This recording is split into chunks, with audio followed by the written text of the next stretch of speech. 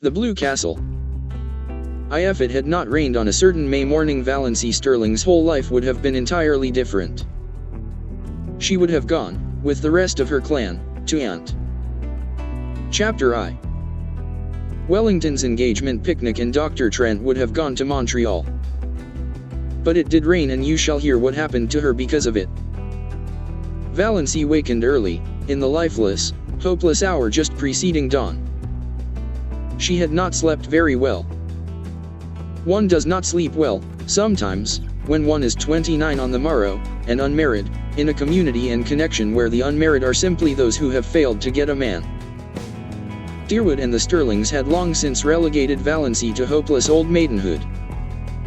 But Valancy herself had never quite relinquished a certain pitiful, shamed, little hope that romance would come her way, yet never, until this wet, horrible morning, when she wakened to the fact that she was 29 and unsought by any man. There lay the sting. Valancy did not mind so much being an old maid.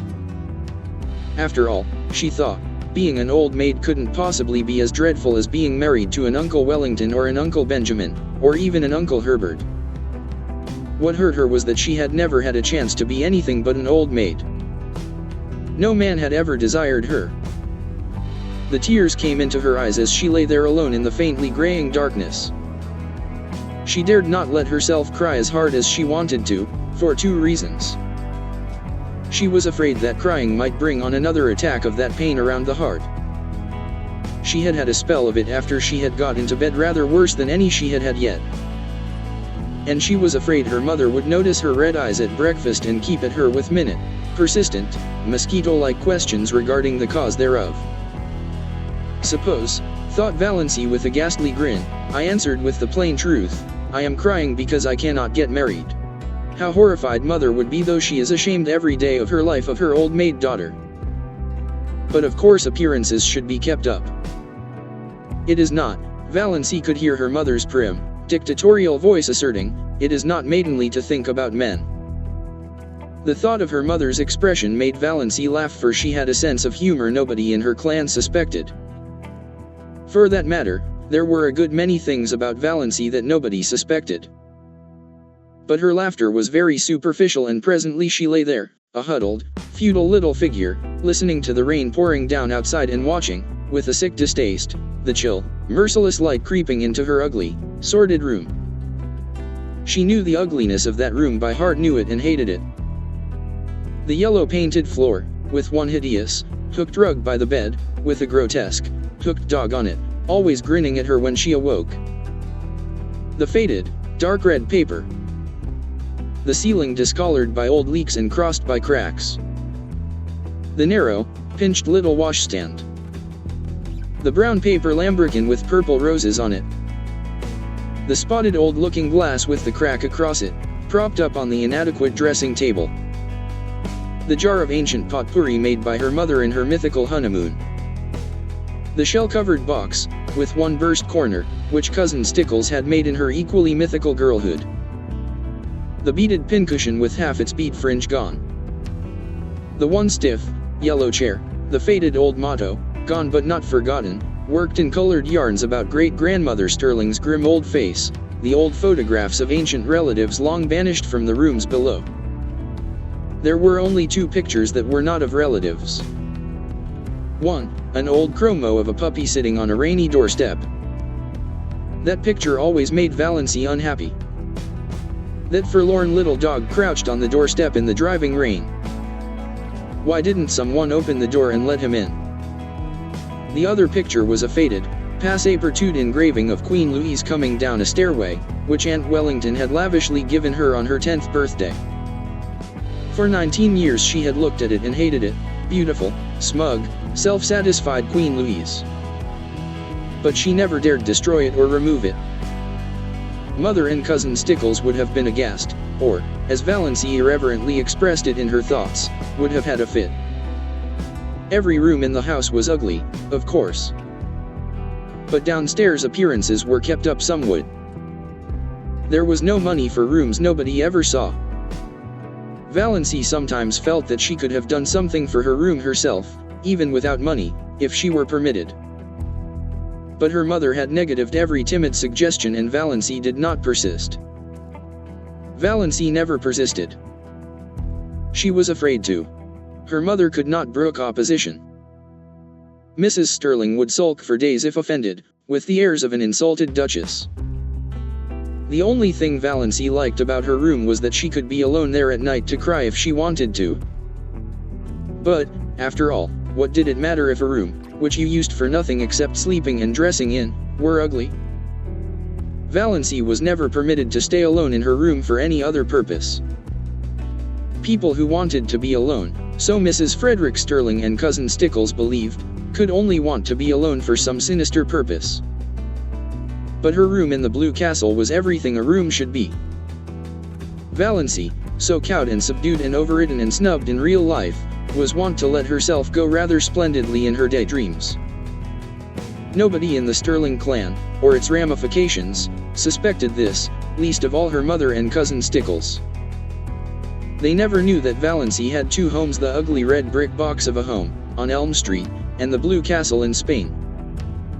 Valancy had lived spiritually in the Blue Castle ever since she could remember. She had been a very tiny child when she found herself possessed of it. Always, when she shut her eyes, she could see it plainly, with its turrets and banners on the pine-clad mountain height, wrapped in its faint, blue loveliness, against the sunset skies of a fair and unknown land. Everything wonderful and beautiful was in that castle. Jewels that queens might have worn. Robes of moonlight and fire. Couches of roses and gold. Long flights of shallow marble steps, with great, white urns, and with slender, mist-clad maidens going up and down them. Courts, marble-pillared, where shimmering fountains fell and nightingales sang among the myrtles, halls of mirrors that reflected only handsome knights and lovely women, herself the loveliest of all, for whose glance men died. All that supported her through the boredom of her days was the hope of going on a dream spree at night. Most, if not all, of the Stirlings would have died of horror if they had known half the things Valancy did in her Blue Castle. For one thing, she had quite a few lovers in it. Oh, only one at a time. One who wooed her with all the romantic ardor of the age of chivalry and won her after long devotion and many deeds of daring do, and was wedded to her with pomp and circumstance in the great, banner-hung chapel of the Blue Castle. At 12, this lover was a fair lad with golden curls and heavenly blue eyes. At 15, he was tall and dark and pale, but still necessarily handsome. At 20, he was ascetic, dreamy, spiritual. At 25, he had a clean-cut jaw, slightly grim, and a face strong and rugged rather than handsome. Valancy never grew older than 25 in her Blue Castle, but recently, very recently, her hero had reddish, tawny hair, a twisted smile and a mysterious past. I don't say Valancy deliberately murdered these lovers as she outgrew them. One simply faded away as another came. Things are very convenient in this respect in Blue Castles. But, on this morning of her day of fate, Valancy could not find the key of her Blue Castle. Reality pressed on her too hardly, barking at her heels like a maddening little dog. She was 29, lonely, undesired, ill-favored, the only homely girl in a handsome clan, with no past and no future. As far as she could look back, life was drab and colorless, with not one single crimson or purple spot anywhere. As far as she could look forward, it seemed certain to be just the same until she was nothing but a solitary, little withered leaf clinging to a wintry bough. The moment when a woman realizes that she has nothing to live for, neither love, duty, purpose, nor hope holds for her the bitterness of death. And I just have to go on living because I can't stop. I may have to live 80 years, thought Valancy, in a kind of panic. We're all horribly long-lived. It sickens me to think of it. She was glad it was raining, or rather, she was drearily satisfied that it was raining. There would be no picnic that day. This annual picnic, whereby Aunt and Uncle Wellington, one always thought of them in that succession, inevitably celebrated their engagement at a picnic 30 years before, had been, of late years, a veritable nightmare to Valancy. By an impish coincidence, it was the same day as her birthday, and, after she had passed 25, nobody let her forget it. Much as she hated going to the picnic, it would never have occurred to her to rebel against it. There seemed to be nothing of the revolutionary in her nature. And she knew exactly what everyone would say to her at the picnic. Uncle Wellington, whom she disliked and despised even though he had fulfilled the highest Stirling aspiration, marrying money, would say to her in a pig's whisper, "Not thinking of getting married yet, my dear?" And then go off into the bellow of laughter with which he invariably concluded his dull remarks. Aunt Wellington, of whom Valancy stood in abject awe, would tell her about Olive's new chiffon dress and Cecil's last devoted letter. Valancy would have to look as pleased and interested as if the dress and letter had been hers, or else Aunt Wellington would be offended. And Valancy had long ago decided that she would rather offend God than Aunt Wellington, because God might forgive her but Aunt Wellington never would. Aunt Alberta, enormously fat, with an amiable habit of always referring to her husband as he, as if he were the only male creature in the world, who could never forget that she had been a great beauty in her youth, would condole with Valancy on her sallow skin. "I don't know why all the girls of today are so sunburned. When I was a girl my skin was roses and cream. I was counted the prettiest girl in Canada, my dear." Perhaps Uncle Herbert wouldn't say anything, or perhaps he would remark jocularly, "How fat you're getting, Doss." And then everybody would laugh over the excessively humorous idea of poor, scrawny little Doss getting fat. Handsome, solemn Uncle James, whom Valancy disliked but respected because he was reputed to be very clever and was therefore the clan oracle, brains being none too plentiful in the Stirling connection, would probably remark with the owl-like sarcasm that had won him his reputation, "I suppose you're busy with your hope chest these days."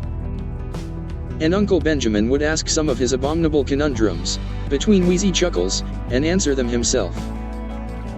What is the difference between Doss and a mouse? The mouse wishes to harm the cheese and Doss wishes to charm the he's. Valancy had heard him ask that riddle 50 times, and every time she wanted to throw something at him. But she never did. In the first place, the Stirlings simply did not throw things. In the second place, Uncle Benjamin was a wealthy and childless old widower, and Valancy had been brought up in the fear and admonition of his money. If she offended him he would cut her out of his will, supposing she were in it. Valancy did not want to be cut out of Uncle Benjamin's will. She had been poor all her life and knew the galling bitterness of it. So she endured his riddles and even smiled tortured little smiles over them. Aunt Isabel, downright and disagreeable as an east wind, would criticize her in some way. Valancy could not predict just how, for Aunt Isabel never repeated a criticism. She found something new with which to jab you every time. Aunt Isabel prided herself on saying what she thought, but didn't like it so well when other people said what they thought to her. Valancy never said what she thought. Cousin Georgiana, named after her great-great-grandmother, who had been named after George IV, would recount dolorously the names of all relatives and friends who had died since the last picnic and wonder which of us will be the first to go next. Oppressively competent, Aunt Mildred would talk endlessly of her husband and her odious prodigies of babies to Valancy, because Valancy would be the only one she could find to put up with it. For the same reason. Cousin Gladys, really first cousin Gladys once removed, according to the strict way in which the Stirlings tabulated relationship, a tall, thin lady who admitted she had a sensitive disposition, would describe minutely the tortures of her neuritis. And Olive, the wonder girl of the whole Stirling clan, who had everything Valancy had not, beauty, popularity, love, would show off her beauty and presume on her popularity and flaunt her diamond insignia of love in Valancy's dazzled, envious eyes. There would be none of all this today. And there would be no packing up of teaspoons. The packing up was always left for Valancy and Cousin Stickles. And once, 6 years ago, a silver teaspoon from Aunt Wellington's wedding set had been lost.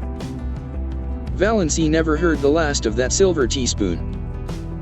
Its ghost appeared banquo-like at every subsequent family feast. Oh, yes, Valancy knew exactly what the picnic would be like, and she blessed the rain that had saved her from it. There would be no picnic this year. If Aunt Wellington could not celebrate on the sacred day itself, she would have no celebration at all. Thank whatever gods there were for that. Since there would be no picnic, Valancy made up her mind that, if the rain held up in the afternoon, she would go up to the library and get another of John Foster's books. Valancy was never allowed to read novels, but John Foster's books were not novels. They were nature books. So the librarian told Mrs. Frederick Stirling all about the woods and birds and bugs and things like that, you know. So Valancy was allowed to read them under protest, for it was only too evident that she enjoyed them too much. It was permissible, even laudable, to read to improve your mind and your religion, but a book that was enjoyable was dangerous. Valancy did not know whether her mind was being improved or not, but she felt vaguely that if she had come across John Foster's books years ago, life might have been a different thing for her. They seemed to her to yield glimpses of a world into which she might once have entered, though the door was forever barred to her now. It was only within the last year that John Foster's books had been in the Deerwood Library, though the librarian told Valancy that he had been a well-known writer for several years. "Where does he live?" Valancy had asked. "Nobody knows. From his books he must be a Canadian, but no more information can be had. His publishers won't say a word. Quite likely John Foster is a nom de plume. His books are so popular we can't keep them in at all, though I really can't see what people find in them to rave over." "I think they're wonderful," said Valancy, timidly. "Oh well," Miss Clarkson smiled in a patronizing fashion that relegated Valancy's opinions to limbo. "I can't say I care much for bugs myself. But certainly Foster seems to know all there is to know about them." Valancy didn't know whether she cared much for bugs either. It was not John Foster's uncanny knowledge of wild creatures and insect life that enthralled her. She could hardly say what it was, some tantalizing lure of a mystery never revealed, some hint of a great secret just a little further on, some faint, elusive echo of lovely, forgotten things. John Foster's magic was indefinable. Yes, she would get a new Foster book. It was a month since she had Thistle Harvest, so surely Mother could not object. Valancy had read it 4 times, she knew whole passages off by heart. And she almost thought she would go and see Dr. Trent about that queer pain around the heart. It had come rather often lately, and the palpitations were becoming annoying, not to speak of an occasional dizzy moment and a queer shortness of breath. But could she go to see him without telling anyone? It was a most daring thought. None of the Stirlings ever consulted a doctor without holding a family council and getting Uncle James' approval. Then, they went to Dr. Ambrose Marsh of Port Lawrence, who had married second cousin Adelaide Stirling. But Valancy disliked Dr. Ambrose Marsh. And, besides, she could not get to Port Lawrence, 15 miles away, without being taken there. She did not want anyone to know about her heart.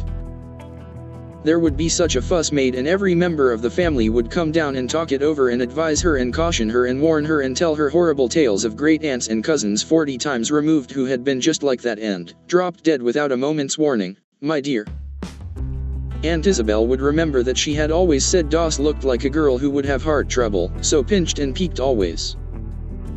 And Uncle Wellington would take it as a personal insult, when no Stirling ever had heart disease before. And Georgiana would forebode in perfectly audible asides that, poor, dear little Doss isn't long for this world, I'm afraid, and Cousin Gladys would say, why, my heart has been like that for years, in a tone that implied no one else had any business even to have a heart. And Olive would merely look beautiful and superior and disgustingly healthy, as if to say, why all this fuss over a faded superfluity like Doss when you have me? Valancy felt that she couldn't tell anybody unless she had to. She felt quite sure there was nothing at all seriously wrong with her heart and no need of all the pother that would ensue if she mentioned it. She would just slip up quietly and see Dr. Trent that very day. As for his bill, she had the $200 that her father had put in the bank for her the day she was born. She was never allowed to use even the interest of this, but she would secretly take out enough to pay Dr. Trent. Dr. Trent was a gruff, outspoken, absent-minded old fellow, but he was a recognized authority on heart disease, even if he were only a general practitioner in out-of-the-world Deerwood. Dr. Trent was over 70 and there had been rumors that he meant to retire soon. None of the Stirling clan had ever gone to him since he had told cousin Gladys, 10 years before, that her neuritis was all imaginary and that she enjoyed it. You couldn't put Ronnie's a doctor who insulted your first cousin once removed like that, not to mention that he was a Presbyterian when all the Stirlings went to the Anglican church. But Valancy, between the devil of disloyalty to clan and the deep sea of fuss and clatter and advice, thought she would take a chance with the devil. When cousin Stickles knocked at her door, Valancy knew it was 7:30 and she must get up. As long as she could remember, cousin Stickles had knocked at Chapter 2. Her door at 7:30. Cousin Stickles and Mrs. Frederick Stirling had been up since 7, but Valancy was allowed to lie abed half an hour longer because of a family tradition that she was delicate. Valancy got up, though she hated getting up more this morning than ever she had before. What was there to get up for?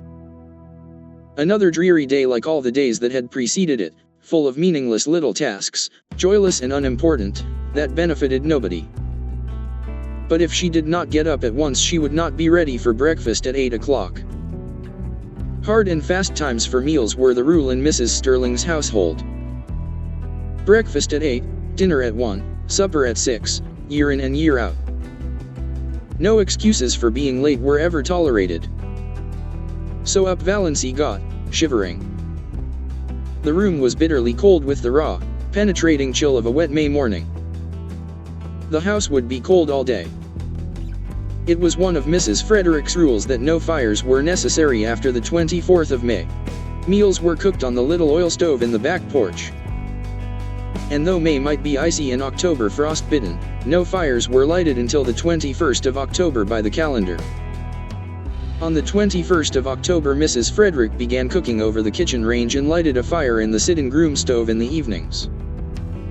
It was whispered about in the connection that the late Frederick Stirling had caught the cold which resulted in his death during Valancy's first year of life because Mrs. Frederick would not have a fire on the 20th of October.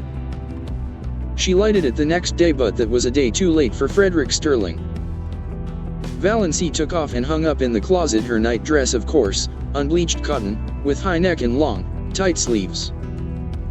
She put on undergarments of a similar nature, a dress of brown gingham, thick, black stockings and rubber-heeled boots.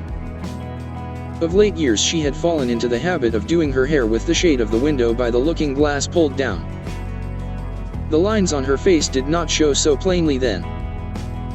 But this morning she jerked the shade to the very top and looked at herself in the leprous mirror with a passionate determination to see herself as the world saw her. The result was rather dreadful. Even a beauty would have found that harsh, unsoftened sidelight trying. Valancy saw straight black hair. Short and thin, always lustreless despite the fact that she gave it 100 strokes of the brush, neither more nor less, every night of her life, and faithfully rubbed Redfern's hair vigor into the roots, more lustreless than ever in its morning roughness.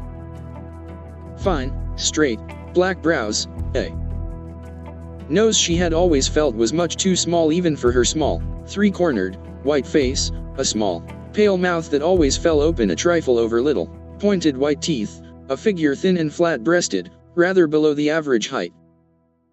She had somehow escaped the family high cheekbones, and her dark brown eyes, too soft and shadowy to be black, had a slant that was almost oriental. Apart from her eyes she was neither pretty nor ugly, just insignificant looking, she concluded bitterly. How plain the lines around her eyes and mouth were in that merciless light.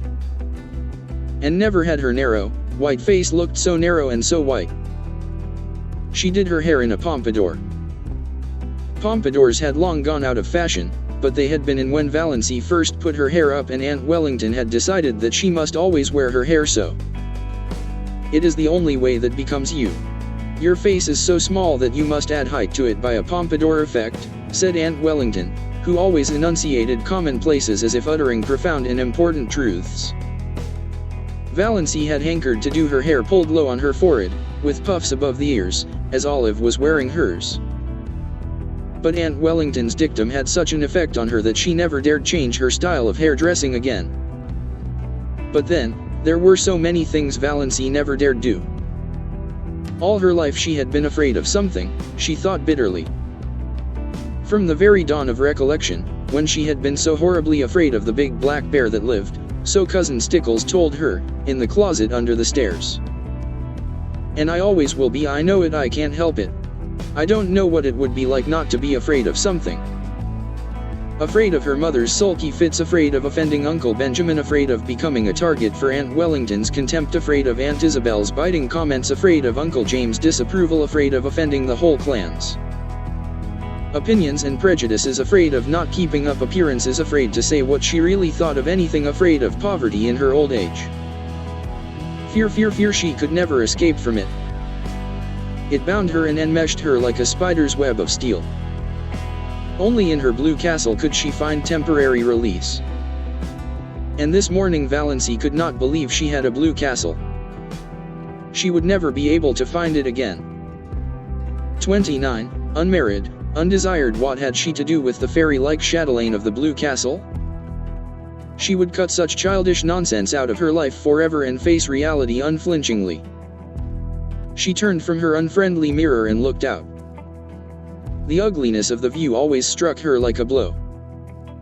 The ragged fence, the tumble-down old carriage shop in the next lot, plastered with crude, violently colored advertisements, the grimy railway station beyond, with the awful derelicts that were always hanging around it even at this early hour. In the pouring rain everything looked worse than usual, especially the beastly advertisement, "Keep that schoolgirl complexion." Valancy had kept her schoolgirl complexion. That was just the trouble. There was not a gleam of beauty anywhere, exactly like my life, thought Valancy drearily. Her brief bitterness had passed. She accepted facts as resignedly as she had always accepted them. She was one of the people whom life always passes by. There was no altering that fact. In this mood Valancy went down to breakfast. Breakfast was always the same. Oatmeal porridge, which Valancy loathed, toast and tea, and 1 teaspoonful of marmalade. Mrs. Frederick thought 2 teaspoonfuls. Chapter 3. Extravagant, but that did not matter to Valancy, who hated marmalade, too. The chilly, gloomy little dining room was chillier and gloomier than usual. The rain streamed down outside the window, departed Stirlings, in atrocious, gilt frames, wider than the pictures, glowered down from the walls.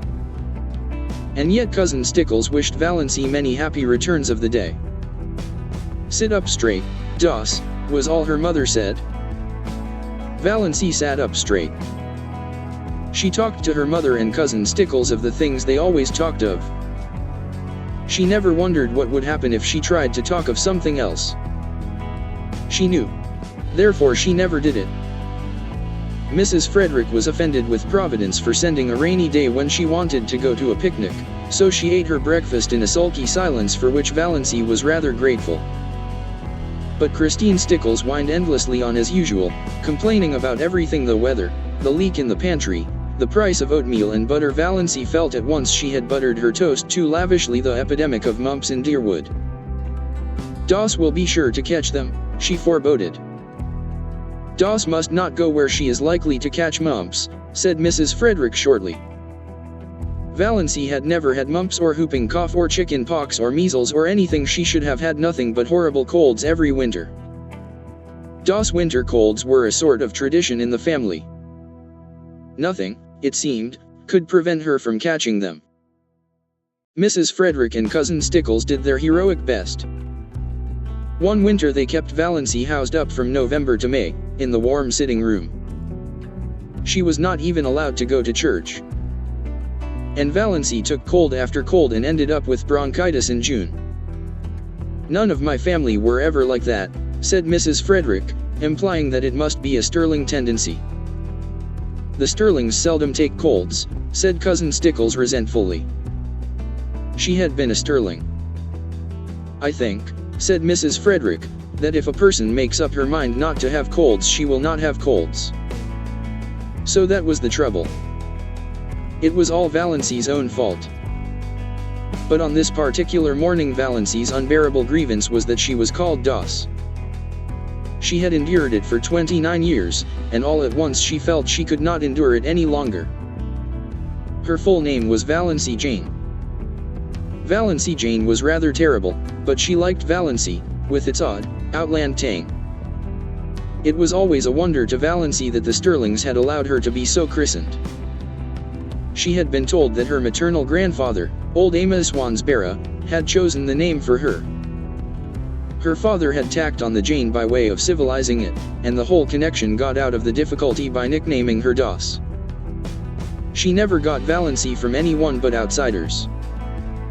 "Mother," she said timidly, "would you mind calling me Valancy after this? Doss seems so I don't like it."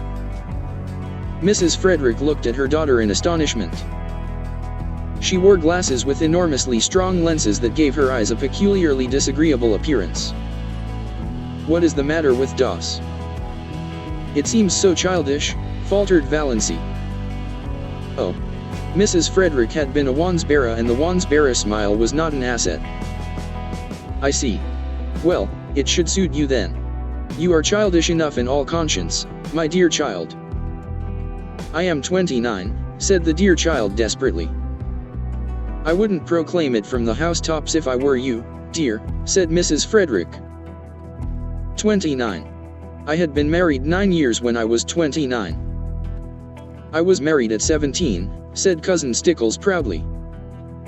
Valancy looked at them furtively. Mrs. Frederick, except for those terrible glasses and the hooked nose that made her look more like a parrot than a parrot itself could look, was not ill-looking. At 20 she might have been quite pretty. But Cousin Stickles. And yet Christine Stickles had once been desirable in some man's eyes. Valancy felt that Cousin Stickles, with her broad, flat, wrinkled face, a mole right on the end of her dumpy nose, bristling hairs on her chin, wrinkled yellow neck, pale, protruding eyes, and thin, puckered mouth, had yet this advantage over her, this right to look down on her. And even yet Cousin Stickles was necessary to Mrs. Frederick. Valancy wondered pitifully what it would be like to be wanted by someone, needed by someone. No one in the whole world needed her, or would miss anything from life if she dropped suddenly out of it. She was a disappointment to her mother. No one loved her. She had never so much as had a girlfriend. "I haven't even a gift for friendship," she had once admitted to herself pitifully. "Doss, you haven't eaten your crusts," said Mrs. Frederick rebukingly. It rained all the forenoon without cessation. Valancy pieced a quilt. Valancy hated piecing quilts. And there was no need of it. The house was full of quilts. There were 3 big chests, packed with quilts, in the attic. Mrs. Frederick had begun storing away quilts when Valancy was 17, and she kept on storing them, though it did not seem likely that Valancy would ever need them. But Valancy must be at work, and fancy work materials were too expensive. Idleness was a cardinal sin in the Stirling household. When Valancy had been a child, she had been made to write down every night, in a small, hated, black notebook, all the minutes she had spent in idleness that day. On Sundays her mother made her tot them up and pray over them. On this particular forenoon of this day of destiny, Valancy spent only 10 minutes in idleness. At least, Mrs. Frederick and Cousin Stickles would have called it idleness. She went to her room to get a better thimble, and she opened Thistle Harvest guiltily at random. "The woods are so human," wrote John Foster, "that to know them one must live with them. An occasional saunter through them, keeping to the well-trodden paths, will never admit us to their intimacy.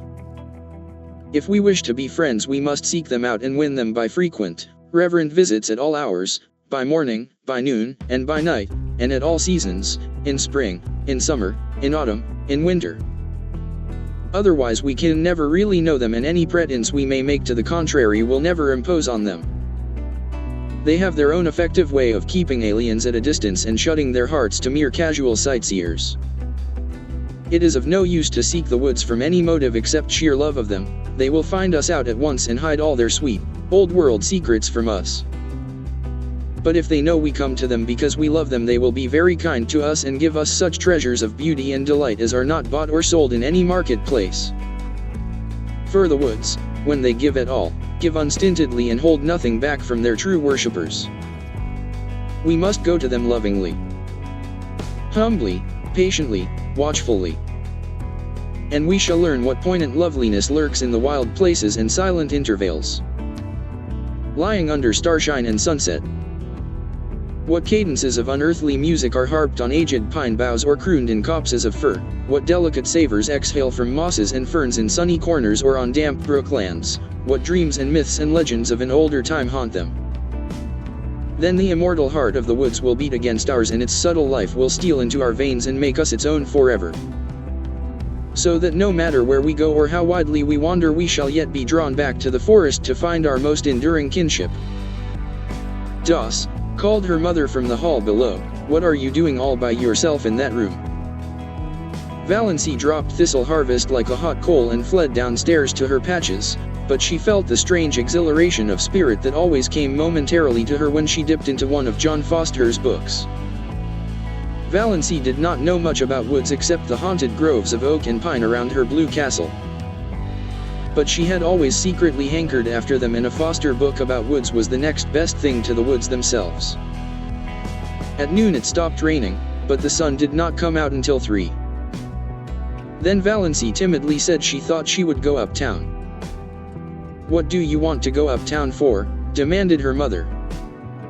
"I want to get a book from the library." "You got a book from the library only last week."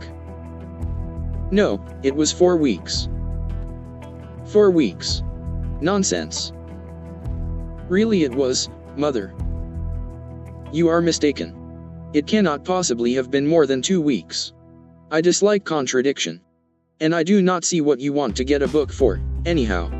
You waste too much time reading." "Of what value is my time?" asked Valancy bitterly. "Das. Don't speak in that tone to me." "We need some tea," said Cousin Stickles. "She might go and get that if she wants a walk, though this damp weather is bad for colds." They argued the matter for 10 minutes longer, and finally Mrs. Frederick agreed rather grudgingly that Valancy might go. Chapter 4. "OT, your rubber's on," called Cousin Stickles, as Valancy left the house. Christine Stickles had never once forgotten to ask that question when Valancy went out on a damp day.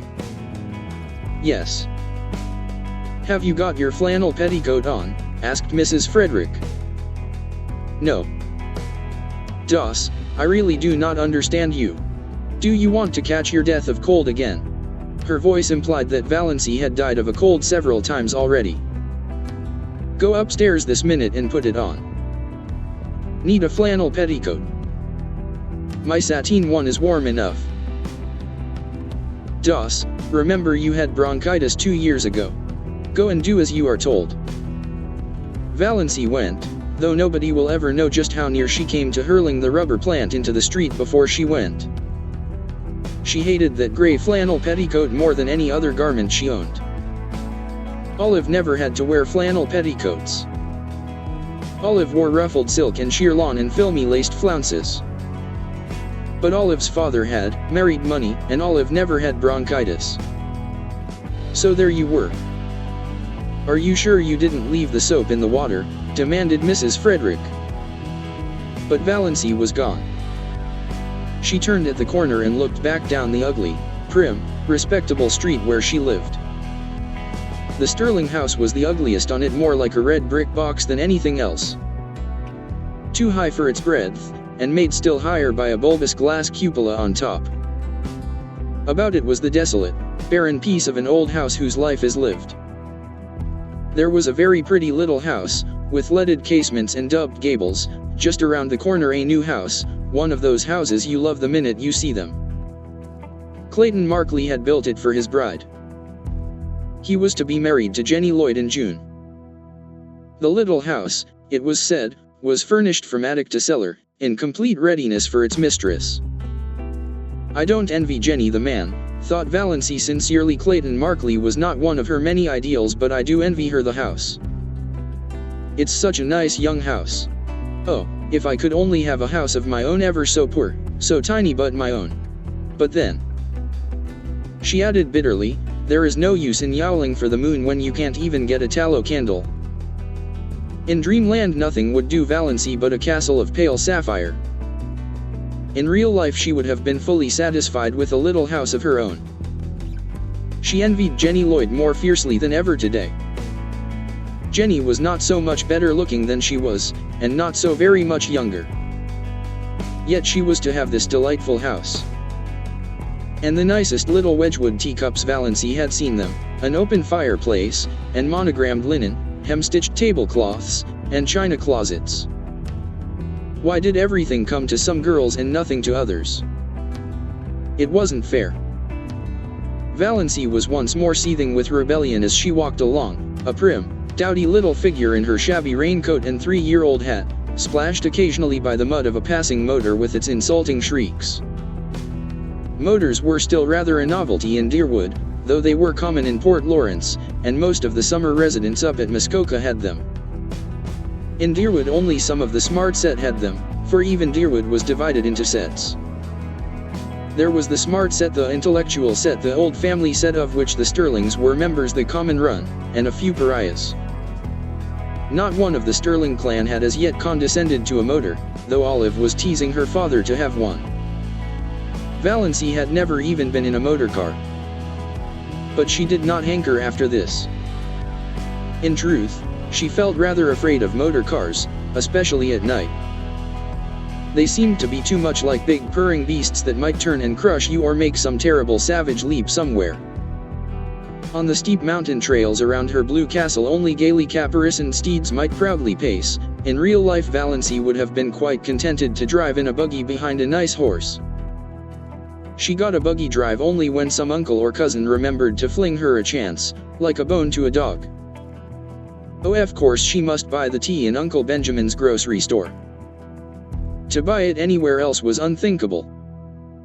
Yet Valancy hated to go to Uncle Benjamin's store on her 29th birthday. There was no hope that he would not remember it.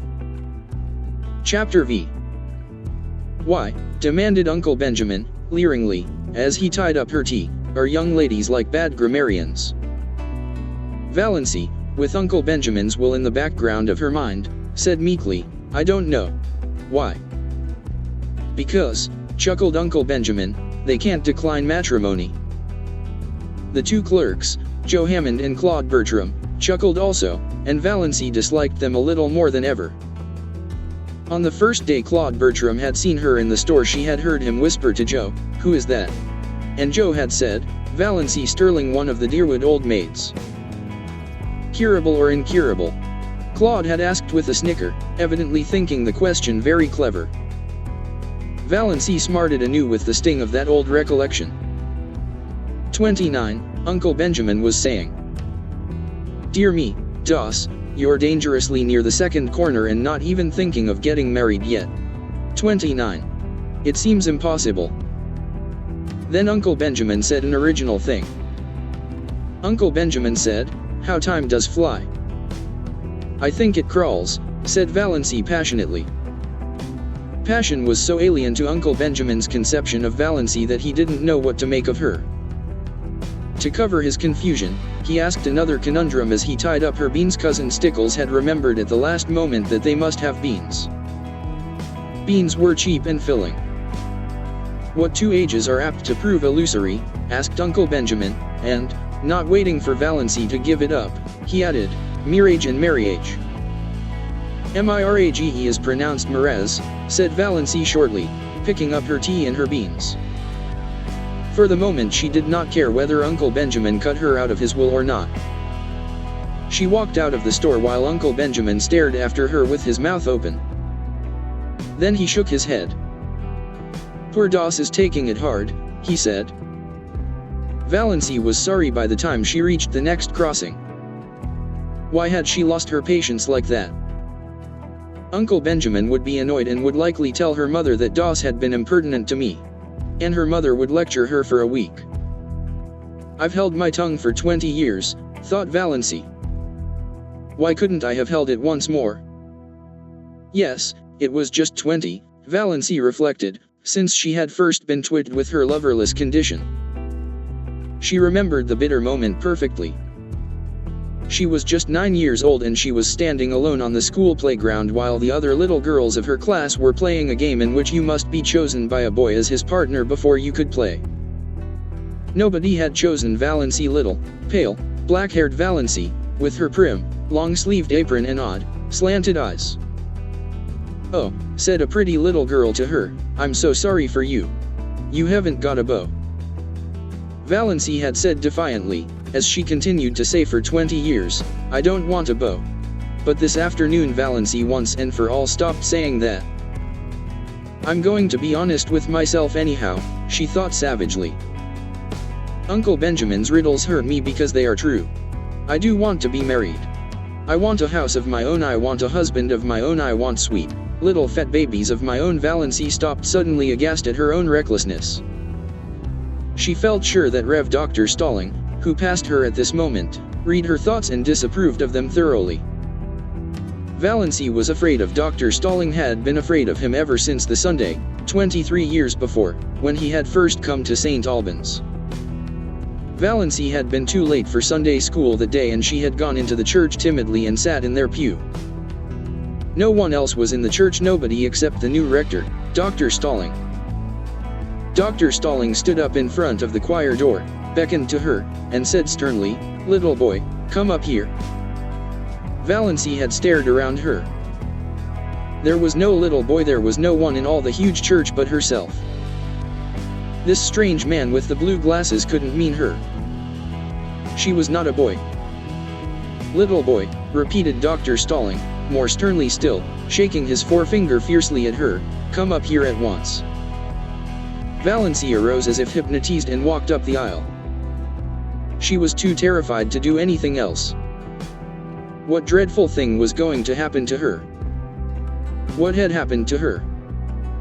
Had she actually turned into a boy? She came to a stop in front of Dr. Stirling. Dr. Stirling shook his forefinger, such a long, knuckly forefinger, at her and said, "Little boy, take off your hat." Valancy took off her hat. She had a scrawny little pigtail hanging down her back, but Dr. Stirling was short-sighted and did not perceive it. Valancy went back to her seat carrying her hat like an automaton. Presently her mother came in. "Doss," said Mrs. Stirling, "what do you mean by taking off your hat? Put it on instantly." Valancy put it on instantly. She was cold with fear lest Dr. Stirling should immediately summon her up front again. She would have to go. Of course it never occurred to her that one could disobey the rector, and the church was full of people now. Oh, what would she do if that horrible, stabbing forefinger were shaken at her again before all those people? Valancy sat through the whole service in an agony of dread and was sick for a week afterwards. Nobody knew why Mrs. Frederick again bemoaned herself of her delicate child. Dr. Stirling found out his mistake and laughed over it to Valancy, who did not laugh. She never got over her dread of Dr. Stirling. And now to be caught by him on the street corner, thinking such things. Valancy got her John Foster book, Magic of Wings. "His latest all about birds," said Miss Clarkson. She had almost decided that she would go home, instead of going to see Dr. Trent. Her courage had failed her. She was afraid of offending Uncle James, afraid of angering her mother, afraid of facing gruff, shaggy-browed old Dr. Trent, who would probably tell her, as he had told Cousin Gladys, that her trouble was entirely imaginary and that she only had it because she liked to have it. No, she would not go. She would get a bottle of Redfern's purple pills instead. Redfern's purple pills were the standard medicine of the Stirling clan. Had they not cured second cousin Geraldine when 5 doctors had given her up? Valancy always felt very skeptical concerning the virtues of the purple pills, but there might be something in them, and it was easier to take them than to face Dr. Trent alone. She would glance over the magazines in the reading room a few minutes and then go home. Valancy tried to read a story, but it made her furious.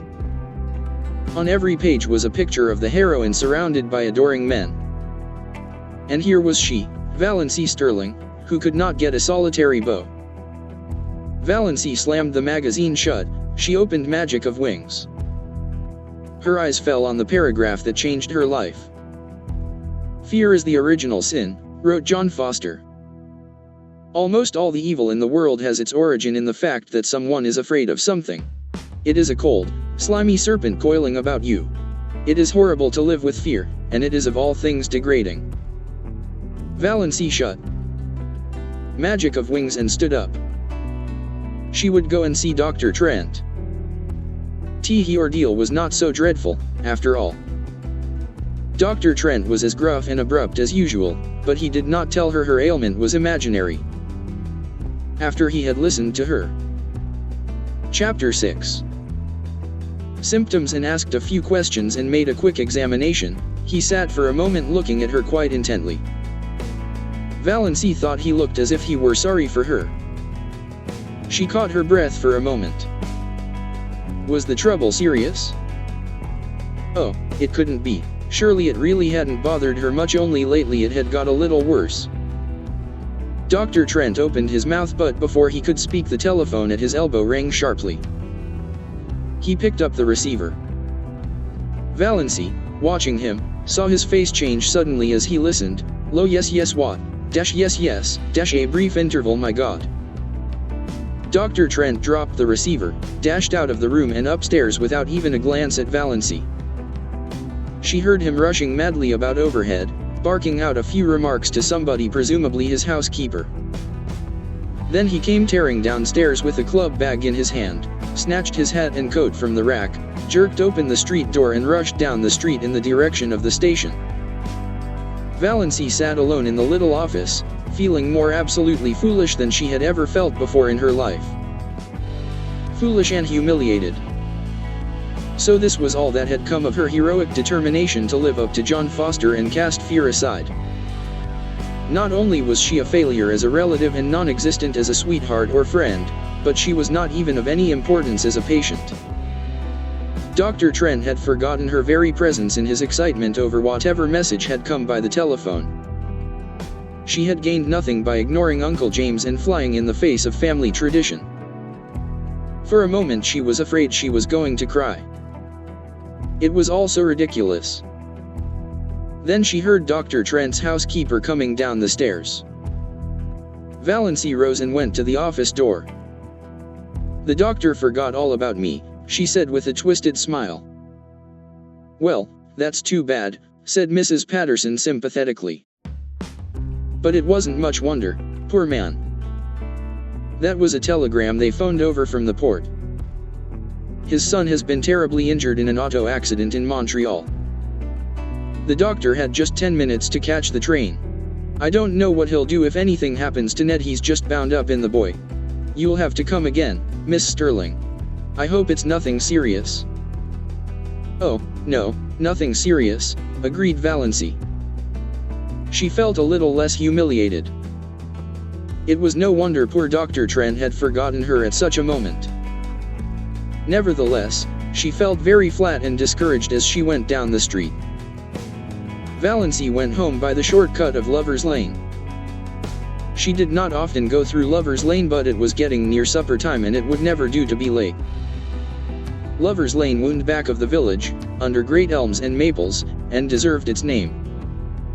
It was hard to go there at any time and not find some canoodling couple or young girls in pairs, arms intertwined, earnestly talking over their little secrets. Valancy didn't know which made her feel more self-conscious and uncomfortable. This evening she encountered both. She met Connie Hale and Kate Bailey, in new pink organdy dresses with flowers stuck coquettishly in their glossy, bare hair. Valancy had never had a pink dress or worn flowers in her hair. Then she passed a young couple she didn't know, dandering along, oblivious to everything but themselves. The young man's arm was around the girl's waist quite shamelessly. Valancy had never walked with a man's arm about her. She felt that she ought to be shocked they might leave that sort of thing for the screening twilight, at least, but she wasn't shocked. In another flash of desperate, stark honesty she owned to herself that she was merely envious. When she passed them she felt quite sure they were laughing at her, pitying her. There's that queer little old maid, Valancy Stirling.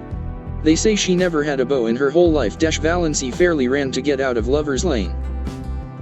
Never had she felt so utterly colorless and skinny and insignificant. Just where Lover's Lane debouched on the street, an old car was parked. Valancy knew that car well by sound, at least and everybody in Deerwood knew it. This was before the phrase Tin Lizzie had come into circulation in Deerwood, at least, but if it had been known, this car was the tinniest of Lizzies, though it was not a Ford but an old grey Slauson. Nothing more battered and disreputable could be imagined. It was Barney Snaith's car, and Barney himself was just scrambling up from under it, in overalls plastered with mud. Valancy gave him a swift, furtive look as she hurried by. This was only the second time she had ever seen the notorious Barney Snaith, though she had heard enough about him in the 5 years that he had been living up back in Muskoka. The first time had been nearly a year ago, on the Muskoka Road. He had been crawling out from under his car then, too, and he had given her a cheerful grin as she went by, a little, whimsical grin that gave him the look of an amused gnome. He didn't look bad. She didn't believe he was bad, in spite of the wild yarns that were always being told of him. Of course he went tearing in that terrible old grey Slauson through Deerwood at hours when all decent people were in bed, often with old, roaring Abel, who made the night hideous with his howls, both of them dead drunk, my dear. And everyone knew that he was an escaped convict and a defaulting bank clerk and a murderer in hiding and an infidel and an illegitimate son of old Roaring Abel Gay and the father of Roaring Abel's illegitimate grandchild and a counterfeiter and a forger. And a few other awful things. But still Valancy didn't believe he was bad. Nobody with a smile like that could be bad, no matter what he had done. It was that night the Prince of the Blue Castle changed from a being of grim jaw and hair with a dash of premature grey to a rakish individual with overlong, tawny hair, dashed with red, dark brown eyes, and ears that stuck out just enough to give him an alert look but not enough to be called flying jibs. But he still retained something a little grim about the jaw. Barney Snaith looked even more disreputable than usual just now. It was very evident that he hadn't shaved for days, and his hands and arms, bare to the shoulders, were black with grease. But he was whistling gleefully to himself, and he seemed so happy that Valancy envied him. She envied him his light-heartedness and his irresponsibility and his mysterious little cabin up on an island in Lake Mistausive and his rackety old grey Slauson. Neither he nor his car had to be respectable and live up to traditions. When he rattled past her a few minutes later, bareheaded, leaning back in his Lizzie at a raffish angle, his longish hair blowing in the wind, a villainous-looking old black pipe in his mouth, she envied him again. Men had the best of it, no doubt about that. This outlaw was happy, whatever he was or wasn't. She, Valancy Stirling, respectable, well-behaved to the last degree, was unhappy and had always been unhappy. So there you were. Valancy was just in time for supper. The sun had clouded over, and a dismal, drizzling rain was falling again. Cousin Stickles had the neuralgia. Valancy had to do the family darning, and there was no time for magic of wings. "Can't the darning wait till tomorrow?" she pleaded. "Tomorrow will bring its own duties," said Mrs. Frederick inexorably. Valancy darned all the evening and listened to Mrs. Frederick and Cousin Stickles talking the eternal, niggling gossip of the clan, as they knitted drearily at interminable black stockings. They discussed second cousin Lillian's approaching wedding in all its bearings. On the whole, they approved. Second cousin Lillian was doing well for herself. "Though she hasn't hurried," said Cousin Stickles. "She must be 25. "There have not fortunately been many old maids in our connection," said Mrs. Frederick bitterly.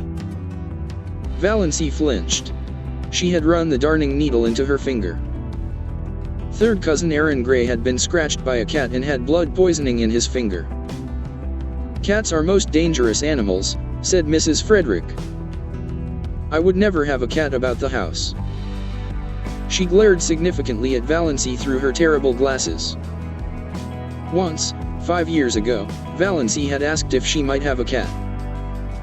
She had never referred to it since, but Mrs. Frederick still suspected her of harboring the unlawful desire in her heart of hearts. Once Valancy sneezed. Now, in the Stirling Code, it was very bad form to sneeze in public. "You can always repress a sneeze by pressing your finger on your upper lip," said Mrs. Frederick rebukingly. 9:30 and so, as Mr. Pepys would say, to bed. But first Cousin Stickles' neuralgic back must be rubbed with Redfern's liniment. Valancy did that. Valancy always had to do it. She hated the smell of Redfern's liniment. She hated the smug, beaming, portly, bewhiskered, bespectacled picture of Dr. Redfern on the bottle. Her fingers smelled of the horrible stuff after she got into bed, in spite of all the scrubbing she gave them. Valancy's day of destiny had come and gone. She ended it as she had begun it, in tears. Here was a rose bush on the little Stirling lawn, growing beside the gate. It was called Doss's rosebush. Cousin Georgiana had given it to Valancy 5 years ago. Chapter 7. And Valancy had planted it joyfully. She loved roses. But of course the rosebush never bloomed. That was her luck. Valancy did everything she could think of and took the advice of everybody in the clan, but still the rosebush would not bloom. It throve and grew luxuriantly, with great leafy branches untouched of rust or spider, but not even a bud had ever appeared on it. Valancy, looking at it 2 days after her birthday, was filled with a sudden, overwhelming hatred for it. The thing wouldn't bloom. Very well, then, she would cut it down. She marched to the tool room in the barn for her garden knife and she went at the rosebush viciously. A few minutes later horrified Mrs. Frederick came out to the veranda and beheld her daughter slashing insanely among the rosebush boughs. Half of them were already strewn on the walk. The bush looked sadly dismantled. "Doss, what on earth are you doing? Have you gone crazy?" "No," said Valancy. She meant to say it defiantly, but habit was too strong for her. She said it deprecatingly. I just made up my mind to cut this bush down. It is no good. It never blooms, never will bloom." "That is no reason for destroying it," said Mrs. Frederick sternly. "It was a beautiful bush and quite ornamental. You have made a sorry-looking thing of it." "Rose trees should bloom," said Valancy a little obstinately. "Don't argue with me, Doss. Clear up that mess and leave the bush alone. I don't know what Georgiana will say when she sees how you have hacked it to pieces. Really, I'm surprised at you. And to do it without consulting me." "The bush is mine," muttered Valancy. "What's that? What did you say, Doss?" "I only said the bush was mine," repeated Valancy humbly. Mrs. Frederick turned without a word and marched back into the house. The mischief was done now. Valancy knew she had offended her mother deeply and would not be spoken to or noticed in any way for 2 or 3 days. Cousin Stickles would see to Valancy's bringing up, but Mrs. Frederick would preserve the stony silence of outraged majesty. Valancy sighed and put away her garden knife, hanging it precisely on its precise nail in the tool shop.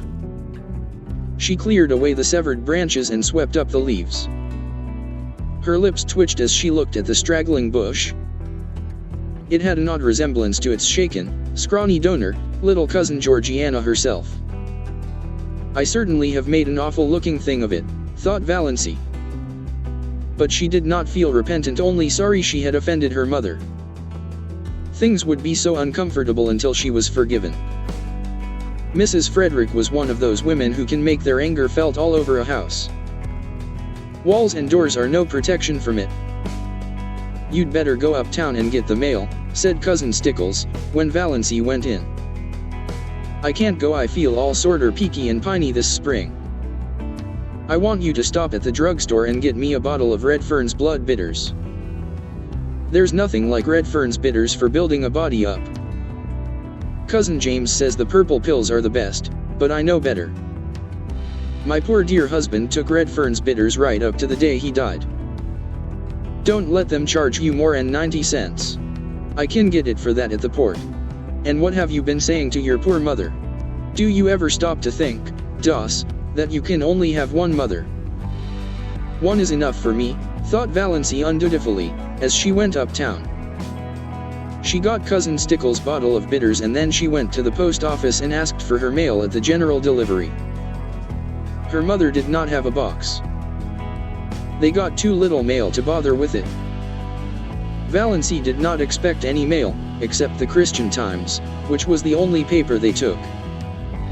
They hardly ever got any letters. But Valancy rather liked to stand in the office and watch Mr. Carey, the gray-bearded, Santa Clausy old clerk, handing out letters to the lucky people who did get them. He did it with such a detached, impersonal, Jove-like air, as if it did not matter in the least to him what supernal joys or shattering horrors might be in those letters for the people to whom they were addressed. Letters had a fascination for Valancy, perhaps because she so seldom got any. In her blue castle exciting epistles, bound with silk and sealed with crimson, were always being brought to her by pages in livery of gold and blue, but in real life her only letters were occasional perfunctory notes from relatives or an advertising circular. Consequently she was immensely surprised when Mr. Carey, looking even more Jovian than usual, poked a letter out to her. Yes, it was addressed to her plainly, in a fierce, black hand, Miss Valancy Stirling, Elm Street, Deerwood, and the postmark was Montreal. Valancy picked it up with a little quickening of her breath. Montreal. It must be from Dr. Trent. He had remembered her, after all. Valancy met Uncle Benjamin coming in as she was going out and was glad the letter was safely in her bag. "What," said Uncle Benjamin, "is the difference between a donkey and a postage stamp?" "I don't know." "What?" answered Valancy dutifully. "One you lick with a stick and the other you stick with a lick." "Ha, ha." Uncle Benjamin passed in, tremendously pleased with himself. Cousin Stickles pounced on the Times when Valancy got home, but it did not occur to her to ask if there were any letters. Mrs. Frederick would have asked it, but Mrs. Frederick's lips at present were sealed. Valancy was glad of this. If her mother had asked if there were any letters, Valancy would have had to admit there was. Then she would have had to let her mother and Cousin Stickles read the letter and all would be discovered. Her heart acted strangely on the way upstairs, and she sat down by her window for a few minutes before opening her letter. She felt very guilty and deceitful. She had never before kept a letter secret from her mother. Every letter she had ever written or received had been read by Mrs. Frederick. That had never mattered. Valancy had never had anything to hide. But this did matter. She could not have anyone see this letter. But her fingers trembled with the consciousness of wickedness and unfilial conduct as she opened it, trembled a little, too, perhaps, with apprehension. She felt quite sure there was nothing seriously wrong with her heart, but one never knew. Dr. Trent's letter was like himself, blunt, abrupt, concise, wasting no words. Dr. Trent never beat about the bush. "Dear Miss Stirling, and then a page of black, positive writing. Valancy seemed to read it at a glance. She dropped it on her lap, her face ghost white. Dr. Trent told her that she had a very dangerous and fatal form of heart disease, angina pectoris, evidently complicated with an aneurysm, whatever that was, and in the last stages. He said, without mincing matters, that nothing could be done for her. If she took great care of herself she might live a year, but she might also die at any moment. Dr. Trent never troubled himself about euphemisms. She must be careful to avoid all excitement and all severe muscular efforts. She must eat and drink moderately, she must never run, she must go upstairs and uphill with great care. Any sudden jolt or shock might be fatal. She was to get the prescription he enclosed filled and carry it with her always, taking a dose whenever her attacks came on. And he was hers truly, H.B. Trent. Valancy sat for a long while by her window. Outside was a world drowned in the light of a spring afternoon, skies entrancingly blue, winds perfumed and free, lovely, soft, blue hazes at the end of every street. Over at the railway station a group of young girls was waiting for a train. She heard their gay laughter as they chattered and joked. The train roared in and roared out again. But none of these things had any reality. Nothing had any reality except the fact that she had only another year to live. When she was tired of sitting at the window she went over and lay down on her bed, staring at the cracked, discolored ceiling. The curious numbness that follows on a staggering blow possessed her. She did not feel anything except a boundless surprise and incredulity behind which was the conviction that Dr. Trent knew his business and that she, Valancy Stirling, who had never lived, was about to die. When the gong rang for supper, Valancy got up and went downstairs mechanically, from force of habit. She wondered that she had been let alone so long. But of course her mother would not pay any attention to her just now. Valancy was thankful for this. She thought the quarrel over the rose bush had been really, as Mrs. Frederick herself might have said, providential. She could not eat anything, but both Mrs. Frederick and Cousin Stickles thought this was because she was deservedly unhappy over her mother's attitude, and her lack of appetite was not commented on. Valancy forced herself to swallow a cup of tea and then sat and watched the others eat, with an odd feeling that years had passed since she had sat with them at the dinner table. She found herself smiling inwardly to think what a commotion she could make if she chose. Let her merely tell them what was in Dr. Trent's letter and there would be as much fuss made as if Valancy thought bitterly they really cared two straws about her. Dr. Trent's housekeeper got word from him today, said Cousin Stickles, so suddenly that Valancy jumped guiltily. Was there anything in thought waves? Mrs. Judd was talking to her uptown. They think his son will recover, but Dr. Trent wrote that if he did he was going to take him abroad as soon as he was able to travel and wouldn't be back here for a year at least. That will not matter much to us, said Mrs. Frederick majestically. He is not our doctor. I would not, here she looked or seemed to look accusingly right through Valancy, have him to doctor a sick cat. May I go upstairs and lie down, said Valancy faintly. I have a headache. What has given you a headache? Asked Cousin Stickles, since Mrs. Frederick would not. The question had to be asked. Valancy could not be allowed to have headaches without interference. You ain't in the habit of having headaches. I hope you are not taking the mumps. Here, try a spoonful of vinegar. Piffle, said Valancy rudely, getting up from the table. She did not care just then if she were rude. She had had to be so polite all her life. If it had been possible for Cousin Stickles to turn pale she would have. As it was not, she turned yellower. Are you sure you ain't feverish, Doss? You sound like it. You go and get right into bed, said Cousin Stickles, thoroughly alarmed, and I'll come up and rub your forehead and the back of your neck with Redfern's liniment. Valancy had reached the door, but she turned. I won't be rubbed with Redfern's liniment, she said. Cousin Stickles stared and gasped. What do you mean?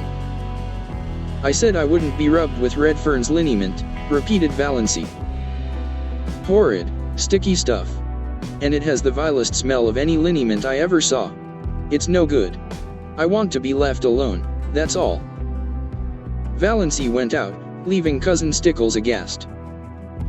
She's feverish, she must be feverish, ejaculated Cousin Stickles. Mrs. Frederick went on eating her supper. It did not matter whether Valancy was or was not feverish. Valancy had been guilty of impertinence to her. Valancy did not sleep that night. She lay awake all through the long dark hours thinking. She made a discovery that surprised her, she, who had been. Chapter 8. Afraid of almost everything in life, was not afraid of death. It did not seem in the least terrible to her. And she need not now be afraid of anything else. Why had she been afraid of things? Because of life. Afraid of Uncle Benjamin because of the menace of poverty in old age.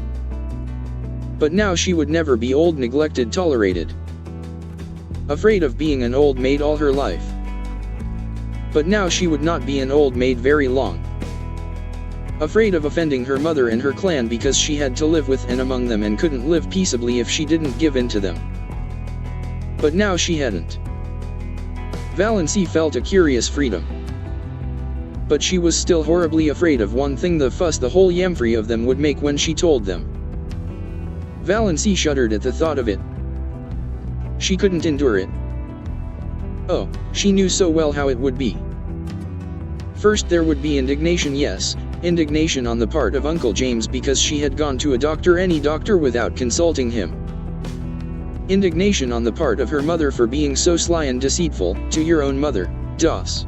Indignation on the part of the whole clan because she had not gone to Dr. Marsh. Then would come the solicitude.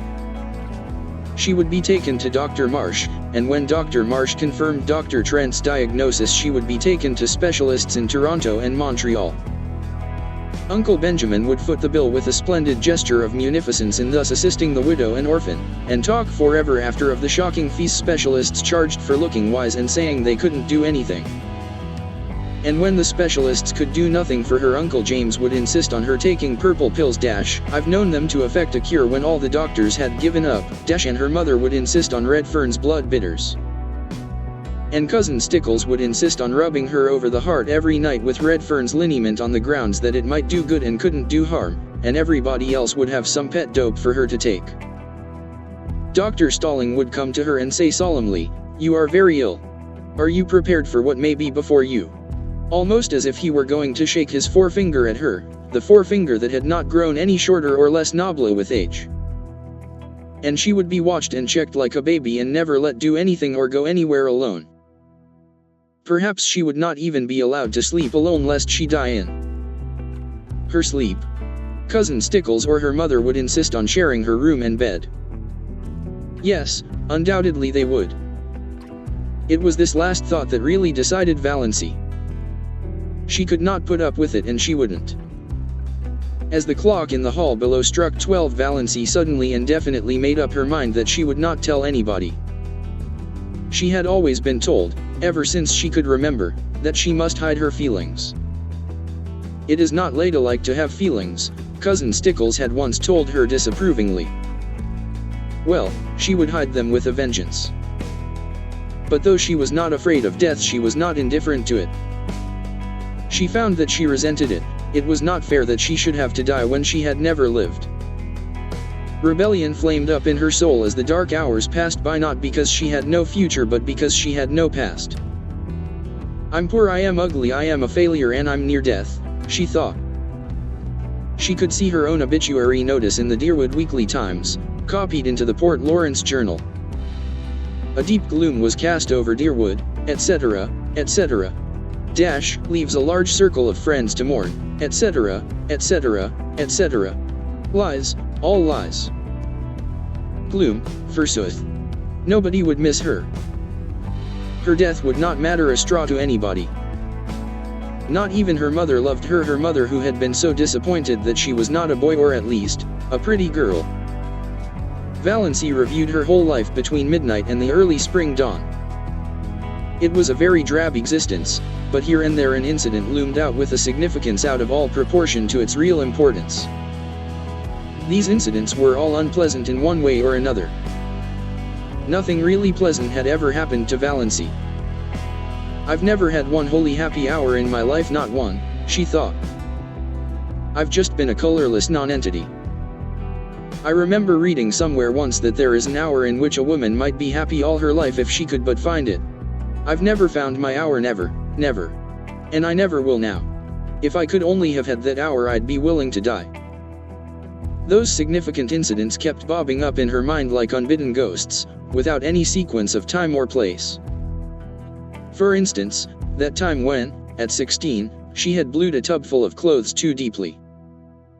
And the time when, at 8, she had stolen some raspberry jam from Aunt Wellington's pantry. Valancy never heard the last of those two misdemeanors. At almost every clan gathering they were raked up against her as jokes. Uncle Benjamin hardly ever missed retelling the raspberry jam incident. He had been the one to catch her, her face all stained and streaked.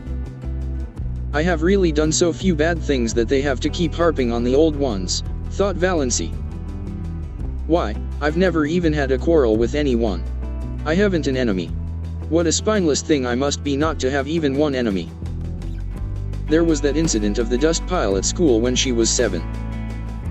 Valancy always recalled it when Dr. Stirling referred to the text, "To him that hath shall be given, and from him that hath not shall be taken even that which he hath."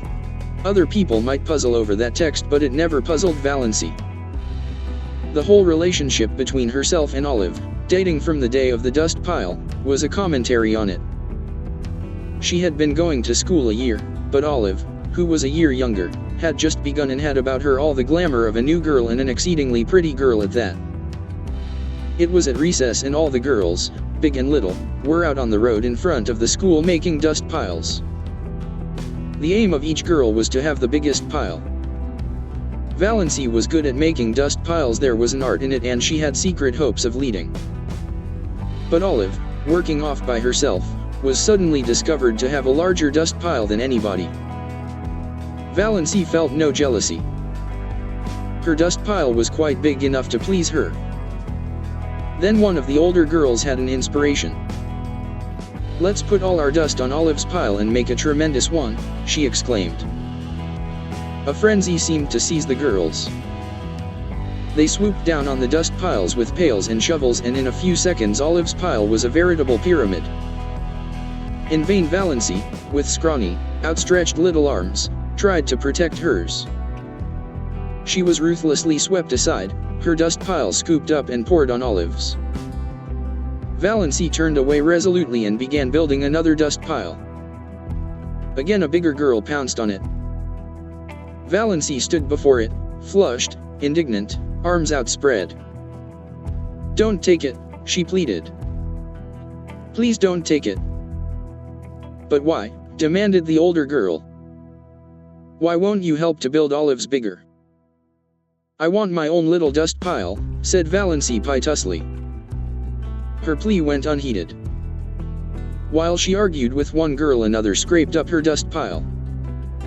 Valancy turned away, her heart swelling, her eyes full of tears.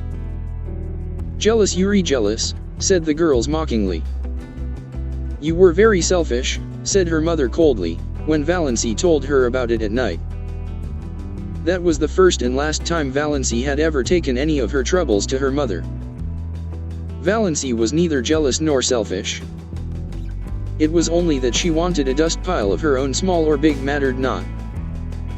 A team of horses came down the street. Olive's dust pile was scattered over the roadway. The bell rang. The girls trooped into school and had forgotten the whole affair before they reached their seats. Valancy never forgot it. To this day she resented it in her secret soul. But was it not symbolical of her life? "I've never been able to have my own dust pile," thought Valancy.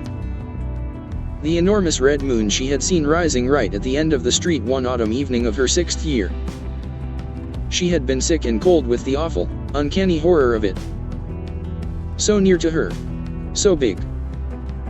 She had run in trembling to her mother, and her mother had laughed at her.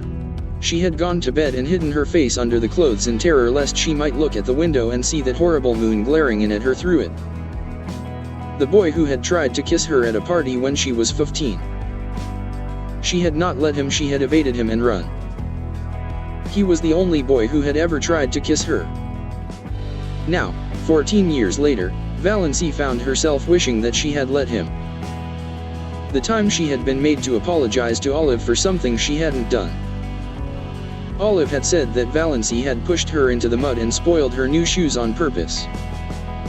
Valancy knew she hadn't. It had been an accident, and even that wasn't her fault, but nobody would believe her. She had to apologize and kiss Olive to make up.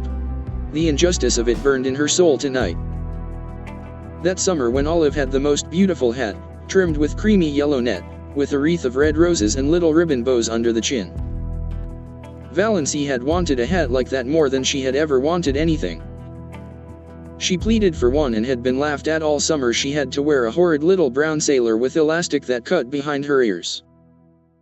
None of the girls would go around with her because she was so shabby. Nobody but Olive. People had thought Olive so sweet and unselfish. I was an excellent foil for her, thought Valancy. Even then she knew that. Valancy had tried to win a prize for attendance in Sunday school once. But Olive won it.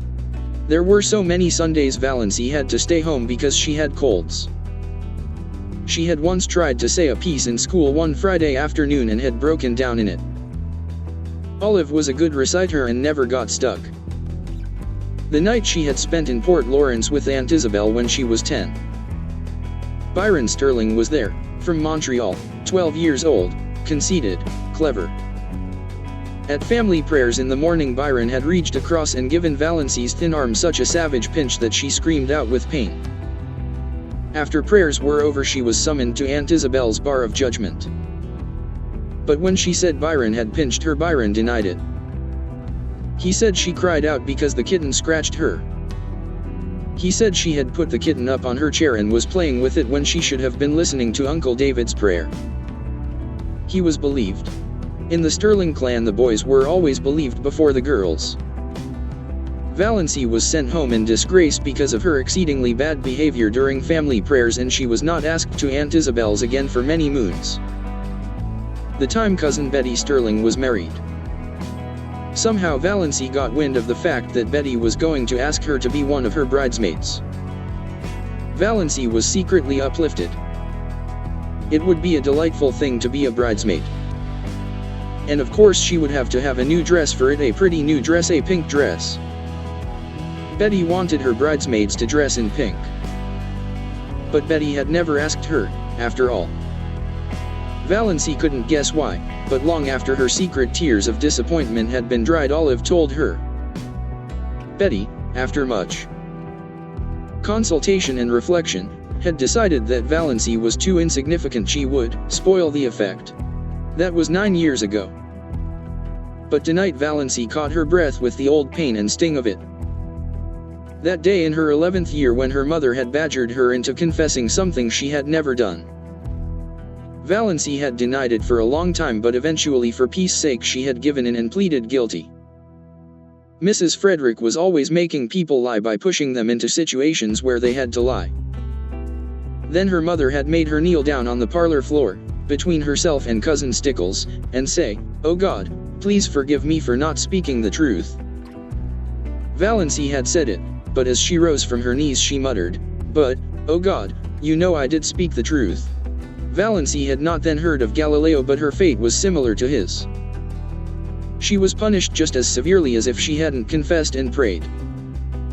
The winter she went to dancing school. Uncle James had decreed she should go and had paid for her lessons. How she had looked forward to it. And how she had hated it. She had never had a voluntary partner. The teacher always had to tell some boy to dance with her, and generally he had been sulky about it. Yet Valancy was a good dancer, as light on her feet as thistledown. Olive, who never lacked eager partners, was heavy. The affair of the button string, when she was 10. All the girls in school had button strings. Olive had a very long one with a great many beautiful buttons. Valancy had one. Most of the buttons on it were very commonplace, but she had 6 beauties that had come off Grandmother Stirling's wedding gown, sparkling buttons of gold and glass, much more beautiful than any Olive had. Their possession conferred a certain distinction on Valancy. She knew every little girl in school envied her the exclusive possession of those beautiful buttons. When Olive saw them on the button string, she had looked at them narrowly but said nothing then. The next day Aunt Wellington had come to Elm Street and told Mrs. Frederick that she thought Olive should have some of those buttons. Grandmother Stirling was just as much Wellington's mother as Frederick's. Mrs. Frederick had agreed amiably. She could not afford to fall out with Aunt Wellington. Moreover, the matter was of no importance whatever. Aunt Wellington carried off 4 of the buttons, generously leaving 2 for Valancy. Valancy had torn these from her string and flung them on the floor. She had not yet learned that it was unladylike to have feelings. Anne had been sent supperless to bed for the exhibition. The night of Margaret Blunt's party. She had made such pathetic efforts to be pretty that night. Rob Walker was to be there, and 2 nights before, on the moonlit veranda of Uncle Herbert's cottage at Miss Dawes, Rob had really seemed attracted to her. At Margaret's party, Rob never even asked her to dance, did not notice her at all. She was a wallflower, as usual. That, of course, was years ago. People in Deerwood had long since given up inviting Valancy to dances. But to Valancy its humiliation and disappointment were of the other day. Her face burned in the darkness as she recalled herself, sitting there with her pitifully crimped, thin hair and the cheeks she had pinched for an hour before coming, in an effort to make them red. All that came of it was a wild story that Valancy Stirling was rouged at Margaret Blunt's party. In those days in Deerwood, that was enough to wreck your character forever. It did not wreck Valancy's, or even damage it. People knew she couldn't be fast if she tried. They only laughed at her. I've had nothing but a second-hand existence, decided Valancy. All the great emotions of life have passed me by. I've never even had a grief. And have I ever really loved anybody? Do I really love Mother? No, I don't. That's the truth, whether it is disgraceful or not. I don't love her. I've never loved her. What's worse, I don't even like her. So I don't know anything about any kind of love. My life has been empty. Nothing is worse than emptiness. Nothing. Valancy ejaculated the last nothing aloud passionately. Then she moaned and stopped thinking about anything for a while. One of her attacks of pain had come on. When it was over, something had happened to Valancy, perhaps the culmination of the process that had been going on in her mind ever since she had read Dr. Trent's letter. It was 3 o'clock in the morning, the wisest and most accursed hour of the clock. But sometimes it sets us free. I've been trying to please other people all my life and failed, she said. After this I shall please myself. I shall never pretend anything again. I've breathed an atmosphere of fibs and pretenses and evasions all my life. What a luxury it will be to tell the truth. I may not be able to do much that I want to do, but I won't do another thing that I don't want to do.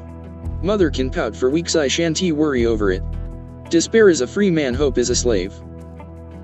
Valancy got up and dressed, with a deepening of that curious sense of freedom. When she had finished with her hair, she opened the window and hurled the jar of potpourri over into the next lot. It smashed gloriously against the schoolgirl complexion on the old carriage shop. I'm sick of the fragrance of dead things, said Valancy.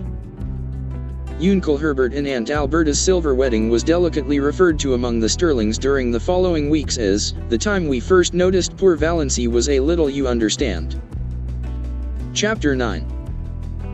Not for worlds would any of the Stirlings have said out and out at first that Valancy had gone mildly insane, or even that her mind was slightly deranged. Uncle Benjamin was considered to have gone entirely too far when he had ejaculated, "She's dippy, I tell you, she's dippy," and was only excused because of the outrageousness of Valancy's conduct at the aforesaid wedding dinner. But Mrs. Frederick and Cousin Stickles had noticed a few things that made them uneasy before the dinner. It had begun with the rosebush, of course, and Valancy never was really quite right again. She did not seem to worry in the least over the fact that her mother was not speaking to her. You would never suppose she noticed it at all. She had flatly refused to take either purple pills or Redfern's bitters. She had announced coolly that she did not intend to answer to the name of Doss any longer. She had told Cousin Stickles that she wished she would give up wearing that brooch with Cousin Artemis Stickles' hair in it. She had moved her bed in her room to the opposite corner. She had read Magic of Wings Sunday afternoon. When Cousin Stickles had rebuked her, Valancy had said indifferently, "Oh, I forgot it was Sunday," and had gone on reading it. Cousin Stickles had seen a terrible thing. She had caught Valancy sliding down the banister. Cousin Stickles did not tell Mrs. Frederick this. Poor Amelia was worried enough as it was. But it was Valancy's announcement on Saturday night that she was not going to go to the Anglican church anymore that broke through Mrs. Frederick's stony silence. Not going to church anymore. Doss, have you absolutely taken leave? Oh, I'm going to church, said Valancy airily. I'm going to the Presbyterian church. But to the Anglican church I will not go. This was even worse. Mrs. Frederick had recourse to tears, having found outraged majesty had ceased to be effective. What have you got against the Anglican church? She sobbed. Nothing, only just that you've always made me go there.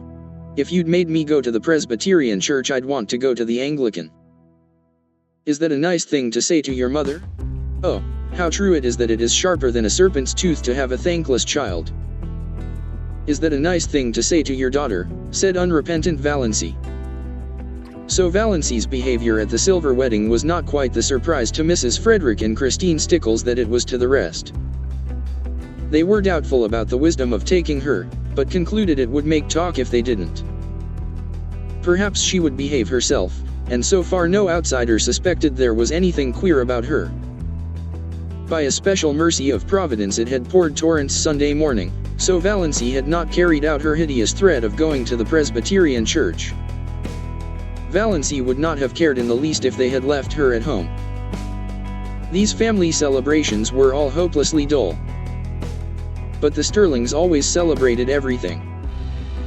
It was a long-established custom.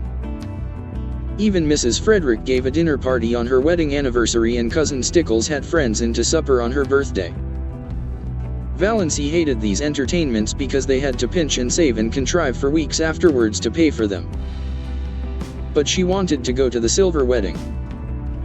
It would hurt Uncle Herbert's feelings if she stayed away, and she rather liked Uncle Herbert. Besides, she wanted to look over all her relatives from her new angle.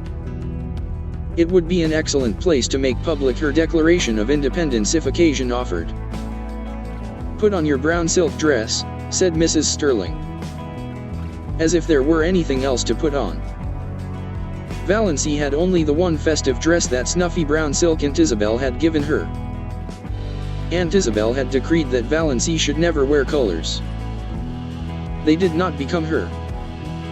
When she was young they allowed her to wear white, but that had been tacitly dropped for some years. Valancy put on the brown silk. It had a high collar and long sleeves. She had never had a dress with low neck and elbow sleeves, although they had been worn, even in Deerwood, for over a year. But she did not do her hair pompadour. She knotted it on her neck and pulled it out over her ears. She thought it became her, only the little knot was so absurdly small. Mrs. Frederick resented the hair but decided it was wisest to say nothing on the eve of the party.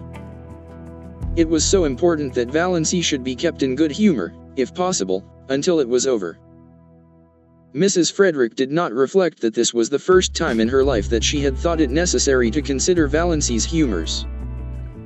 But then Valancy had never been queer before. On their way to Uncle Herbert's MRS, Frederick and Cousin Stickles walking in front, Valancy trotting meekly along behind, Roaring Abel drove past them. Drunk as usual, but not in the roaring stage. Just drunk enough to be excessively polite.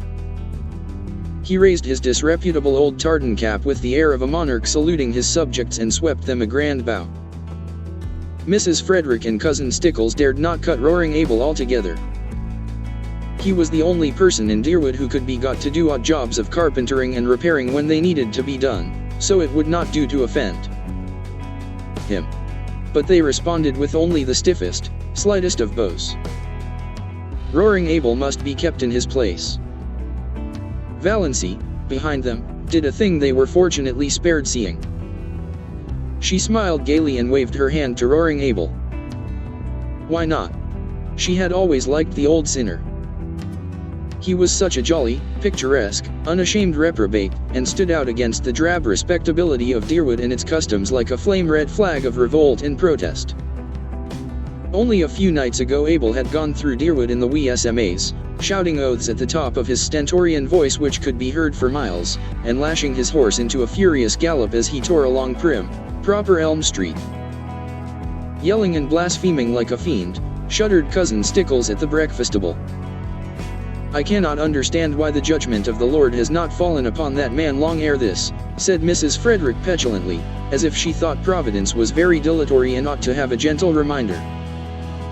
He'll be picked up dead some morning, he'll fall under his horse's hoofs and be trampled to death, said Cousin Stickles reassuringly.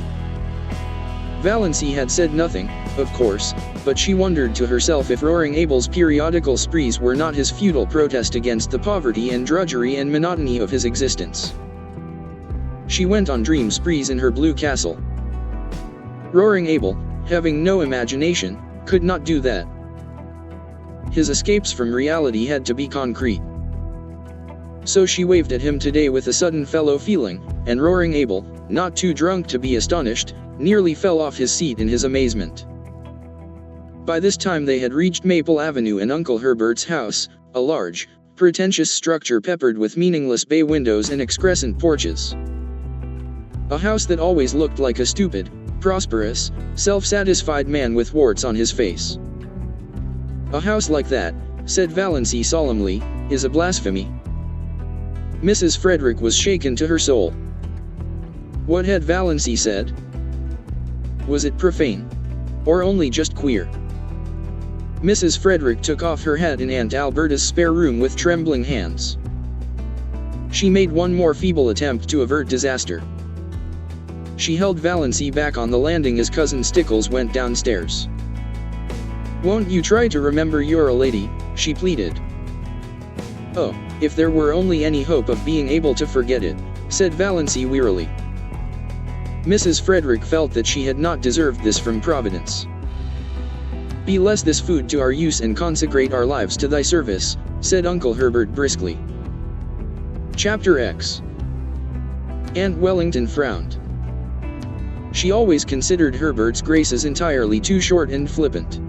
A grace, to be a grace in Aunt Wellington's eyes, had to be at least 3 minutes long and uttered in an unearthly tone, between a groan and a chant. As a protest she kept her head bent a perceptible time after all the rest had been lifted. When she permitted herself to sit upright she found Valancy looking at her. Ever afterwards Aunt Wellington averred that she had known from that moment that there was something wrong with Valancy. In those queer, slanted eyes of hers, we should always have known she was not entirely right with eyes like that. There was an odd gleam of mockery and amusement as if Valancy were laughing at her. Such a thing was unthinkable, of course. Aunt Wellington at once ceased to think it. Valancy was enjoying herself. She had never enjoyed herself at a family reunion before. In social functions, as in childish games, she had only filled in. Her clan had always considered her very dull. She had no parlor tricks. And she had been in the habit of taking refuge from the boredom of family parties in her blue castle, which resulted in an absent-mindedness that increased her reputation for dullness and vacuity. She has no social presence whatever, Aunt Wellington had decreed once and for all. Nobody dreamed that Valancy was dumb in their presence merely because she was afraid of them. Now she was no longer afraid of them. The shackles had been stricken off her soul. She was quite prepared to talk if occasion offered. Meanwhile she was giving herself such freedom of thought as she had never dared to take before. She let herself go with a wild, inner exultation, as Uncle Herbert carved the turkey. Uncle Herbert gave Valancy a second look that day. Being a man, he didn't know what she had done to her hair, but he thought surprisedly that Doss was not such a bad-looking girl, after all, and he put an extra piece of white meat on her plate. "What herb is most injurious to a young lady's beauty?" propounded Uncle Benjamin by way of starting conversation, loosening things up a bit, as he would have said. Valancy, whose duty it was to say what, did not say it. Nobody else said it, so Uncle Benjamin, after an expectant pause, had to answer, time, and felt that his riddle had fallen flat. He looked resentfully at Valancy, who had never failed him before, but Valancy did not seem even to be aware of him. She was gazing around the table, examining relentlessly everyone in this depressing assembly of sensible people and watching their little squirms with a detached, amused smile. So these were the people she had always held in reverence and fear. She seemed to see them with new eyes. Big, capable, patronizing, voluble Aunt Mildred, who thought herself the cleverest woman in the clan, her husband a little lower than the angels and her children wonders. Had not her son, Howard, been all through teething at 11 months? And could she not tell you the best way to do everything, from cooking mushrooms to picking up a snake? What a bore she was. What ugly moles she had on her face.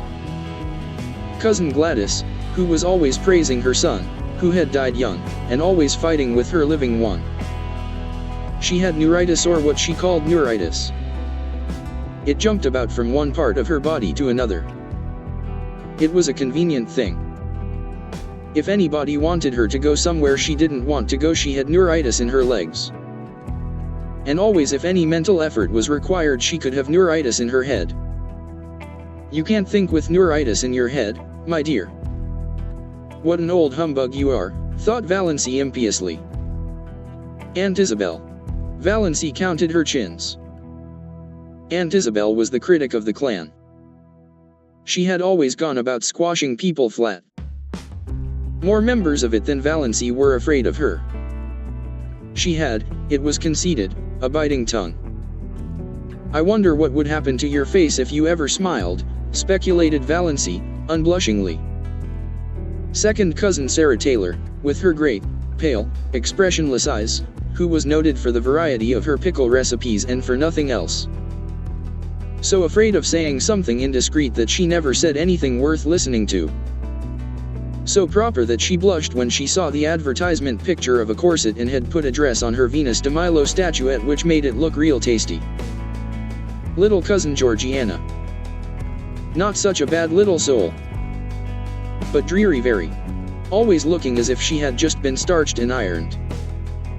Always afraid to let herself go. The only thing she really enjoyed was a funeral. You knew where you were with a corpse. Nothing more could happen to it. But while there was life there was fear. Uncle James. Handsome, black, with his sarcastic, trap-like mouth and iron gray sideburns, whose favorite amusement was to write controversial letters to the Christian Times, attacking modernism. Valancy always wondered if he looked as solemn when he was asleep as he did when awake. No wonder his wife had died young. Valancy remembered her. A pretty, sensitive thing. Uncle James had denied her everything she wanted and showered on her everything she didn't want. He had killed her quite legally. She had been smothered and starved. Uncle Benjamin, wheezy, pussy-mouthed, with great pouches under eyes that held nothing in reverence. Uncle Wellington. Long, pallid face, thin, pale yellow hair, one of the fair Stirlings, thin, stooping body, abominably high forehead with such ugly wrinkles, and eyes about as intelligent as a fish's, thought Valancy. Looks like a cartoon of himself. Aunt Wellington. Named Mary but called by her husband's name to distinguish her from Great Aunt Mary. A massive, dignified, permanent lady. Splendidly arranged, iron gray hair. Rich, fashionable beaded dress. Had her moles removed by electrolysis, which Aunt Mildred thought was a wicked evasion of the purposes of God. Uncle Herbert, with his spiky gray hair. Aunt Alberta, who twisted her mouth so unpleasantly in talking and had a great reputation for unselfishness because she was always giving up a lot of things she didn't want. Valancy let them off easily in her judgment because she liked them, even if they were, in Milton's expressive phrase, stupidly good. But she wondered for what inscrutable reason Aunt Alberta had seen fit to tie a black velvet ribbon around each of her chubby arms above the elbow. Then she looked across the table at Olive. Olive, who had been held up to her as a paragon of beauty, behavior, and success as long as she could remember. Why can't you hold yourself like Olive, Doss? Why can't you stand correctly like Olive, Doss? Why can't you speak prettily like Olive, Doss? Why can't you make an effort, Doss? Valancy's elfin eyes lost their mocking glitter and became pensive and sorrowful. You could not ignore or disdain Olive. It was quite impossible to deny that she was beautiful and effective, and sometimes she was a little intelligent. Her mouth might be a trifle heavy, she might show her fine, white, regular teeth rather too lavishly when she smiled. But when all was said and done, Olive justified Uncle Benjamin's summing up: a stunning girl. Yes, Valancy agreed in her heart, Olive was stunning. Rich, golden brown hair, elaborately dressed, with a sparkling bandeau holding its glossy puffs in place. Large, brilliant blue eyes and thick silken lashes, face of rose and bare neck of snow, rising above her gown, great pearl bubbles in her ears, the blue-white diamond flame on her long, smooth, waxen finger with its rosy, pointed nail. Arms of marble, gleaming through green chiffon and shadow lace. Valancy felt suddenly thankful that her own scrawny arms were decently swathed in brown silk. Then she resumed her tabulation of Olive's charms. Tall, queenly, confident. Everything that Valancy was not. Dimples, too, in cheeks and chin. A woman with dimples always gets her own way, thought Valancy, in a recurring spasm of bitterness at the fate which had denied her even one dimple. Olive was only a year younger than Valancy, though a stranger would have thought that there was at least 10 years between them. But nobody ever dreaded old maidenhood for her. Olive had been surrounded by a crowd of eager beaux since her early teens, just as her mirror was always surrounded by a fringe of cards, photographs, programs, and invitations. At 18, when she had graduated from Havergal College, Olive had been engaged to Will Desmond, lawyer in embryo. Will Desmond had died and Olive had mourned for him properly for 2 years. When she was 23 she had a hectic affair with Donald Jackson. But Aunt and Uncle Wellington disapproved of that and in the end Olive dutifully gave him up. Nobody in the Stirling clan, whatever outsiders might say, hinted that she did so because Donald himself was cooling off. However that might be, Olive's third venture met with everybody's approval. Cecil Price was clever and handsome and one of the Port Lawrence Prices. Olive had been engaged to him for 3 years. He had just graduated in civil engineering and they were to be married as soon as he landed a contract. Olive's hope chest was full to overflowing with exquisite things and Olive had already confided to Valancy what her wedding dress was to be. Ivory silk draped with lace, white satin court train, lined with pale green georgette, heirloom veil of Brussels lace. Valancy knew also, though Olive had not told her, that the bridesmaids were selected and that she was not among them. Valancy had, after a fashion, always been Olive's confidant, perhaps because she was the only girl in the connection who could not bore Olive with return confidences. Olive always told Valancy all the details of her love affairs, from the days when the little boys in school used to persecute her with love letters. Valancy could not comfort herself by thinking these affairs mythical. Olive really had them. Many men had gone mad over her besides the 3 fortunate ones. I don't know what the poor idiots see in me, that drives them to make such double idiots of themselves, Olive was wont to say. Valancy would have liked to say, I don't either, but truth and diplomacy both restrained her. She did know, perfectly well. Olive Stirling was one of the girls about whom men do go mad just as indubitably as she, Valancy, was one of the girls at whom no man ever looked twice. And yet, thought Valancy, summing her up with a new and merciless conclusiveness, she's like a dewless morning. There's something lacking. Meanwhile the dinner in its earlier stages was dragging its slow length along true to Stirling form. The room was chilly, in spite of the calendar, and Aunt Alberta had. Chapter 11. The gas logs lighted. Everybody in the clan envied her those gas logs except Valancy. Glorious open fires blazed in every room of her blue castle when autumnal nights were cool, but she would have frozen to death in it before she would have committed the sacrilege of a gas log. Uncle Herbert made his hearty perennial joke when he helped Aunt Wellington to the cold meat, Mary, will you have a little lamb? Aunt Mildred told the same old story of once finding a lost ring in a turkey's crop. Uncle Benjamin told his favorite prosy tale of how he had once chased and punished a now famous man for stealing apples. Second cousin Jane described all her sufferings with an ulcerating tooth. Aunt Wellington admired the pattern of Aunt Alberta's silver teaspoons and lamented the fact that one of her own had been lost. It spoiled the set. I could never get it matched. And it was my wedding present from dear old Aunt Matilda. Aunt Isabel thought the seasons were changing and couldn't imagine what had become of our good, old-fashioned springs. Cousin Georgiana, as usual, discussed the last funeral and wondered, audibly, which of us will be the next to pass away. Cousin Georgiana could never say anything as blunt as die. Valancy thought she could tell her, but didn't. Cousin Gladys, likewise as usual, had a grievance. Her visiting nephews had nipped all the buds off her house plants and chivied her brood of fancy chickens — squeezed some of them actually to death, my dear. Boys will be boys, reminded Uncle Herbert tolerantly. But they needn't be rampageous animals, retorted Cousin Gladys, looking round the table for appreciation of her wit. Everybody smiled except Valancy. Cousin Gladys remembered that. A few minutes later, when Ellen Hamilton was being discussed, Cousin Gladys spoke of her as one of those shy, plain girls who can't get husbands, and glanced significantly at Valancy.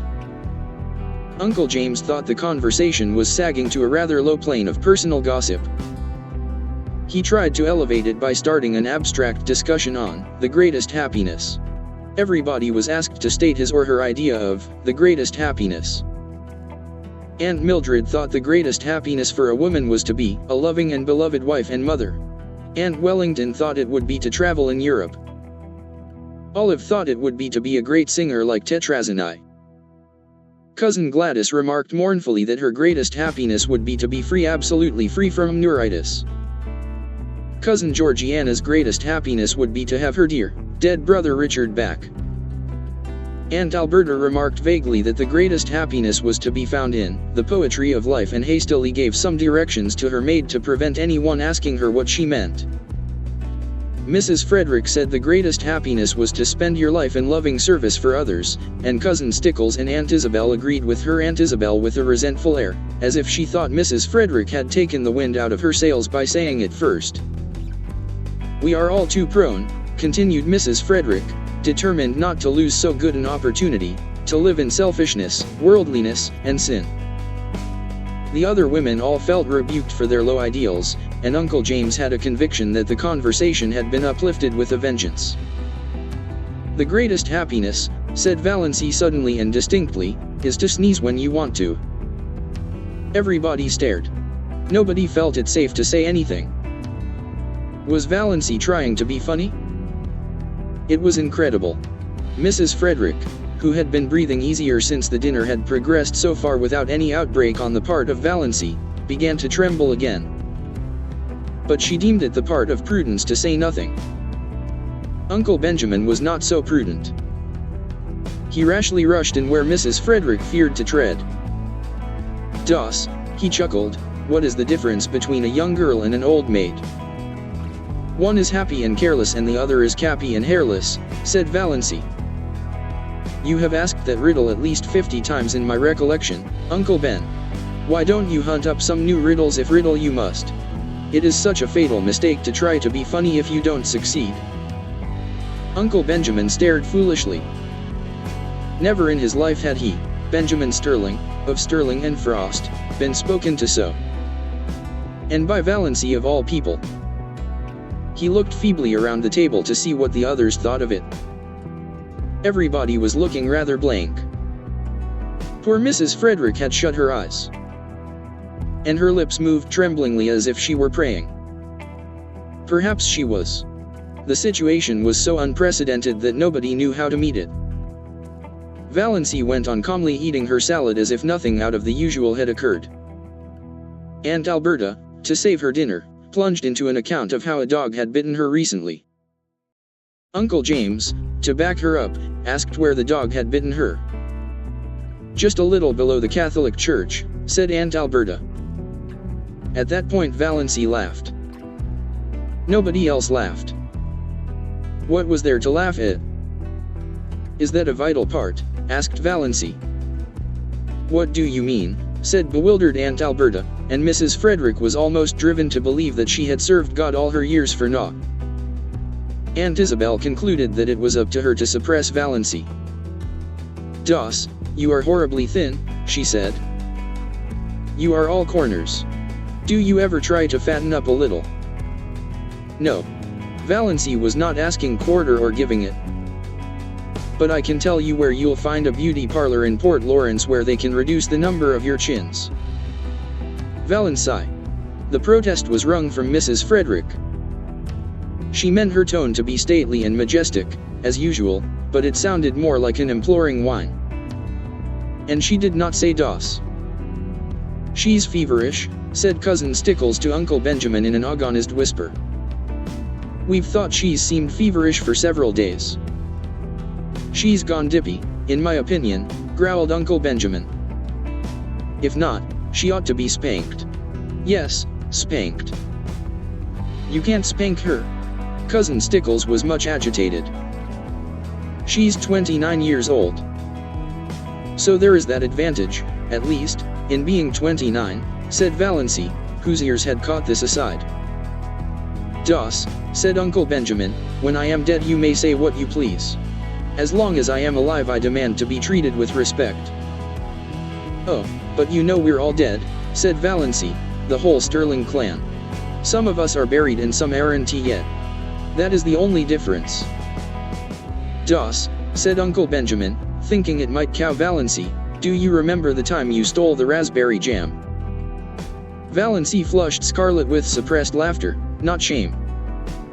She had been sure Uncle Benjamin would drag that jam in somehow. "Of course I do," she said. "It was good jam. I've always been sorry I hadn't time to eat more of it before you found me. Oh, look at Aunt Isabel's profile on the wall. Did you ever see anything so funny?" Everybody looked, including Aunt Isabel herself, which of course, destroyed it. But Uncle Herbert said kindly, I wouldn't eat any more if I were you, Das. It isn't that I grudge it, but don't you think it would be better for yourself? Your stomach seems a little out of order." "Don't worry about my stomach, old dear," said Valancy. "It is all right. I'm going to keep right on eating. It's so seldom I get the chance of a satisfying meal." It was the first time anyone had been called old dear in Deerwood. The Stirlings thought Valancy had invented the phrase and they were afraid of her from that moment. There was something so uncanny about such an expression. But in poor Mrs. Frederick's opinion the reference to a satisfying meal was the worst thing Valancy had said yet. Valancy had always been a disappointment to her. Now she was a disgrace. She thought she would have to get up and go away from the table. Yet she dared not leave Valancy there. Aunt Alberta's maid came in to remove the salad plates and bring in the dessert. It was a welcome diversion. Everybody brightened up with a determination to ignore Valancy and talk as if she wasn't there. Uncle Wellington mentioned Barney Snaith. Eventually somebody did mention Barney Snaith at every Stirling function, Valancy reflected. Whatever he was an individual that could not be ignored. She resigned herself to listen. There was a subtle fascination in the subject for her, though she had not yet faced this fact. She could feel her pulses beating to her fingertips. Of course they abused him. Nobody ever had a good word to say of Barney Snaith. All the old, wild tales were canvassed, the defaulting cashier, counterfeiter, infidel, murderer in hiding legends were thrashed out. Uncle Wellington was very indignant that such a creature should be allowed to exist at all in the neighborhood of Deerwood. He didn't know what the police at Port Lawrence were thinking of. Everybody would be murdered in their beds some night. It was a shame that he should be allowed to be at large after all that he had done. "What has he done?" asked Valancy suddenly. Uncle Wellington stared at her, forgetting that she was to be ignored. Done. He's done everything." "What has he done?" repeated Valancy inexorably. "What do you know that he has done? You're always running him down. And what has ever been proved against him?" "I don't argue with women," said Uncle Wellington. "And I don't need proof. When a man hides himself up there on an island in Muskoka, year in and year out, and nobody can find out where he came from or how he lives, or what he does there, that's proof enough. Find a mystery and you find a crime." "The very idea of a man named Snaith," said second cousin Sarah. "Why, the name itself is enough to condemn him." "I wouldn't like to meet him in a dark lane," shivered cousin Georgiana. "What do you suppose he would do to you?" asked Valancy. "Murder me," said cousin Georgiana solemnly. "Just for the fun of it," suggested Valancy. "Exactly," said cousin Georgiana unsuspiciously. "When there is so much smoke there must be some fire. I was afraid he was a criminal when he came here first. I felt he had something to hide. I am not often mistaken in my intuitions." "Criminal? Of course he's a criminal," said Uncle Wellington. Nobody doubts it, glaring at Valancy. Why, they say he served a term in the penitentiary for embezzlement. I don't doubt it. And they say he's in with that gang that are perpetrating all those bank robberies round the country. Who say? Asked Valancy. Uncle Wellington nodded his ugly forehead at her. What had got into this confounded girl, anyway? He ignored the question. He has the identical look of a jailbird, snapped Uncle Benjamin. I noticed it the first time I saw him. A fellow by the hand of nature marked, quoted, and signed to do a deed of shame, declaimed Uncle James. He looked enormously pleased over managing to work that quotation in at last. He had been waiting all his life for the chance. One of his eyebrows is an arch and the other is a triangle, said Valancy. Is that why you think him so villainous? Uncle James lifted his eyebrows. Generally when Uncle James lifted his eyebrows the world came to an end. This time it continued to function. How do you know his eyebrows so well, Doss? Asked Olive, a trifle maliciously. Such a remark would have covered Valancy with confusion 2 weeks ago, and Olive knew it. Yes, how? Demanded Aunt Wellington. I've seen him twice and I looked at him closely, said Valancy composedly. I thought his face the most interesting one I ever saw. There is no doubt there is something fishy in the creature's past life, said Olive, who began to think she was decidedly out of the conversation, which had centered so amazingly around Valancy. But he can hardly be guilty of everything he's accused of, you know. Valancy felt annoyed with Olive. Why should she speak up in even this qualified defense of Barney Snaith? What had she to do with him? For that matter, what had Valancy? But Valancy did not ask herself this question. They say he keeps dozens of cats in that hut up back on Mistawi's, said second cousin Sarah Taylor, by way of appearing not entirely ignorant of him. Cats. It sounded quite alluring to Valancy, in the plural. She pictured an island in Muskoka haunted by pussies. That alone shows there is something wrong with him, decreed Aunt Isabel. People who don't like cats, said Valancy, attacking her dessert with a relish, always seem to think that there is some peculiar virtue in not liking them. The man hasn't a friend except Roaring Abel, said Uncle Wellington. And if Roaring Abel had kept away from him, as everybody else did, it would have been better for some members of his family. Uncle Wellington's rather lame conclusion was due to a marital glance from Aunt Wellington reminding him of what he had almost forgotten, that there were girls at the table. If you mean, said Valancy passionately, that Barney Snaith is the father of Cecily Gay's child, he isn't. It's a wicked lie. In spite of her indignation, Valancy was hugely amused at the expression of the faces around that festal table. She had not seen anything like it since the day, 17 years ago, when at Cousin Gladys' thimble party, they discovered that she had got something in her head at school. Lice in her head. Valancy was done with euphemisms. Poor Mrs. Frederick was almost in a state of collapse. She had believed or pretended to believe that Valancy still supposed that children were found in parsley beds. Hush hush, implored Cousin Stickles. I don't mean to hush, said Valancy perversely. I've hush-hushed all my life. I'll scream if I want to. Don't make me want to. And stop talking nonsense about Barney Snaith. Valancy didn't exactly understand her own indignation. What did Barney Snaith's imputed crimes and misdemeanors matter to her? And why, out of them all, did it seem most intolerable that he should have been poor, pitiful little Cecily Gay's false lover? For it did seem intolerable to her. She did not mind when they called him a thief and a counterfeiter and jailbird, but she could not endure to think that he had loved and ruined Cecily Gay. She recalled his face on the 2 occasions of their chance meetings, his twisted, enigmatic, engaging smile, his twinkle, his thin, sensitive, almost ascetic lips, his general air of frank daredeviltry. A man with such a smile and lips might have murdered or stolen, but he could not have betrayed. She suddenly hated everyone who said it or believed it of him. When I was a young girl I never thought or spoke about such matters, Doss, said Aunt Wellington, crushingly. But I'm not a young girl, retorted Valancy, uncrushed. Aren't you always rubbing that into me?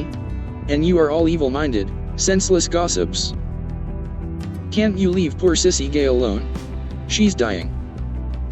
Whatever she did, God or the devil has punished her enough for it. You needn't take a hand, too.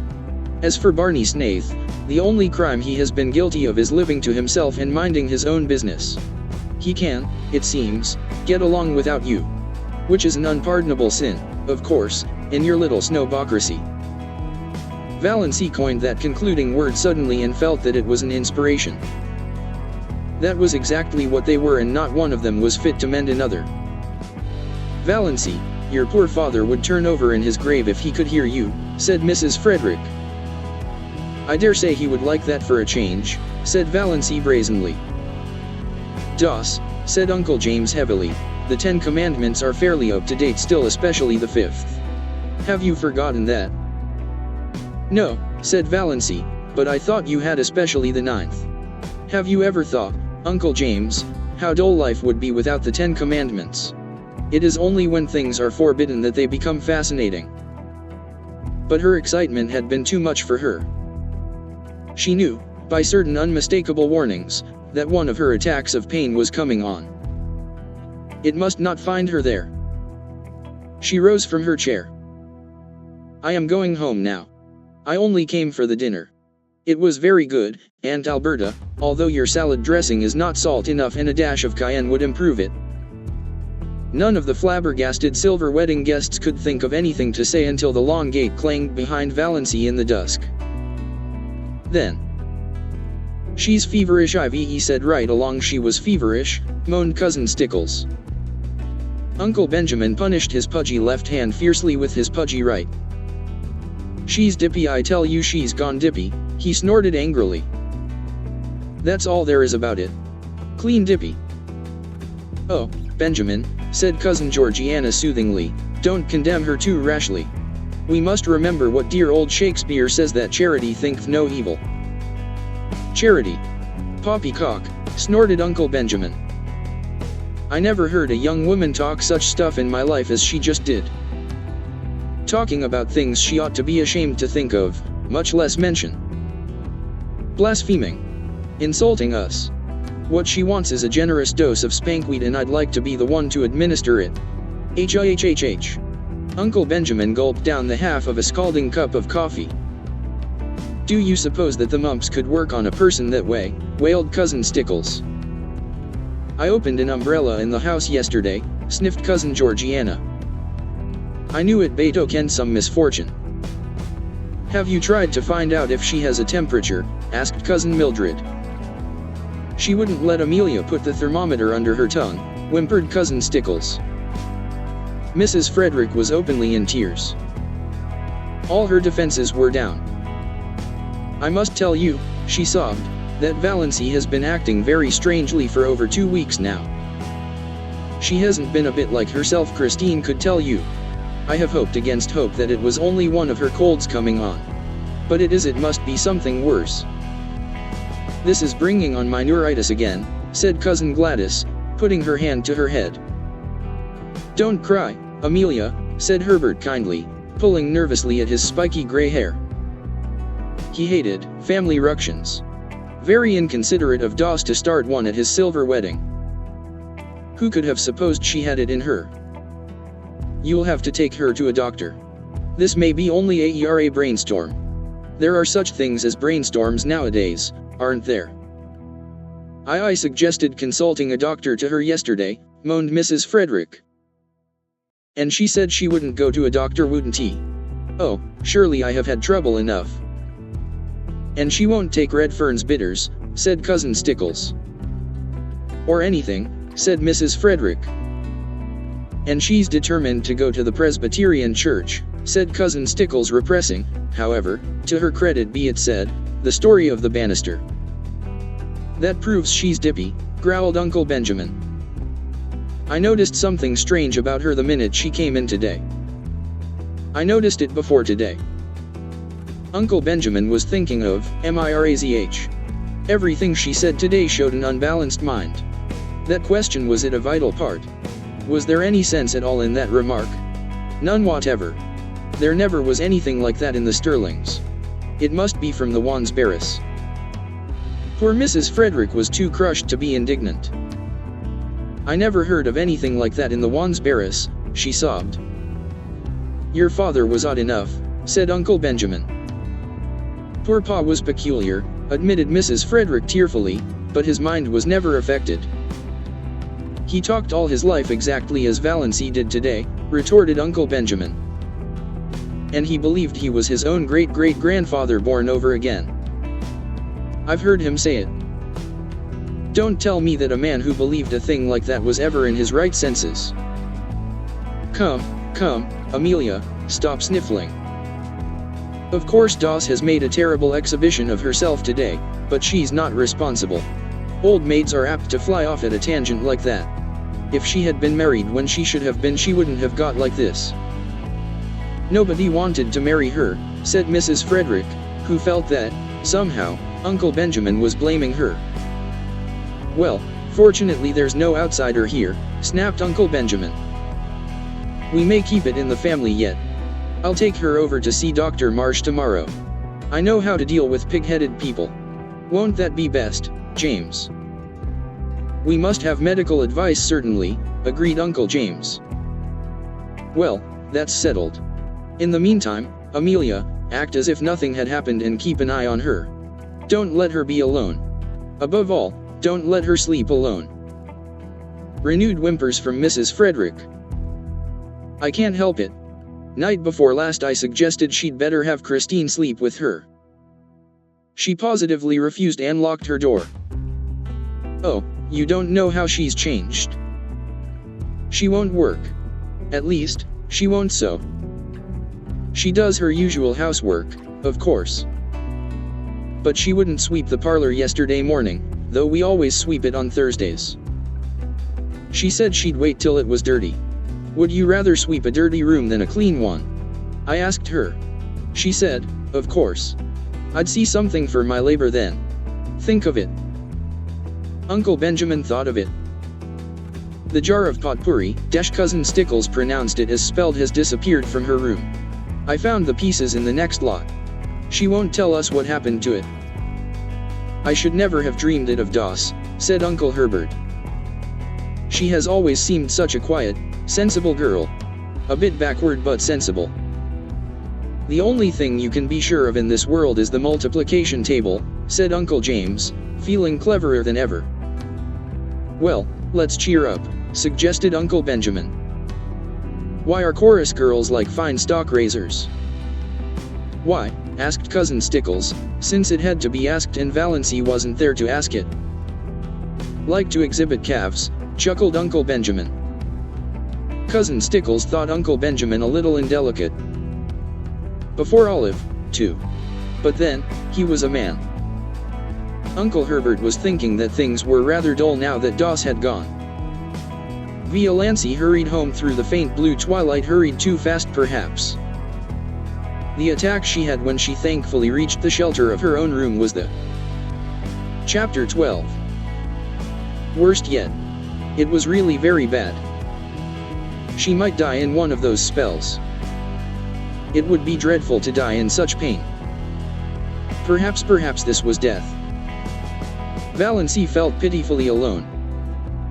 When she could think at all, she wondered what it would be like to have someone with her who could sympathize, someone who really cared, just to hold her hand tight, if nothing else, someone just to say, yes, I know. It's dreadful, be brave, you'll soon be better, not someone merely fussy and alarmed. Not her mother or Cousin Stickles. Why did the thought of Barney Snaith come into her mind? Why did she suddenly feel, in the midst of this hideous loneliness of pain, that he would be sympathetic, sorry for anyone that was suffering? Why did he seem to her like an old, well-known friend? Was it because she had been defending him, standing up to her family for him? She was so bad at first that she could not even get herself a dose of Dr. Trent's prescription. But eventually she managed it, and soon after relief came. The pain left her and she lay on her bed, spent, exhausted, in a cold perspiration. Oh, that had been horrible. She could not endure many more attacks like that. One didn't mind dying if death could be instant and painless. But to be hurt so in dying. Suddenly she found herself laughing. That dinner had been fun. And it had all been so simple. She had merely said the things she had always thought. Their faces, oh, their faces. Uncle Benjamin, poor, flabbergasted Uncle Benjamin. Valancy felt quite sure he would make a new will that very night. Olive would get Valancy's share of his fat hoard. Olive had always got Valancy's share of everything. Remember the dust pile? To laugh at her clan as she had always wanted to laugh was all the satisfaction she could get out of life now. But she thought it was rather pitiful that it should be so. Might she not pity herself a little when nobody else did? Valancy got up and went to her window. The moist, beautiful wind blowing across groves of young-leafed wild trees touched her face with the caress of a wise, tender, old friend. The Lombardis in Mrs. Trejold's lawn, off to the left. Valancy could just see them between the stable and the old carriage shop, were in dark purple silhouette against a clear sky, and there was a milk-white, pulsating star just over one of them, like a living pearl on a silver-green lake. Far beyond the station were the shadowy, purple, hooded woods around Lake Mistawis. A white, filmy mist hung over them, and just above it was a faint, young crescent. Valancy looked at it over her thin left shoulder. "I wish," she said whimsically, "that I may have one little dust pile before I die." Uncle Benjamin found he had reckoned without his host when he promised so airily to take Valancy to a doctor. Valancy would not go. Valancy laughed in his face. Chapter 13. Why on earth should I go to Dr. Marsh? There's nothing the matter with my mind. Though you all think I've suddenly gone crazy. Well, I haven't. I've simply grown tired of living to please other people and have decided to please myself. It will give you something to talk about besides my stealing the raspberry jam. So that's that. "Doss," said Uncle Benjamin, solemnly and helplessly, "you are not like yourself." "Who am I like, then?" asked Valancy. Uncle Benjamin was rather posed. "Your grandfather Wansbera," he answered desperately. "Thanks." Valancy looked pleased. "That's a real compliment. I remember Grandfather Wansbera. He was one of the few human beings I have known, almost the only one." Now, it is of no use to scold or entreat or command Uncle Benjamin or exchange anguished glances with Mother and Cousin Stickles. "I am not going to any doctor. And if you bring any doctor here I won't see him. So what are you going to do about it?" What indeed? It was not seemly or even possible to hail Valancy Dr. Wards by physical force. And in no other way could it be done, seemingly. Her mother's tears and imploring entreaties availed not. "Don't worry, Mother," said Valancy, lightly but quite respectfully. "It isn't likely I'll do anything very terrible. But I mean to have a little fun." Fun. Mrs. Frederick uttered the word as if Valancy had said she was going to have a little tuberculosis. Olive, sent by her mother to see if she had any influence over Valancy, came away with flushed cheeks and angry eyes. She told her mother that nothing could be done with Valancy. After she, Olive, had talked to her just like a sister, tenderly and wisely, all Valancy had said, narrowing her funny eyes to mere slips, was, "I don't show my gums when I laugh." More as if she were talking to herself than to me. Indeed, Mother, all the time I was talking to her she gave me the impression of not really listening. And that wasn't all. When I finally decided that what I was saying had no influence over her, I begged her, when Cecil came next week, not to say anything queer before him, at least. "Mother, what do you think she said?" "I'm sure I can't imagine," groaned Aunt Wellington, prepared for anything. "She said, I'd rather like to shock Cecil. His mouth is too red for a man's." "Mother, I can never feel the same to Valancy again." "Her mind is affected, Olive," said Aunt Wellington solemnly. "You must not hold her responsible for what she says." When Aunt Wellington told Mrs. Frederick what Valancy had said to Olive, Mrs. Frederick wanted Valancy to apologize. "You made me apologize to Olive 15 years ago for something I didn't do," said Valancy. "That old apology will do for now." Another solemn family conclave was held. They were all there except Cousin Gladys, who had been suffering such tortures of neuritis in her head, ever since poor Doss went queer, that she couldn't undertake any responsibility. They decided, that is, they accepted a fact that was thrust in their faces, that the wisest thing was to leave Valancy alone for a while, give her her head, as Uncle Benjamin expressed it, keep a careful eye on her but let her pretty much alone. The term of watchful waiting had not been invented then, but that was practically the policy Valancy's distracted relatives decided to follow. "We must be guided by developments," said Uncle Benjamin. "It is solemnly easier to scramble eggs than unscramble them. Of course if she becomes violent, Uncle James consulted Dr. Ambrose Marsh.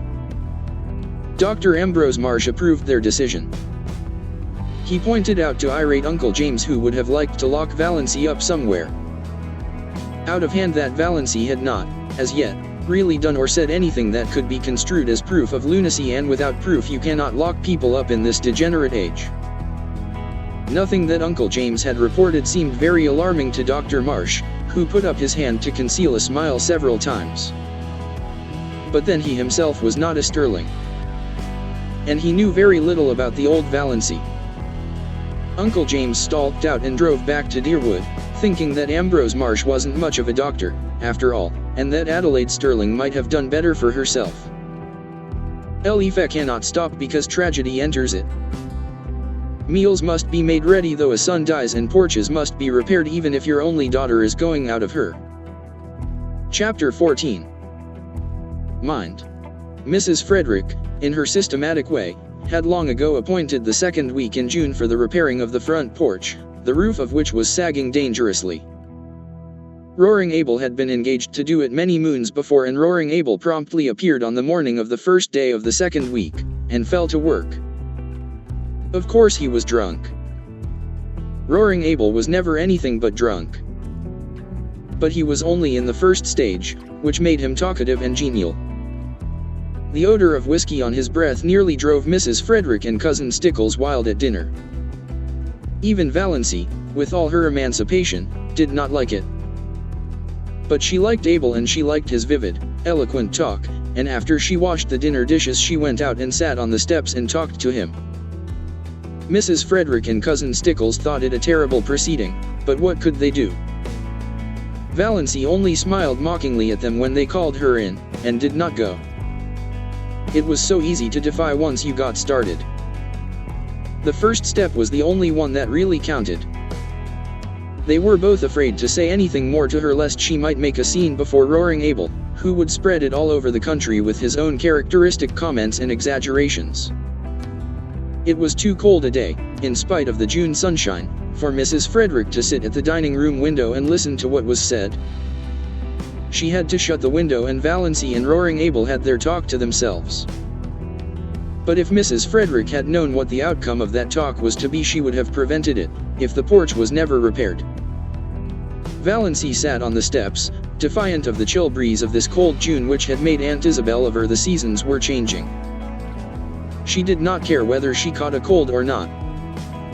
It was delightful to sit there in that cold, beautiful, fragrant world and feel free. She filled her lungs with the clean, lovely wind and held out her arms to it and let it tear her hair to pieces while she listened to Roaring Abel, who told her his troubles between intervals of hammering gaily in time to his Scotch songs. Valancy liked to hear him. Every stroke of his hammer fell true to the note. Old Abel Gay, in spite of his 70 years, was handsome still, in a stately, patriarchal manner. His tremendous beard, falling down over his blue flannel shirt, was still a flaming, untouched red, though his shock of hair was white as snow, and his eyes were a fiery, youthful blue. His enormous, reddish-white eyebrows were more like mustaches than eyebrows. Perhaps this was why he always kept his upper lip scrupulously shaved. His cheeks were red and his nose ought to have been, but wasn't.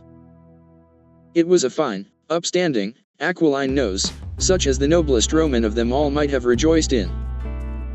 Abel was 6 feet 2 in his stockings, broad-shouldered, lean-hipped. In his youth he had been a famous lover, finding all women too charming to bind himself to one. His years had been a wild, colorful panorama of follies and adventures, gallantries, fortunes, and misfortunes. He had been 45 before he married a pretty slip of a girl whom his goings-on killed in a few years.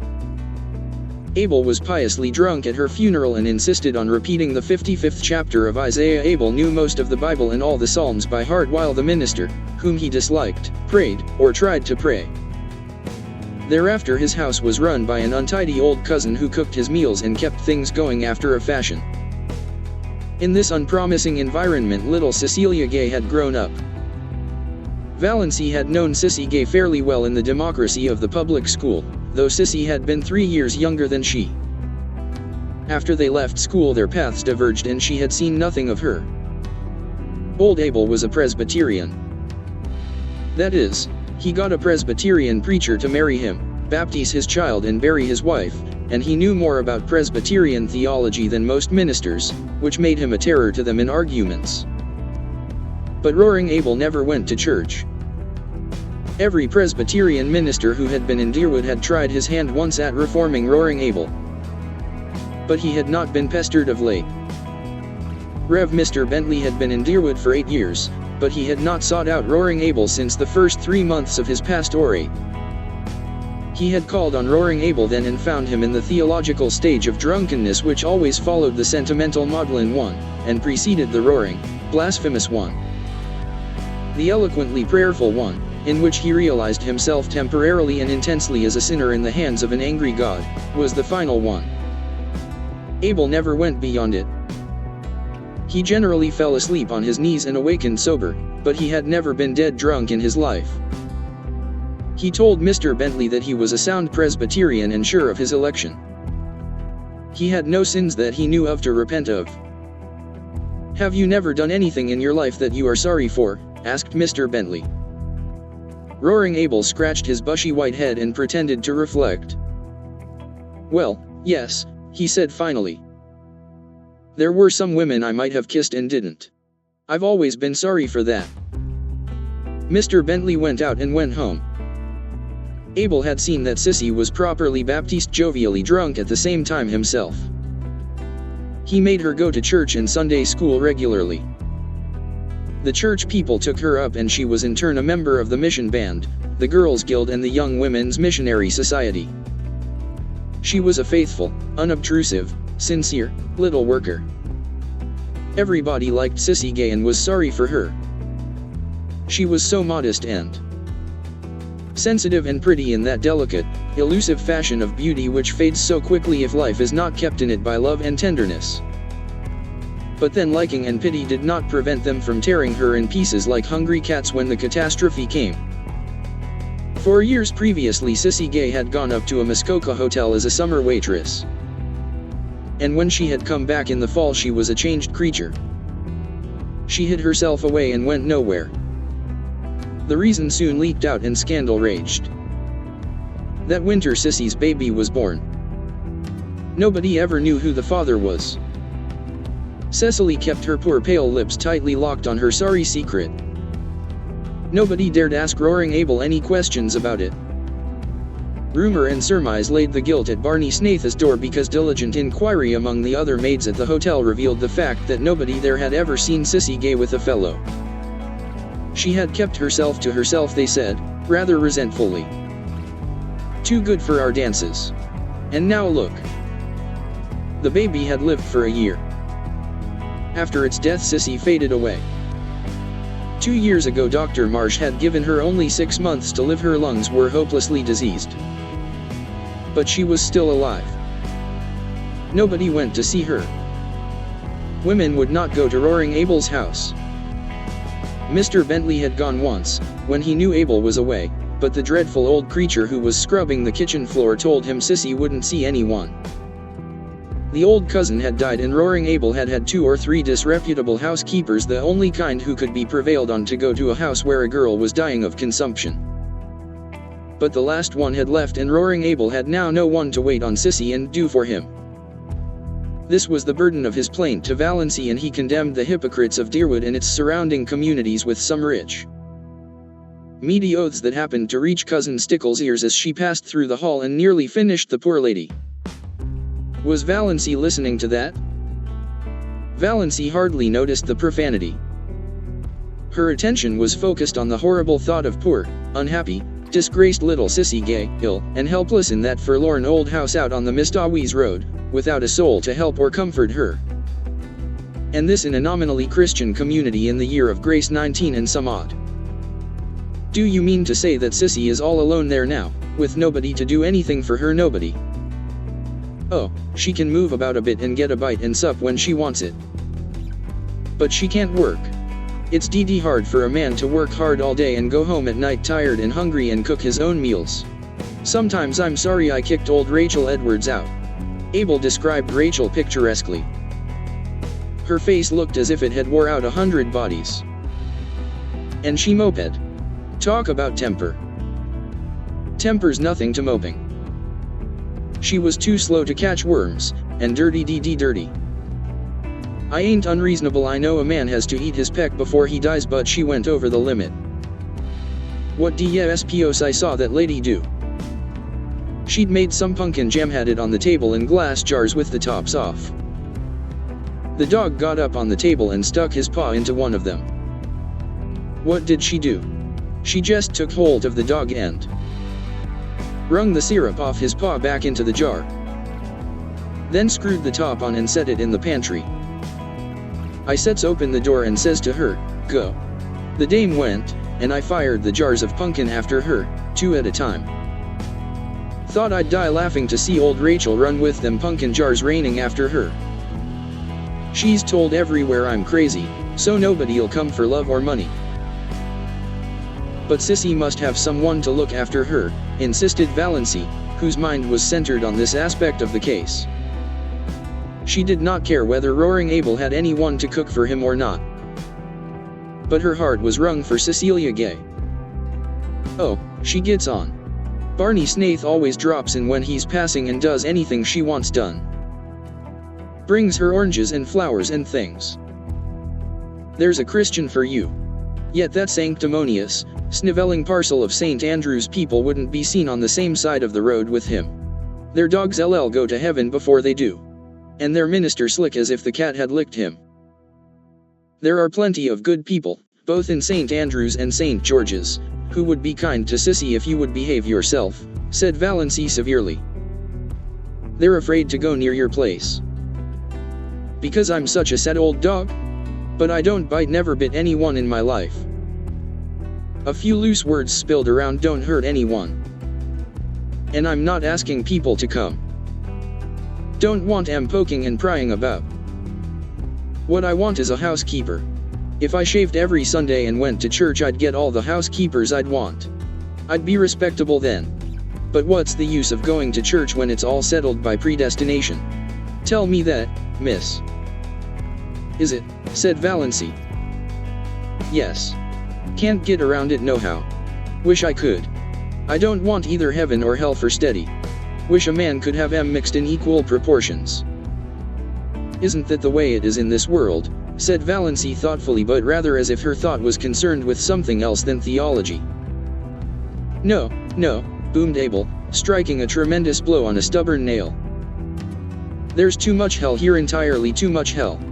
That's why I get drunk so often. It sets you free for a little while, free from yourself, yes, by God, free from predestination. Ever try it?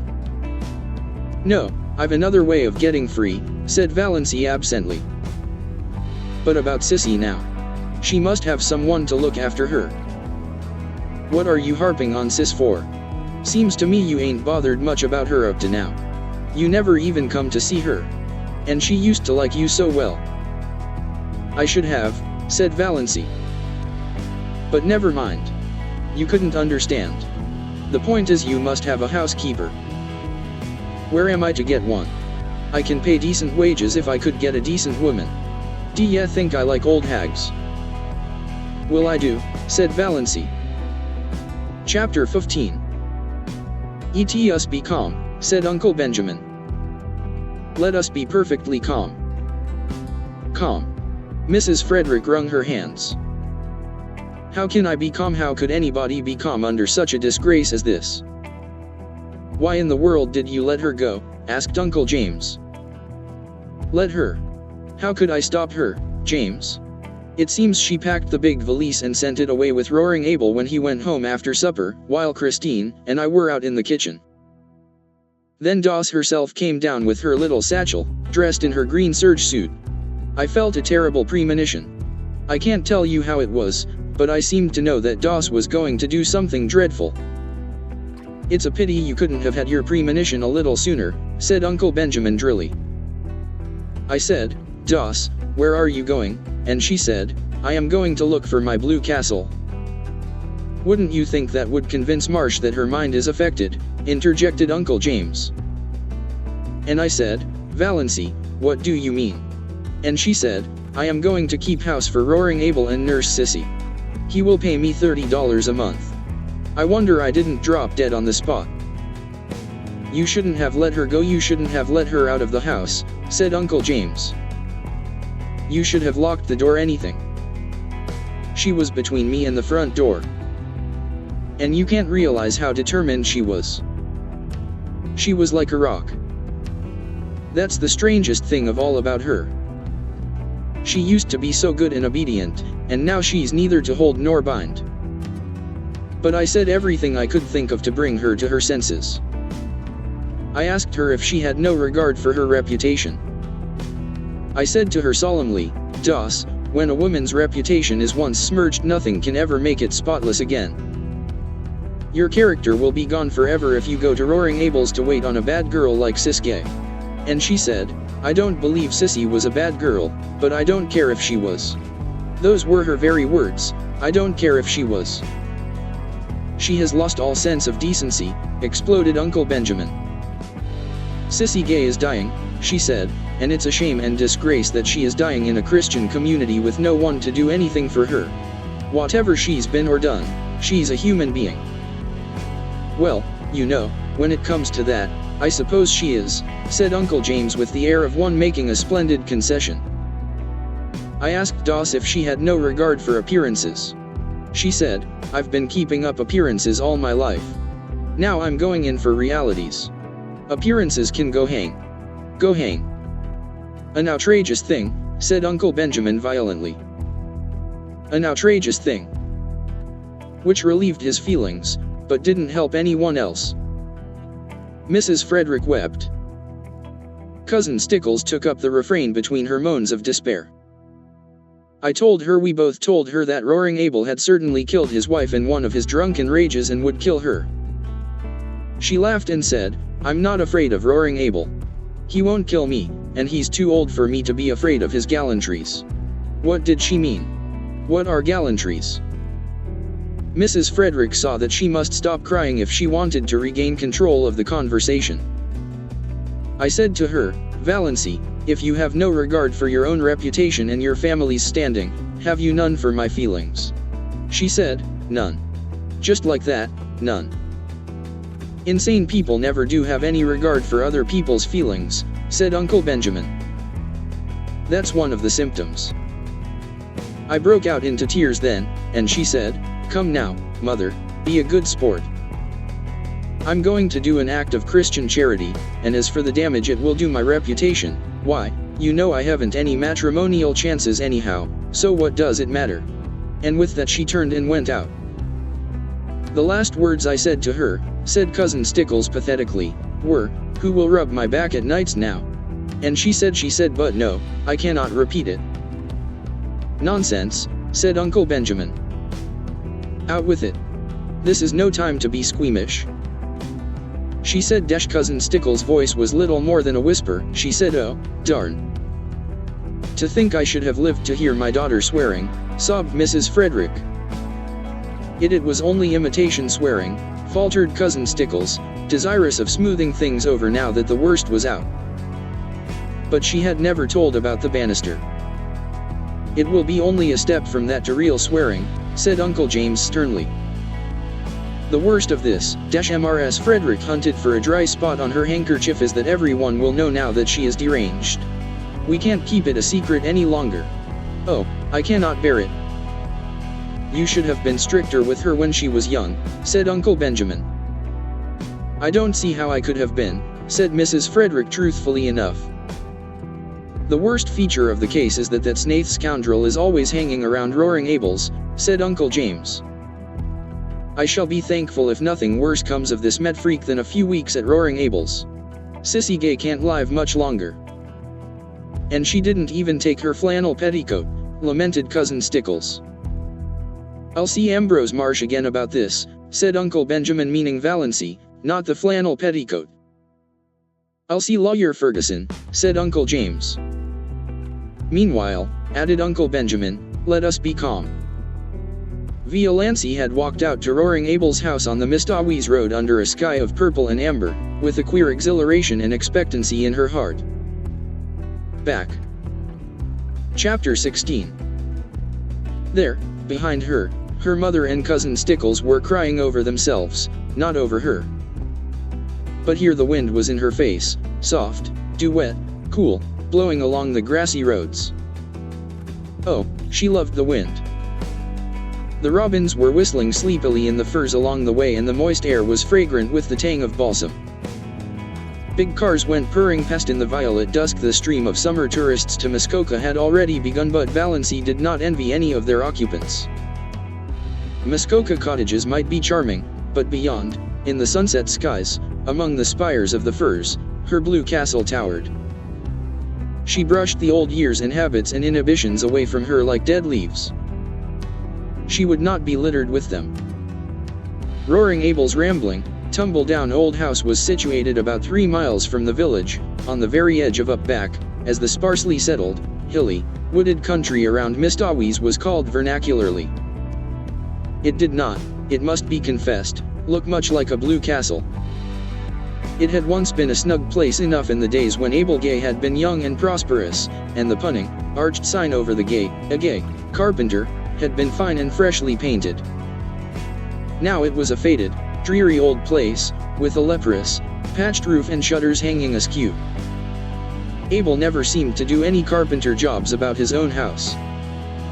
It had a listless air, as if tired of life. There was a dwindling grove of ragged, crone-like old spruces behind it. The garden, which Sissy used to keep neat and pretty, had run wild. On 2 sides of the house were fields full of nothing but mulleins. Behind the house was a long stretch of useless barrens, full of scrub pines and spruces, with here and there a blossoming bit of wild cherry, running back to a belt of timber on the shores of Lake Mistawis, 2 miles away. A rough, rocky, boulder-strewn lane ran through it to the woods, a lane white with pestiferous, beautiful daisies. Roaring Abel met Valancy at the door. "So you've come," he said incredulously. "I never supposed that ruck of Stirlings would let you." Valancy showed all her pointed teeth in a grin. "They couldn't stop me." "I didn't think you'd so much spunk," said Roaring Abel admiringly. "And look at the nice ankles of her," he added, as he stepped aside to let her in. If Cousin Stickles had heard this, she would have been certain that Valancy's doom, earthly and unearthly, was sealed. But Abel's superannuated gallantry did not worry Valancy. Besides, this was the first compliment she had ever received in her life, and she found herself liking it. She sometimes suspected she had nice ankles, but nobody had ever mentioned it before. In the Stirling clan, ankles were among the unmentionables. Roaring Abel took her into the kitchen, where Sissy Gay was lying on the sofa, breathing quickly, with little scarlet spots on her hollow cheeks. Valancy had not seen Cecilia Gay for years. Then she had been such a pretty creature, a slight, blossom-like girl, with soft, golden hair, clear-cut, almost waxen features, and large, beautiful blue eyes. She was shocked at the change in her. Could this be sweet Sissy, this pitiful little thing that looked like a tired, broken flower? She had wept all the beauty out of her eyes, they looked too big, enormous in her wasted face. The last time Valancy had seen Cecilia Gay, those faded, piteous eyes had been limpid, shadowy blue pools aglow with mirth. The contrast was so terrible that Valancy's own eyes filled with tears. She knelt down by Sissy and put her arms about her. "Sissy dear, I've come to look after you. I'll stay with you till as long as you want me." "Oh." Sissy put her thin arms about Valancy's neck. "Oh, will you? It's been so lonely. I can wait on myself, but it's been so lonely. It would just be like heaven to have someone here like you. You were always so sweet to me long ago." Valancy held Sissy close. She was suddenly happy. Here was someone who needed her, someone she could help. She was no longer a superfluity. Old things had passed away, everything had become new.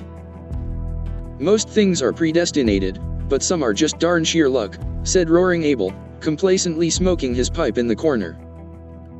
Hen Valancy had lived for a week at Roaring Abel's. She felt as if years had separated her from her old life and all the people she had known in it. They were. Chapter 17. Beginning to seem remote, dream-like, far away, and as the days went on they seemed still more so, until they ceased to matter altogether. She was happy. Nobody ever bothered her with conundrums or insisted on giving her purple pills. Nobody called her DOS or worried her about catching cold. There were no quilts to piece, no abominable rubber plant to water, no ice-cold maternal tantrums to endure. She could be alone whenever she liked, go to bed when she liked, sneeze when she liked. In the long, wondrous northern twilights, when Sissy was asleep and Roaring Abel away, she could sit for hours on the shaky back veranda steps, looking out over the barrens to the hills beyond, covered with their fine, purple bloom, listening to the friendly wind singing wild, sweet melodies in the little spruces, and drinking in the aroma of the sunned grasses, until darkness flowed over the landscape like a cool, welcome wave. Sometimes of an afternoon, when Sissy was strong enough, the two girls went into the barrens and looked at the wood flowers. But they did not pick any. Valancy had read to Sissy the gospel thereof according to John Foster, "It is a pity to gather wood flowers. They lose half their witchery away from the green and the flicker. The way to enjoy wood flowers is to track them down to their remote haunts, gloat over them, and then leave them with backward glances, taking with us only the beguiling memory of their grace and fragrance." Valancy was in the midst of realities after a lifetime of unrealities. And busy, very busy. The house had to be cleaned. Not for nothing had Valancy been brought up in the Stirling habits of neatness and cleanliness. If she found satisfaction in cleaning dirty rooms, she got her fill of it there.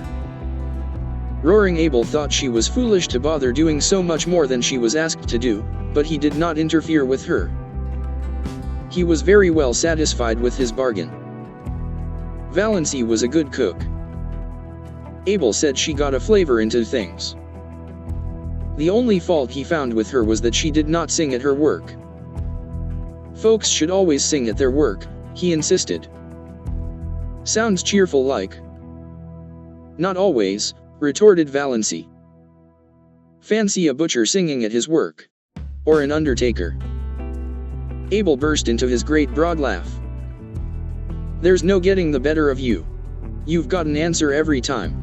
I should think the Stirlings would be glad to be rid of you. They don't like being sassied back. During the day Abel was generally away from home, if not working, then shooting, or fishing with Barney Snaith. He generally came home at nights, always very late and often very drunk. The first night they heard him come howling into the yard, Sissy had told Valancy not to be afraid. Father never does anything, he just makes a noise. Valancy, lying on the sofa in Sissy's room, where she had elected to sleep, lest Sissy should need attention in the night Sissy would never have called her, was not at all afraid, and said so. By the time Abel had got his horses put away, the roaring stage had passed and he was in his room at the end of the hall crying and praying. Valancy could still hear his dismal moans when she went calmly to sleep. For the most part, Abel was a good-natured creature, but occasionally he had a temper. Once Valancy asked him coolly, "What is the use of getting in a rage?" "It's such a DD relief," said Abel.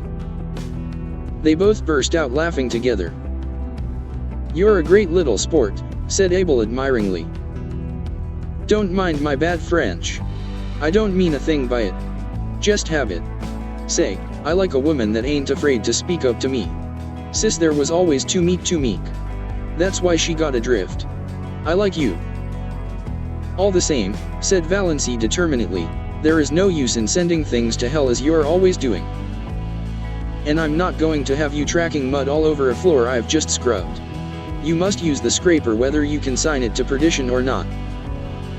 Sissy loved the cleanness and neatness. She had kept it so, too, until her strength failed. She was very pitifully happy because she had Valancy with her. It had been so terrible the long, lonely days and nights with no companionship save those dreadful old women who came to work. Sissy had hated and feared them. She clung to Valancy like a child. There was no doubt that Sissy was dying. Yet at no time did she seem alarmingly ill. She did not even cough a great deal. Most days she was able to get up and dress, sometimes even to work about in the garden or the barrens for an hour or two. For a few weeks after Valancy's coming she seemed so much better that Valancy began to hope she might get well. But Sissy shook her head. "No, I can't get well. My lungs are almost gone. And I don't want to. I'm so tired, Valancy. Only dying can rest me. But it's lovely to have you here. You'll never know how much it means to me. But Valancy, you work too hard. You don't need to. Father only wants his meals cooked. I don't think you are strong yourself. You turn so pale sometimes. And those drops you take. Are you well, dear?" "I'm all right," said Valancy lightly.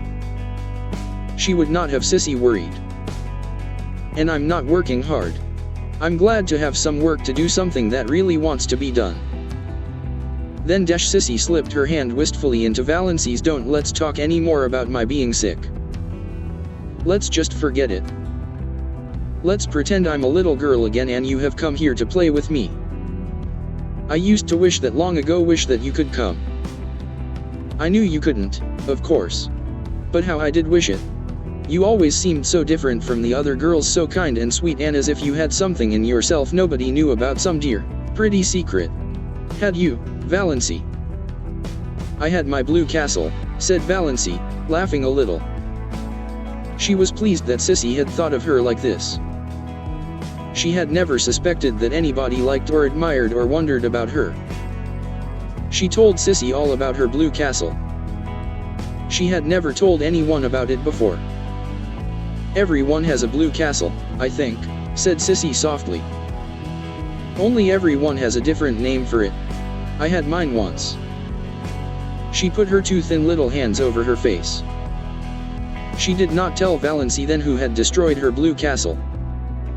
But Valancy knew that, whoever it was not Barney Snaith. Valancy was acquainted with Barney by now, well acquainted, it seemed, though she had spoken to him only a few times. But then she had felt just as well. Chapter 18. Acquainted with him the first time they had met. She had been in the garden at twilight, hunting for a few stalks of white narcissus for Sissy's room, when she heard that terrible old grey Slauson coming down through the woods from Mistautus. One could hear it miles away. Valancy did not look up as it drew near, thumping over the rocks in that crazy lane. She had never looked up, though Barney had gone racketing past every evening since she had been at Roaring Abel's. This time he did not racket past. The old grey Slauson stopped with even more terrible noises than it made going. Valancy was conscious that Barney had sprung from it and was leaning over the ramshackle gate. She suddenly straightened up and looked into his face. Their eyes met. Valancy was suddenly conscious of a delicious weakness. Was one of her heart attacks coming on? But this was a new symptom. His eyes, which she had always thought brown, now seen close, were deep violet, translucent and intense. Neither of his eyebrows looked like the other. He was thin, too thin. She wished she could feed him up a bit. She wished she could sew the buttons on his coat and make him cut his hair and shave every day. There was something in his face, one hardly knew what it was. Tiredness? Sadness? Disillusionment? He had dimples in his thin cheeks when he smiled. All these thoughts flashed through Valancy's mind in that one moment while his eyes looked into hers. "Good evening, Miss Stirling." Nothing could be more commonplace and conventional. Anyone might have said it. But Barney Snaith had a way of saying things that gave them poignancy. When he said good evening, you felt that it was a good evening and that it was partly his doing that it was. Also, you felt that some of the credit was yours. Valancy felt all this vaguely, but she couldn't imagine why she was trembling from head to foot. It must be her heart. If only he didn't notice it. "I'm going over to the port," Barney was saying. "Can I acquire merit by getting or doing anything there for you or Sissy?" "Will you get some salt codfish for us?" said Valancy. It was the only thing she could think of. Roaring Abel had expressed a desire that day for a dinner of boiled salt. Codfish. When her knights came riding to the Blue Castle, Valancy had sent them on many a quest, but she had never asked any of them to get her salt codfish. "Certainly. You're sure there's nothing else?" "Lots of room in Lady Jane Grace Lawson. And she always gets back sometime, does Lady Jane." "I don't think there's anything more," said Valancy. She knew he would bring oranges for Sissy anyhow, he always did. Barney did not turn away at once. He was silent for a little. Then he said, slowly and whimsically, "Miss Stirling, you're a brick. You're a whole cartload of bricks. To come here and look after Sissy under the circumstances." "There's nothing so bricky about that," said Valancy. "I'd nothing else to do. And I like it here. I don't feel as if I'd done anything specially meritorious. Mr. Gay is paying me fair wages. I never earned any money before and I like it." It seemed so easy to talk to Barney Snaith, some way this terrible Barney Snaith of the lurid tales and mysterious past, as easy and natural as if talking to herself. "All the money in the world couldn't buy what you're doing for Sissy Gay," said Barney. "It's splendid and fine of you. And if there's anything I can do to help you in any way, you have only to let me know. If Roaring Abel ever tries to annoy you." "He doesn't. He's lovely to me. I like Roaring Abel," said Valancy frankly. "So do I. But there's one stage of his drunkenness, perhaps you haven't encountered it yet, when he sings ribald songs." "Oh, yes. He came home last night like that. Sissy and I just went to our room and shut ourselves in where we couldn't hear him. He apologized this morning. I'm not afraid of any of Roaring Abel's stages." "Well, I'm sure he'll be decent to you, apart from his inebriated yowls," said Barney. "And I've told him he's got to stop damning things when you're around." "Why?" asked Valancy slyly, with one of her odd, slanted glances and a sudden flake of pink on each cheek, born of the thought that Barney Snaith had actually done so much for her. "I often feel like damning things myself."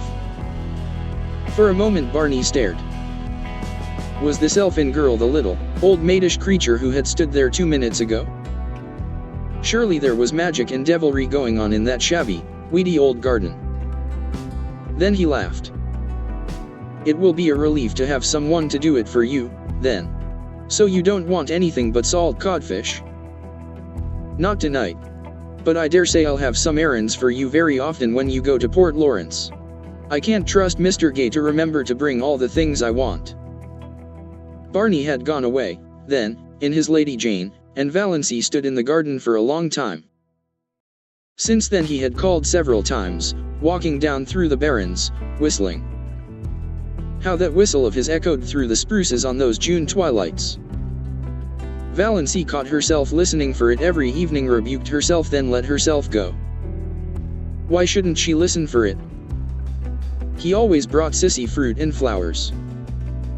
Once he brought Valancy a box of candy, the first box of candy she had ever been given. It seemed sacrilege to eat it. She found herself thinking of him in season and out of season.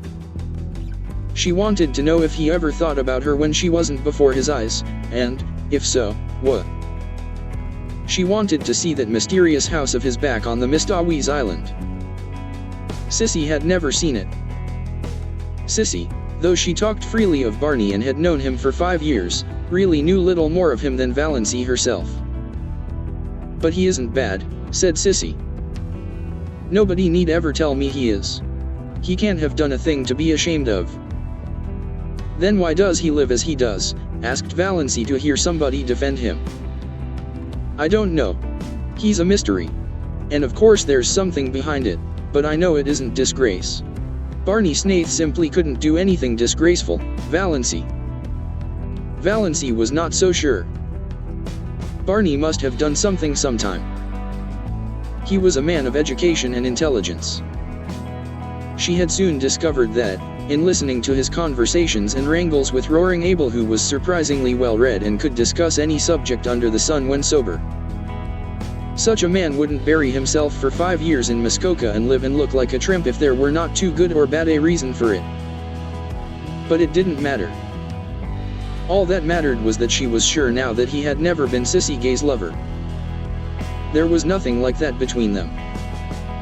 Though he was very fond of Sissy and she of him, as anyone could see. But it was a fondness that didn't worry Valancy. "You don't know what Barney has been to me these past 2 years, Sissy had said simply. "Everything would have been unbearable without him. Sissy Gay is the sweetest girl I ever knew, and there's a man somewhere I'd like to shoot if I could find him," Barney had said savagely.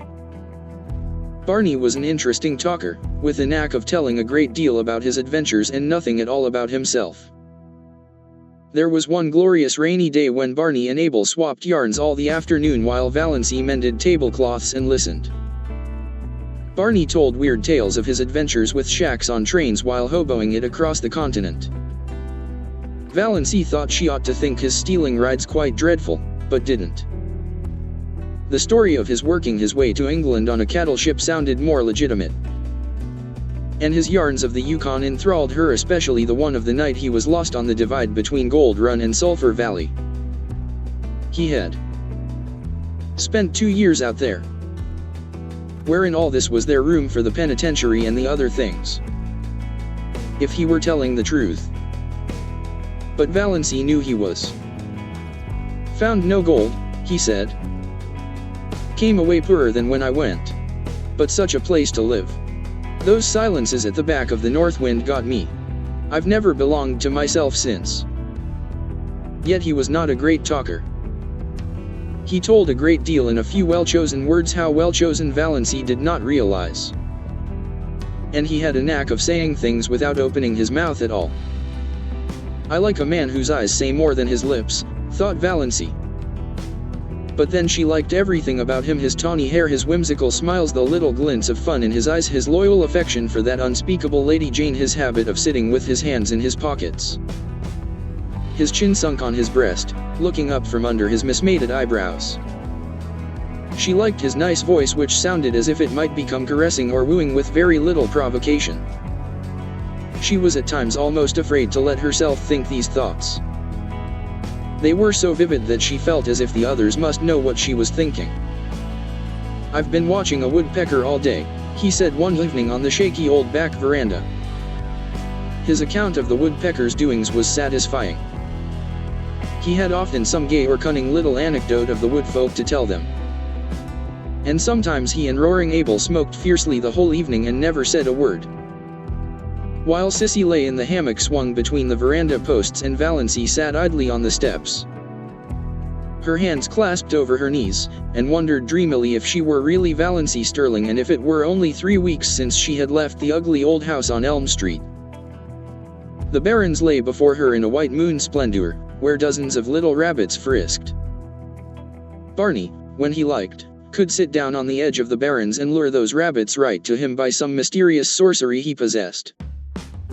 Valancy had once seen a squirrel leap from a scrub pine to his shoulder and sit there chattering to him. It reminded her of John Foster. It was one of the delights of Valancy's new life that she could read John Foster's books as often and as long as she liked. She could read them in bed if she wanted to. She read them all to Sissy, who loved them. She also tried to read them to Abel and Barney, who did not love them. Abel was bored and Barney politely refused to listen at all. "Piffle," said Barney. Oh, of course, the Stirlings had not left the poor maniac alone all this time or refrained from heroic efforts to rescue her perishing soul and reputation. Uncle James, whose lawyer, Chapter 19, had helped him as little as his doctor, came one day and, finding Valancy alone in the kitchen, as he supposed, gave her a terrible talking to, told her she was breaking her mother's heart and disgracing her family. "But why?" said Valancy, not ceasing to scour her porridge pot decently. "I'm doing honest work for honest pay. What is there in that is disgraceful?" "Don't quibble, Valancy," said Uncle James solemnly. "This is no fit place for you to be, and you know it. Why, I'm told that jailbird, Snaith, is hanging around here every evening." "Evening," said Valancy reflectively. "No, not quite every evening." It's insufferable," said Uncle James violently. "Valancy, you must come home. We won't judge you harshly. I assure you we won't. We will overlook all this." "Thank you," said Valancy. "Have you no sense of shame?" demanded Uncle James. "Oh, yes. But the things I am ashamed of are not the things you are ashamed of." Valancy proceeded to rinse her dishcloth meticulously. Still was Uncle James patient. He gripped the sides of his chair and ground his teeth. "We know your mind isn't just right. We'll make allowances. But you must come home. You shall not stay here with that drunken, blasphemous old scoundrel." "Were you by any chance referring to me, Mr. Stirling?" demanded Roaring Abel, suddenly appearing in the doorway of the back veranda where he had been smoking a peaceful pipe and listening to old Jim Stirling's tirade with huge enjoyment. His red beard fairly bristled with indignation and his huge eyebrows quivered. But cowardice was not among James Stirling's shortcomings. "I was. And, furthermore, I want to tell you that you have acted an iniquitous part in luring this weak and unfortunate girl away from her home and friends, and I will have you punished yet for it." James Stirling got no further. Roaring Abel crossed the kitchen at a bound, caught him by his collar and his trousers, and hurled him through the doorway and over the garden paling with as little apparent effort as he might have employed in whisking a troublesome kitten out of the way. "The next time you come back here," he bellowed, "I'll throw you through the window, and all the better if the window is shut. Coming here, thinking yourself God to put the world to rights." Valancy candidly and unashamedly owned to herself that she had seen few more satisfying sights than Uncle James' coat-tails flying out into the asparagus bed. She had once been afraid of this man's judgment. Now she saw clearly that he was nothing but a rather stupid little village tin god. Roaring Abel turned with his great broad laugh. "He'll think of that for years when he wakes up in the night.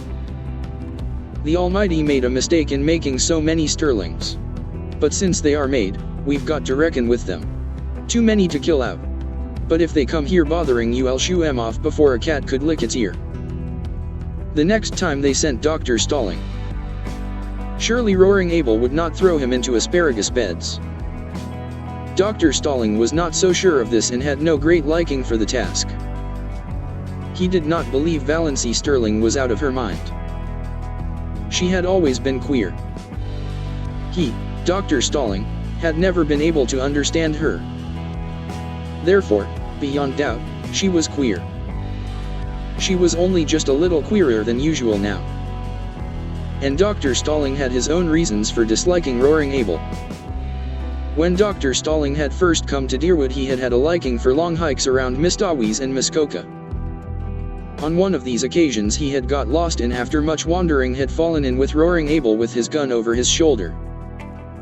Dr. Stirling had contrived to ask his question in about the most idiotic manner possible. He said, "Can you tell me where I'm going?" "How the devil should I know where you're going, Gosling?" retorted Abel contemptuously. Dr. Stirling was so enraged that he could not speak for a moment or two, and in that moment Abel had disappeared in the woods.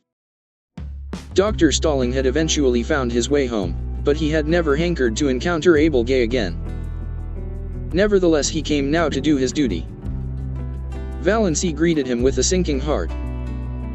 She had to own to herself that she was terribly afraid of Dr. Stirling still. She had a miserable conviction that if he shook his long, bony finger at her and told her to go home, she dared not disobey. "Mr. Gay," said Dr. Stirling politely and condescendingly, "may I see Miss Stirling alone for a few minutes?"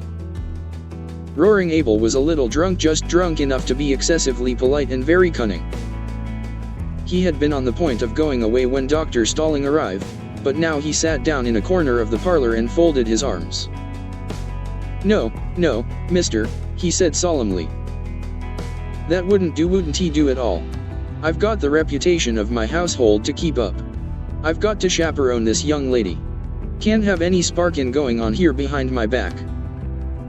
Outraged Dr. Stirling looked so terrible that Valancy wondered how Abel could endure his aspect. But Abel was not worried at all. "Do ya know anything about it, anyway?" he asked genially. "About what?" "Sparking," said Abel coolly. Poor Dr. Stirling, who had never married because he believed in a celibate clergy, would not notice this ribald remark. He turned his back on Abel and addressed himself to Valancy. "Miss Stirling, I am here in response to your mother's wishes. She begged me to come. I am charged with some messages from her. Will you," he wagged his forefinger, "will you hear them?" "Yes," said Valancy faintly, eyeing the forefinger. It had a hypnotic effect on her.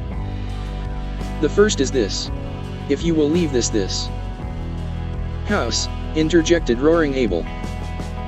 "House troubled with an impediment in your speech, ain't you, mister? Dash this place and return to your home. Mr. James Stirling will himself pay for a good nurse to come here and wait on Miss Gay." Back of her terror, Valancy smiled in secret. Uncle James must indeed regard the matter as desperate when he would loosen his purse strings like that. At any rate, her clan no longer despised her or ignored her. She had become important to them. "That's my business, mister," said Abel. "Miss Stirling can go if she pleases, or stay if she pleases. I made a fair bargain with her, and she's free to conclude it when she likes. She gives me meals that stick to my ribs. She don't forget to put salt in the porridge. She never slams doors, and when she has nothing to say she don't talk. That's uncanny in a woman, you know, mister. I'm satisfied. If she isn't, she's free to go. But no woman comes here in Jim Stirling's pay. If anyone does, Abel's voice was uncannily bland and polite. I'll spatter the road with her brains. Tell him that with a gay's compliments." "Dr. Stirling, a nurse is not what Sissy needs," said Valancy earnestly. "She isn't so ill as that, yet. What she wants is companionship, somebody she knows and likes just to live with her. You can understand that, I'm sure." "I understand that your motive is quite commendable." Dr. Stirling felt that he was very broad-minded indeed, especially as in his secret soul he did not believe Valancy's motive was commendable. He hadn't the least idea what she was up to, but he was sure her motive was not commendable. When he could not understand a thing, he straightway condemned it. Simplicity itself. "But your first duty is to your mother. She needs you. She implores you to come home. She will forgive everything if you will only come home." "That's a pretty little thought," remarked Abel meditatively, as he ground some tobacco up in his hand. Dr. Stirling ignored him. "She entreats, but I, Miss Stirling, Dr. Stirling remembered that he was an ambassador of Jehovah. I command. As your pastor and spiritual guide, I command you to come home with me this very day. Get your hat and coat and come now." Dr. Stirling shook his finger at Valancy. Before that pitiless finger she drooped and wilted visibly. "She's giving in," thought Roaring Abel. "She'll go with him. Beats all, the power these preacher fellows have over women." Valancy was on the point of obeying Dr. Stirling. She must go home with him and give up. She would lapse back to Doss Stirling again and for her few remaining days or weeks be the cowed, feudal creature she had always been. It was her fate typified by that relentless, uplifted forefinger. She could no more escape from it than roaring Abel from his predestination. She eyed it as the fascinated bird eyes the snake. Another moment. Fear is the original sin, suddenly said a still, small voice away back of Valancy's consciousness. Almost all the evil in the world has its origin in the fact that someone is afraid of something. Valancy stood up. She was still in the clutches of fear, but her soul was her own again. She would not be false to that inner voice. Dr. Stirling, she said slowly, I do not at present owe any duty to my mother. She is quite well, she has all the assistance and companionship she requires, she does not need me at all. I am needed here. I am going to stay here. There's spunk for you, said roaring Abel admiringly. Dr. Stirling dropped his forefinger. One could not keep on shaking a finger forever. Miss Stirling, is there nothing that can influence you? Do you remember your childhood days? Perfectly. And hate them. Do you realize what people will say? What they are saying? I can imagine it, said Valancy, with a shrug of her shoulders. She was suddenly free of fear again. I haven't listened to the gossip of Deerwood tea parties and sewing circles 20 years for nothing. But, Dr. Stirling, it doesn't matter in the least to me what they say, not in the least. Dr. Stirling went away then. A girl who cared nothing for public opinion. Over whom sacred family ties had no restraining influence. Who hated her childhood memories. Then Cousin Georgiana came on her own initiative, for nobody would have thought it worthwhile to send her. She found Valancy alone, weeding the little vegetable garden she had planted, and she made all the platitudinous pleas she could think of. Valancy heard her patiently. Cousin Georgiana wasn't such a bad old soul. Then she said, and now that you have got all that out of your system, Cousin Georgiana, can you tell me how to make creamed codfish so that it will not be as thick as porridge and as salt as the Dead Sea? We'll just have to wait, said Uncle Benjamin. After all, Sissy Gay can't live long. Dr. Marsh tells me she may drop off any day. Mrs. Frederick wept. It would really have been so much easier to bear if Valancy had died. She could have worn mourning then. Hen Abel Gay paid Valancy her first month's wages, which he did promptly, in bills reeking with the odor of tobacco and whiskey. Valancy went into Chapter XX. Deerwood and spent every cent of it. She got a pretty green crepe dress with a girdle of crimson beads, at a bargain sale, a pair of silk stockings, to match, and a little crinkled green hat with a crimson rose in it. She even bought a foolish little beribboned and belaced nightgown. She passed the house on Elm Street twice. Valancy never even thought about it as home but saw no one. No doubt her mother was sitting in the room this lovely June evening playing solitaire and cheating. Valancy knew that Mrs. Frederick always cheated. She never lost a game. Most of the people Valancy met looked at her seriously and passed her with a cool nod. Nobody stopped to speak to her. Valancy put on her green dress when she got home. Then she took it off again. She felt so miserably undressed in its low neck and short sleeves. And that low, crimson girdle around the hips seemed positively indecent. She hung it up in the closet, feeling flatly that she had wasted her money. She would never have the courage to wear that dress. John Foster's arraignment of fear had no power to stiffen her against this. In this one thing habit and custom were still all-powerful. Yet she sighed as she went down to meet Barney Snaith in her old snuff brown silk. That green thing had been very becoming. She had seen so much in her one ashamed glance. Above it her eyes had looked like odd brown jewels, and the girdle had given her flat figure an entirely different appearance. She wished she could have left it on. But there were some things John Foster did not know. Every Sunday evening Valancy went to the little Free Methodist church in a valley on the edge of a spireless little gray building among the pines. with a few sunken graves and mossy gravestones in the small, paling-encircled, grass-grown square beside it. She liked the minister who preached there. He was so simple and sincere. An old man, who lived in Port Lawrence and came out by the lake in a little disappearing propeller boat to give a free service to the people of the small, stony farms back of the hills, who would otherwise never have heard any gospel message. She liked the simple service and the fervent singing. She liked to sit by the open window and look out into the pine woods. The congregation was always small. The Free Methodists were few in number, poor and generally illiterate. But Valancy loved those Sunday evenings. For the first time in her life she liked going to church. The rumor reached Deerwood that she had turned Free Methodist and sent Mrs. Frederick to bed for a day. But Valancy had not turned anything. She went to the church because she liked it and because in some inexplicable way it did her good. Old Mr. Towers believed exactly what he preached and somehow it made a tremendous difference. Oddly enough, Roaring Abel disapproved of her going to the Hill Church as strongly as Mrs. Frederick herself could have done. He had no use for Free Methodists. He was a Presbyterian. But Valancy went in spite of him. "We'll hear something worse than that about her soon," Uncle Benjamin predicted gloomily. They did.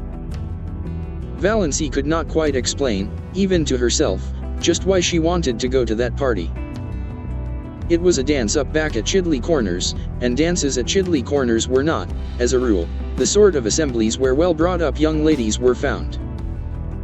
Valancy knew it was coming off, for Roaring Abel had been engaged as one of the fiddlers. But the idea of going had never occurred to her until Roaring Abel himself broached it at supper.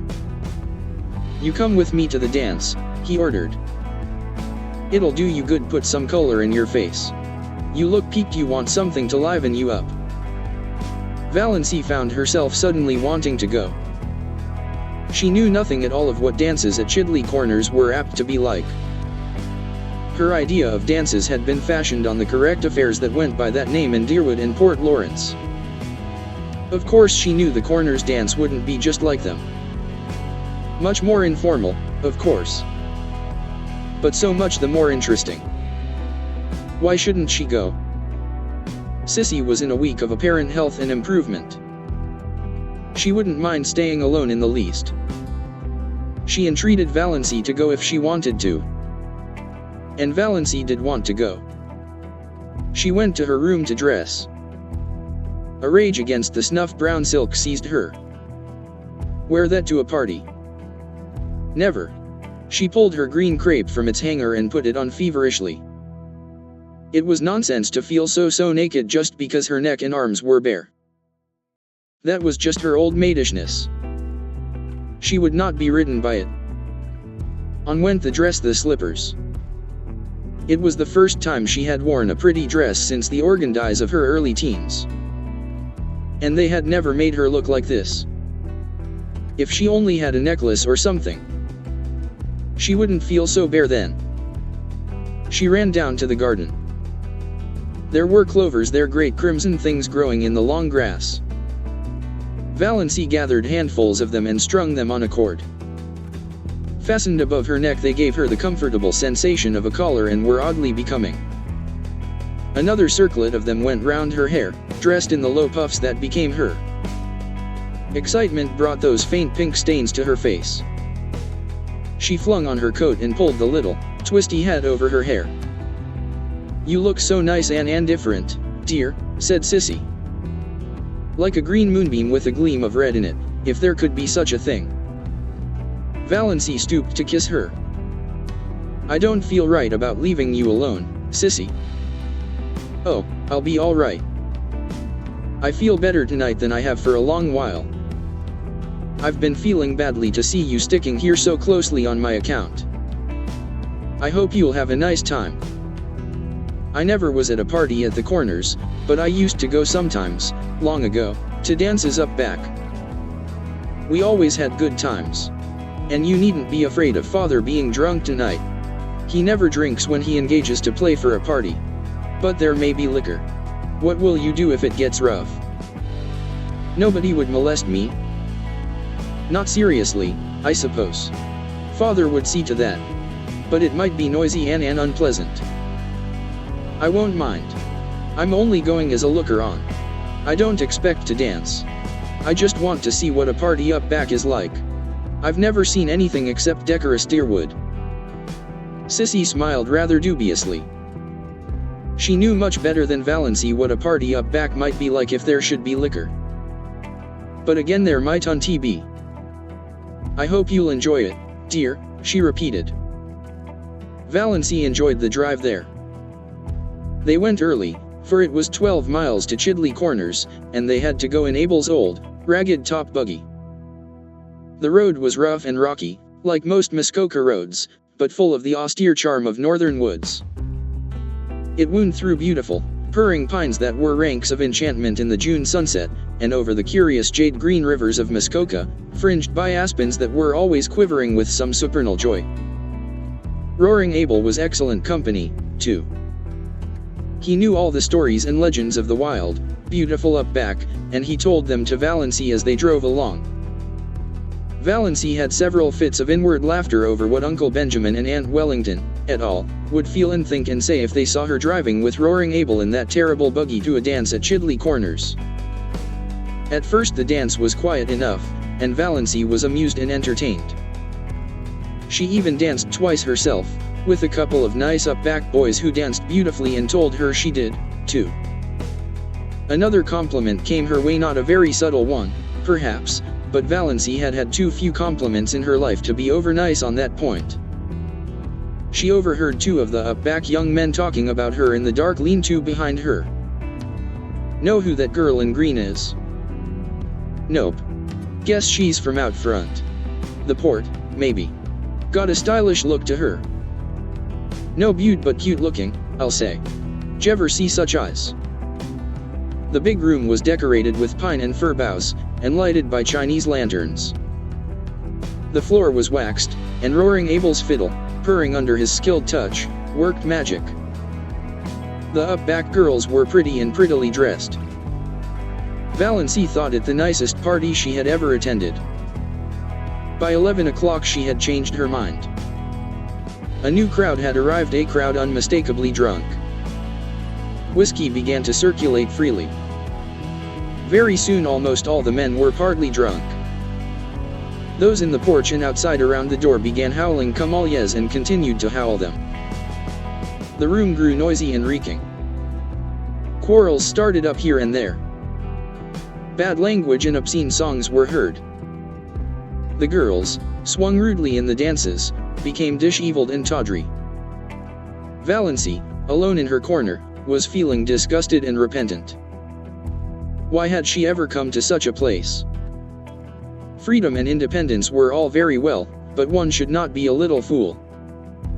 She might have known what it would be like. She might have taken warning from Sissy's guarded sentences. Her head was aching. She was sick of the whole thing. But what could she do?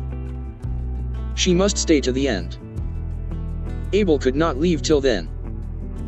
And that would probably be not till 3 or 4 in the morning. The new influx of boys had left the girls far in the minority and partners were scarce.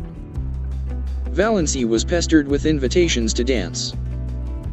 She refused them all shortly, and some of her refusals were not well taken. There were muttered oaths and sullen looks. Across the room she saw a group of the strangers talking together and glancing meaningly at her. What were they plotting? It was at this moment that she saw Barney Snaith looking in over the heads of the crowd at the doorway. Valancy had two distinct convictions. One was that she was quite safe now, the other was that this was why she had wanted to come to the dance. It had been such an absurd hope that she had not recognized it before, but now she knew she had come because of the possibility that Barney might be there, too. She thought that perhaps she ought to be ashamed for this, but she wasn't. After her feeling of relief, her next feeling was one of annoyance with Barney for coming there unshaved. Surely he might have enough self-respect to groom himself up decently when he went to a party. There he was, bareheaded, bristly-chinned, in his old trousers and his blue homespun shirt. Not even a coat.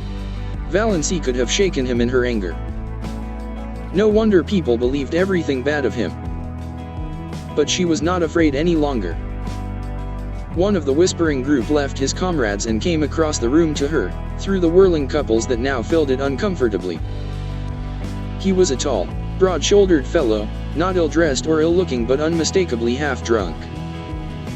He asked Valancy to dance.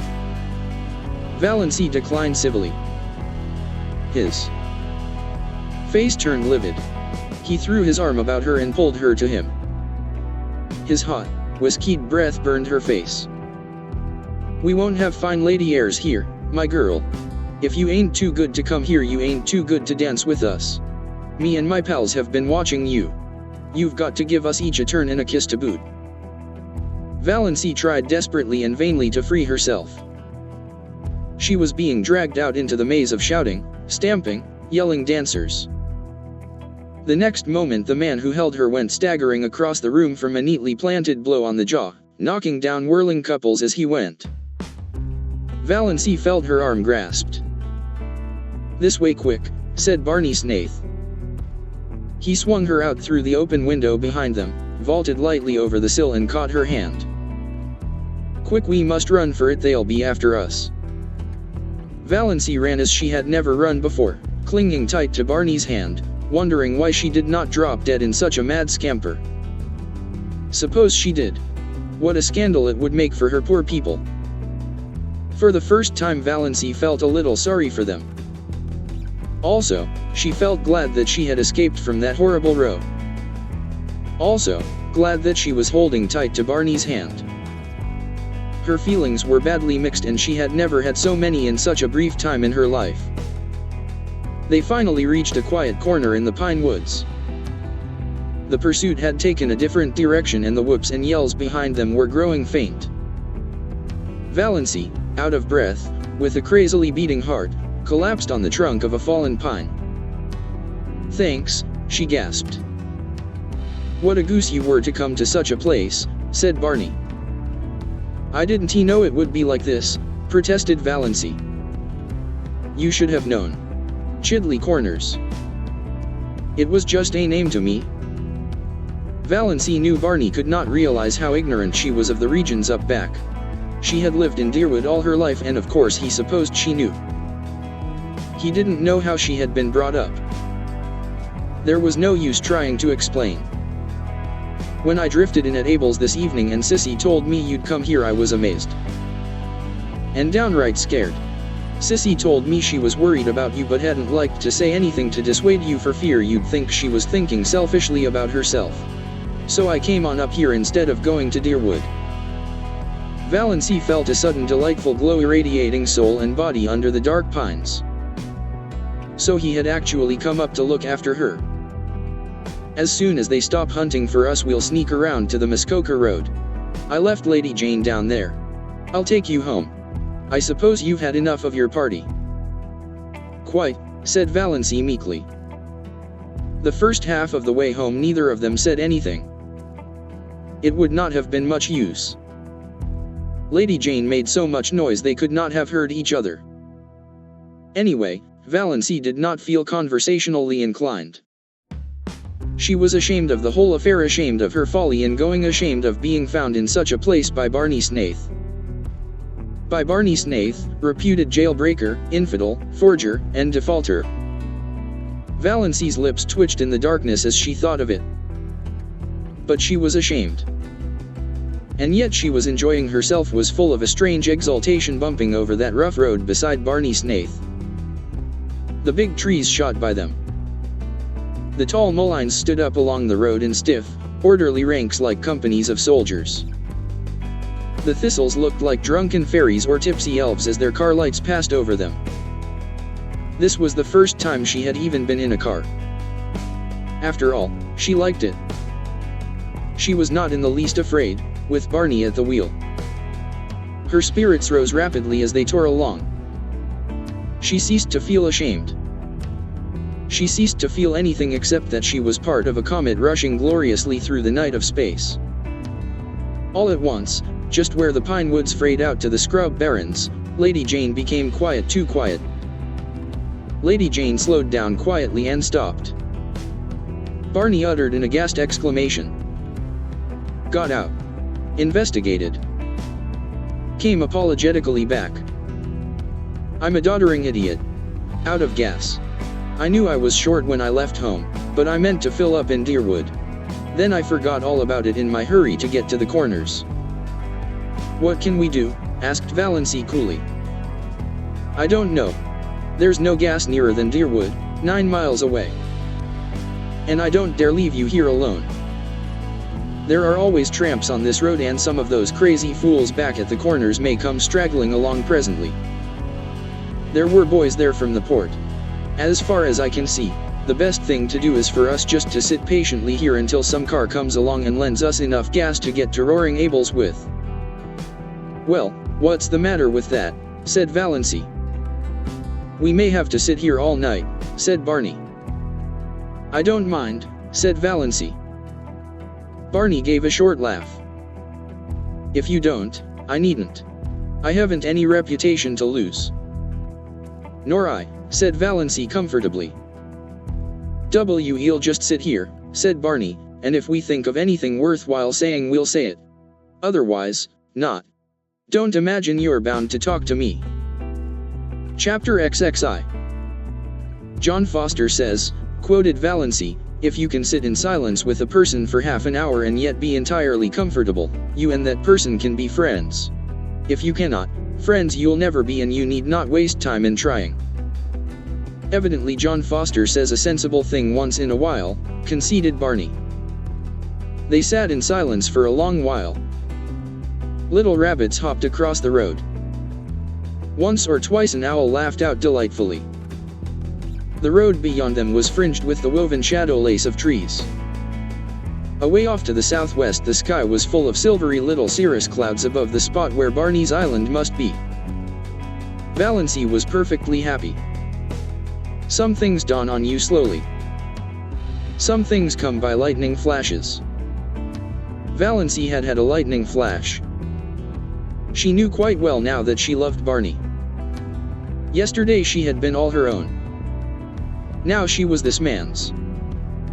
Yet he had done nothing, said nothing. He had not even looked at her as a woman. But that didn't matter. Nor did it matter what he was or what he had done. She loved him without any reservations. Everything in her went out wholly to him. She had no wish to stifle or disown her love. She seemed to be his so absolutely that thought apart from him, thought in which he did not predominate, was an impossibility. She had realized, quite simply and fully, that she loved him, in the moment when he was leaning on the car door, explaining that Lady Jane had no gas. She had looked deep into his eyes in the moonlight and had known. In just that infinitesimal space of time everything was changed. Old things passed away and all things became new. She was no longer unimportant, little, old maid Valancy Stirling. She was a woman, full of love and therefore rich and significant, justified to herself. Life was no longer empty and futile, and death could cheat her of nothing. Love had cast out her last fear. Love. What a searing, torturing, intolerably sweet thing it was, this possession of body, soul, and mind. With something at its core as fine and remote and purely spiritual as the tiny blue spark in the heart of the unbreakable diamond. No dream had ever been like this. She was no longer solitary.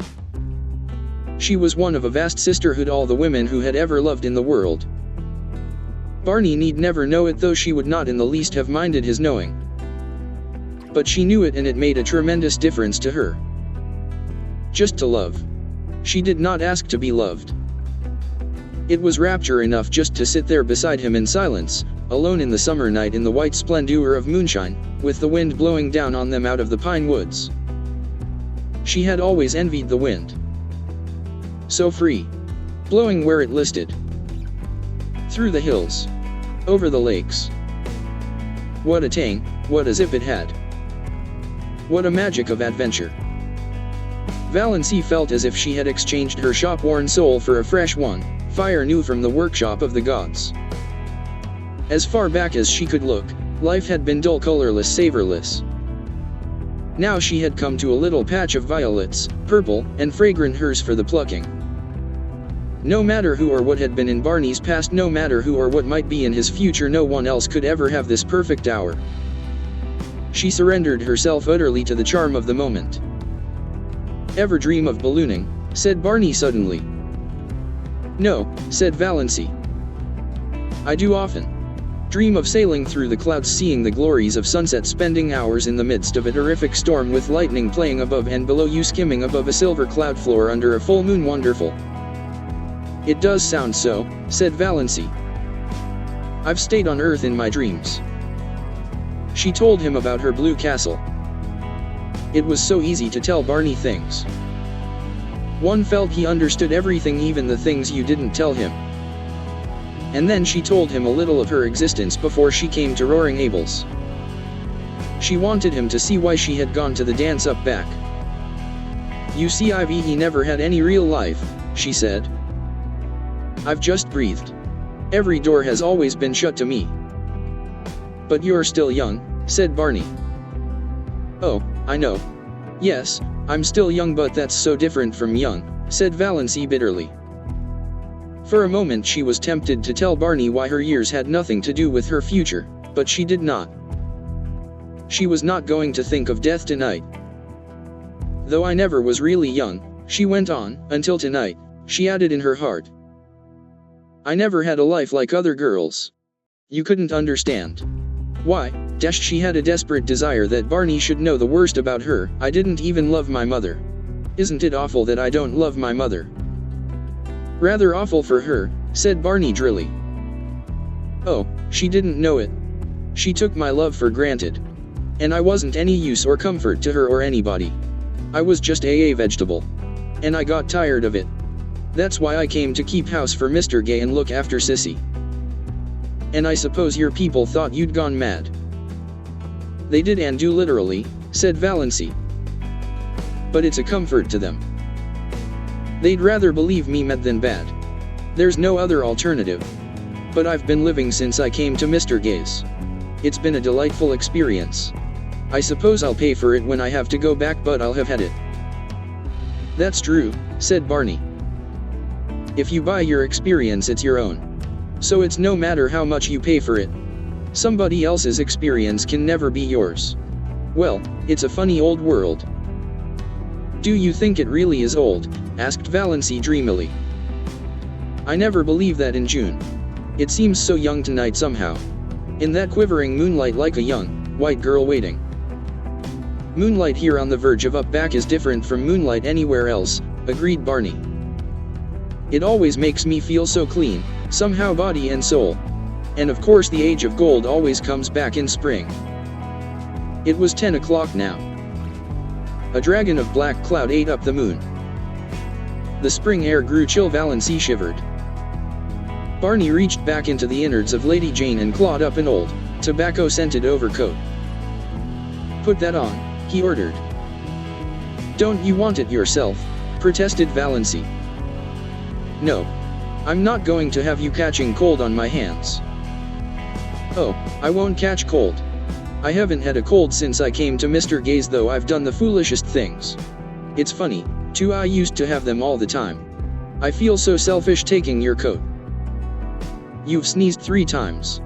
No use winding up your experience up back with grip or pneumonia." He pulled it up tight about her throat and buttoned it on her. Valancy submitted with secret delight. How nice it was to have someone look after you so. She snuggled down into the tobacco-y folds and wished the night could last forever. 10 minutes later a car swooped down on them from up back. Barney sprang from Lady Jane and waved his hand. The car came to a stop beside them. Valancy saw Uncle Wellington and Olive gazing at her in horror from it. So Uncle Wellington had got a car. And he must have been spending the evening up at Miss Dawes with Cousin Herbert. Valancy almost laughed aloud at the expression on his face as he recognized her. The pompous, bewhiskered old humbug. "Can you let me have enough gas to take me to Deerwood?" Barney was asking politely. But Uncle Wellington was not attending to him. "Valancy, "How came you here?" he said sternly. "By chance or God's grace," said Valancy. "With this jailbird at 10 o'clock at night," said Uncle Wellington. Valancy turned to Barney. The moon had escaped from its dragon, and in its light her eyes were full of deviltry. "Are you a jailbird?" "Does it matter?" said Barney, gleams of fun in his eyes. "Not to me. I only asked out of curiosity," continued Valancy. "Then I won't tell you. I never satisfy curiosity." He turned to Uncle Wellington and his voice changed subtly. "Mr. Stirling, I asked you if you could let me have some gas. If you can, well and good. If not, we are only delaying you unnecessarily." Uncle Wellington was in a horrible dilemma. To give gas to this shameless pair, but not to give it to them. To go away and leave them there in the Mistawis woods until daylight, likely. It was better to give it to them and let them get out of sight before anyone else saw them. "Got anything to get gas in?" he grunted surlily. Barney produced a 2-gallon measure from Lady Jane. The two men went to the rear of the Stirling car and began manipulating the tap. Valancy stole sly glances at Olive over the collar of Barney's coat. Olive was sitting grimly staring straight ahead with an outraged expression. She did not mean to take any notice of Valancy. Olive had her own secret reasons for feeling outraged. Cecil had been in Deerwood lately and of course had heard all about Valancy. He agreed that her mind was deranged and was exceedingly anxious to find out whence the derangement had been inherited. It was a serious thing to have in the family, a very serious thing. One had to think of one's descendants. "She got it from the Wansbarris," said Olive positively. "There's nothing like that in the Stirlings, nothing." "I hope not, I certainly hope not," Cecil had responded dubiously. "But then to go out as a servant for that is what it practically amounts to. Your cousin." Poor Olive felt the implication. The Port Lawrence Prices were not accustomed to ally themselves with families whose members worked out. Valancy could not resist temptation. She leaned forward. "Olive, does it hurt?" Olive bit stiffly. "Does what hurt?" "Looking like that." For a moment Olive resolved she would take no further notice of Valancy. Then duty came uppermost. She must not miss the opportunity. "Doss," she implored, leaning forward also, "won't you come home tonight?" Valancy yawned. "You sound like a revival meeting," she said. "You really do. If you will come back, all will be forgiven." "Yes," said Olive eagerly. "Wouldn't it be splendid if she could induce the prodigal daughter to return? We'll never cast it up to you. Doss, there are nights when I cannot sleep for thinking of you." "And me having the time of my life," said Valancy, laughing. "Doss, I can't believe you're bad. I've always said you couldn't be bad." "I don't believe I can be," said Valancy. "I'm afraid I'm hopelessly proper. I've been sitting here for 3 hours with Barney Snaith and he hasn't even tried to kiss me. I wouldn't have minded if he had, Olive." Valancy was still leaning forward. Her little hat with its crimson rose was tilted down over one eye. Olive stared. In the moonlight Valancy's eyes, Valancy's smile, what had happened to Valancy? She looked not pretty, Doss couldn't be pretty, but provocative, fascinating, yes, abominably so. Olive drew back. It was beneath her dignity to say more. After all, Valancy must be both mad and bad. "Thanks, that's enough," said Barney behind the car. "Much obliged, Mr. Stirling. 2 gallons 70 cents. Thank you." Uncle Wellington climbed foolishly and feebly into his car. He wanted to give Snaith a piece of his mind, but dared not. Who knew what the creature might do if provoked? No doubt he carried firearms. Uncle Wellington looked indecisively at Valancy. But Valancy had turned her back on him and was watching Barney pour the gas into Lady Jane's maw. "Drive on," said Olive decisively. There's no use in waiting here. Let me tell you what she said to me. The little hussy. The shameless little hussy, said Uncle Wellington. The next thing the Stirlings heard was that Valancy had been seen with Barney Snaith in a movie theater in Port Lawrence and after it at supper in a Chinese restaurant. Chapter XXII. There. This was quite true, and no one was more surprised at it than Valancy herself. Barney had come along in Lady Jane one dim twilight and told Valancy unceremoniously if she wanted a drive to hop in. I'm going to the port. Will you go there with me? His eyes were teasing and there was a bit of defiance in his voice. Valancy, who did not conceal from herself that she would have gone anywhere with him to any place, hopped in without more ado. They tore into and through Deerwood. Mrs. Frederick and Cousin Stickles, taking a little air on the veranda, saw them whirl by in a cloud of dust and sought comfort in each other's eyes. Valancy, who in some dim pre-existence had been afraid of a car, was hatless and her hair was blowing wildly round her face. She would certainly come down with bronchitis and die at Roaring Abel's. She wore a low-necked dress and her arms were bare. That Snaith creature was in his shirt sleeves, smoking a pipe. They were going at the rate of 40 miles an hour 60, Cousin Stickles averred. Lady Jane could hit the pike when she wanted to. Valancy waved her hand gaily to her relatives. As for Mrs. Frederick, she was wishing she knew how to go into hysterics. Was it for this, she demanded in hollow tones, that I suffered the pangs of motherhood? I will not believe, said Cousin Stickles solemnly, that our prayers will not yet be answered. Who will protect that unfortunate girl when I am gone, moaned Mrs. Frederick. As for Valancy, she was wondering if it could really be only a few weeks since she had sat there with them on that veranda. Hating the rubber plant. Pestered with teasing questions like black flies. Always thinking of appearances. Cowed because of Aunt Wellington's teaspoons and Uncle Benjamin's money. Poverty-stricken. Afraid of everybody. Envying Olive. A slave to moth-eaten traditions. Nothing to hope for or expect. And now every day was a gay adventure. Lady Jane flew over the 15 miles between Deerwood and the port through the port. The way Barney went past traffic policemen was not holy. The lights were beginning to twinkle out like stars in the clear, lemon-hued twilight air. This was the only time Valancy ever really liked the town, and she was crazy with the delight of speeding. Was it possible she had ever been afraid of a car? She was perfectly happy, riding beside Barney. Not that she deluded herself into thinking it had any significance. She knew quite well that Barney had asked her to go on the impulse of the moment, an impulse born of a feeling of pity for her and her starved little dreams. She was looking tired after a wakeful night with a heart attack, followed by a busy day. She had so little fun. He'd give her an outing for once.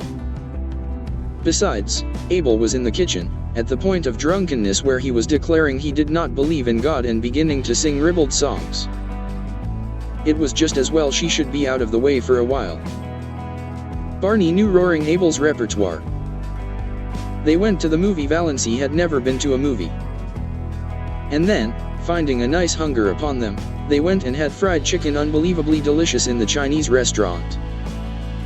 After which they rattled home again, leaving a devastating trail of scandal behind them. Mrs. Frederick gave up going to church altogether. She could not endure her friends' pitying glances and questions. But Cousin Stickles went every Sunday. She said they had been given a cross to bear. Oh, and one of Sissy's wakeful nights, she told Valancy her poor little story. They were sitting by the open window. Sissy could not get her breath lying down that night. Chapter XXIII. Inglorious gibbous moon was hanging over the wooded hills, and in its spectral light Sissy looked frail and lovely and incredibly young. A child. It did not seem possible that she could have lived through all the passion and pain and shame of her story. He was stopping at the hotel across the lake. He used to come over in his canoe at night. We met in the pines down the shore. He was a young college student. His father was a rich man in Toronto. Oh, Valancy, I didn't mean to be bad, I didn't, indeed. But I loved him, so I love him, yet I'll always love him. And I didn't he know some things. I didn't he understand. Then his father came and took him away. And after a little I found out, oh, Valancy dash I was so frightened. I didn't know what to do. I wrote him and he came. He said he would marry me, Valancy. And why, dash, dash. Oh, Valancy, he didn't love me anymore. I saw that at a glance.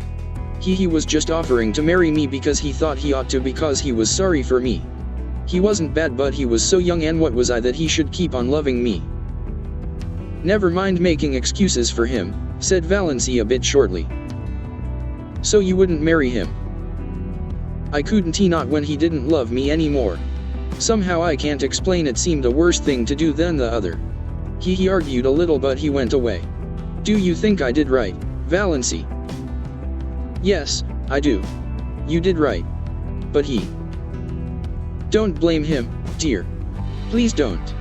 Let's not talk about him at all. There's no need. I wanted to tell you how it was. I didn't want you to think me bad. I never did think so. Yes, I felt that whenever you came. Oh, Valancy, what you've been to me. I can never tell you, but God will bless you for it. I know he will, with what measure ye meet. Sissy sobbed for a few minutes in Valancy's arms. Then she wiped her eyes. Well, that's almost all. I came home. I wasn't really so very unhappy. I suppose I should have been, but I wasn't. Father wasn't hard on me. And my baby was so sweet while he lived. I was even happy. I loved him so much, the dear little thing. He was so sweet, Valancy, with such lovely blue eyes and little rings of pale gold hair like silk floss and tiny dimpled hands. I used to bite his satin smooth little face all over softly, so as not to hurt him, you know. I know, said Valancy, wincing. I know a woman always knows and dreams, dash. And he was all mine. Nobody else had any claim on him. When he died, oh, Valancy, I thought I must die too. I didn't see how anybody could endure such anguish and live. To see his dear little eyes and know he would never open them again, to miss his warm little body nestled against mine at night, and think of him sleeping alone and cold, his wee face under the hard frozen earth. It was so awful. For the first year after that it was a little easier. One didn't keep thinking this day last year, but I was so glad when I found out I was dying. Who could endure life if it were not for the hope of death? Murmured Valancy softly. It was of course a quotation from some book of John Foster's. I'm glad I've told you all about it, sighed Sissy. I wanted you to know. Sissy died a few nights after that. Roaring Abel was away. When Valancy saw the change that had come over Sissy's face, she wanted to telephone for the doctor. But Sissy wouldn't let her. Valancy, why should you? He can do nothing for me. I've known for several days that this was near. Let me die in peace, dear, just holding your hand. Oh, I'm so glad you're here. Tell Father goodbye for me. He's always been as good to me as he knew how, and Barney. Somehow, I think that Barney. But a spasm of coughing interrupted and exhausted her. She fell asleep when it was over, still holding to Valancy's hand. Valancy sat there in the silence. She was not frightened or even sorry. At sunrise Sissy died. She opened her eyes and looked past Valancy at something that made her smile suddenly and happily. And, smiling, she died. Valancy crossed Sissy's hands on her breast and went to the open window. In the eastern sky, amid the fires of sunrise, an old moon was hanging as slender and lovely as a new moon. Valancy had never seen an old moon before. She watched it pale and fade until it paled and faded out of sight in the living rose of day. A little pool in the barrens shone in the sunrise like a great golden lily. But the world suddenly seemed a colder place to Valancy. Again nobody needed her. She was not in the least sorry Cecilia was dead. She was only sorry for all her suffering in life. but nobody could ever hurt her again. Valancy had always thought death dreadful. But Sissy had died so quietly, so pleasantly. And at the very last something had made up to her for everything. She was lying there now, in her white sleep, looking like a child. Beautiful. All the lines of shame and pain gone. Roaring Abel drove in, justifying his name. Valancy went down and told him. The shock sobered him at once. He slumped down on the seat of his buggy, his great head hanging. Sissy dead, he said vacantly. I didn't think it would have come so soon. Dead. She used to run down the lane to meet me with a little white rose stuck in her hair. Sissy used to be a pretty little girl. And a good little girl. She has always been a good little girl, said Valancy. Valancy herself made Sissy ready for burial. No hands but hers should touch that pitiful, wasted little body. The old house was spotless on the day of the funeral. Chapter XXIV. Barney Snaith was not there. He had done all he could to help Valancy before he had shrouded the pale Cecilia in white roses from the garden and then had gone back to his island. But everybody else was there. All Deerwood and up back came. They forgave Sissy splendidly at last. Mr. Bradley gave a very beautiful funeral address. Valancy had wanted her old Free Methodist man, but Roaring Abel was obdurate. He was a Presbyterian and no one but a Presbyterian minister should bury his daughter. Mr. Bradley was very tactful. He avoided all dubious points and it was plain to be seen he hoped for the best. 6 reputable citizens of Deerwood bore Cecilia Gay to her grave in decorous Deerwood Cemetery. Among them was Uncle Wellington. The Stirlings all came to the funeral, men and women. They had had a family conclave over it.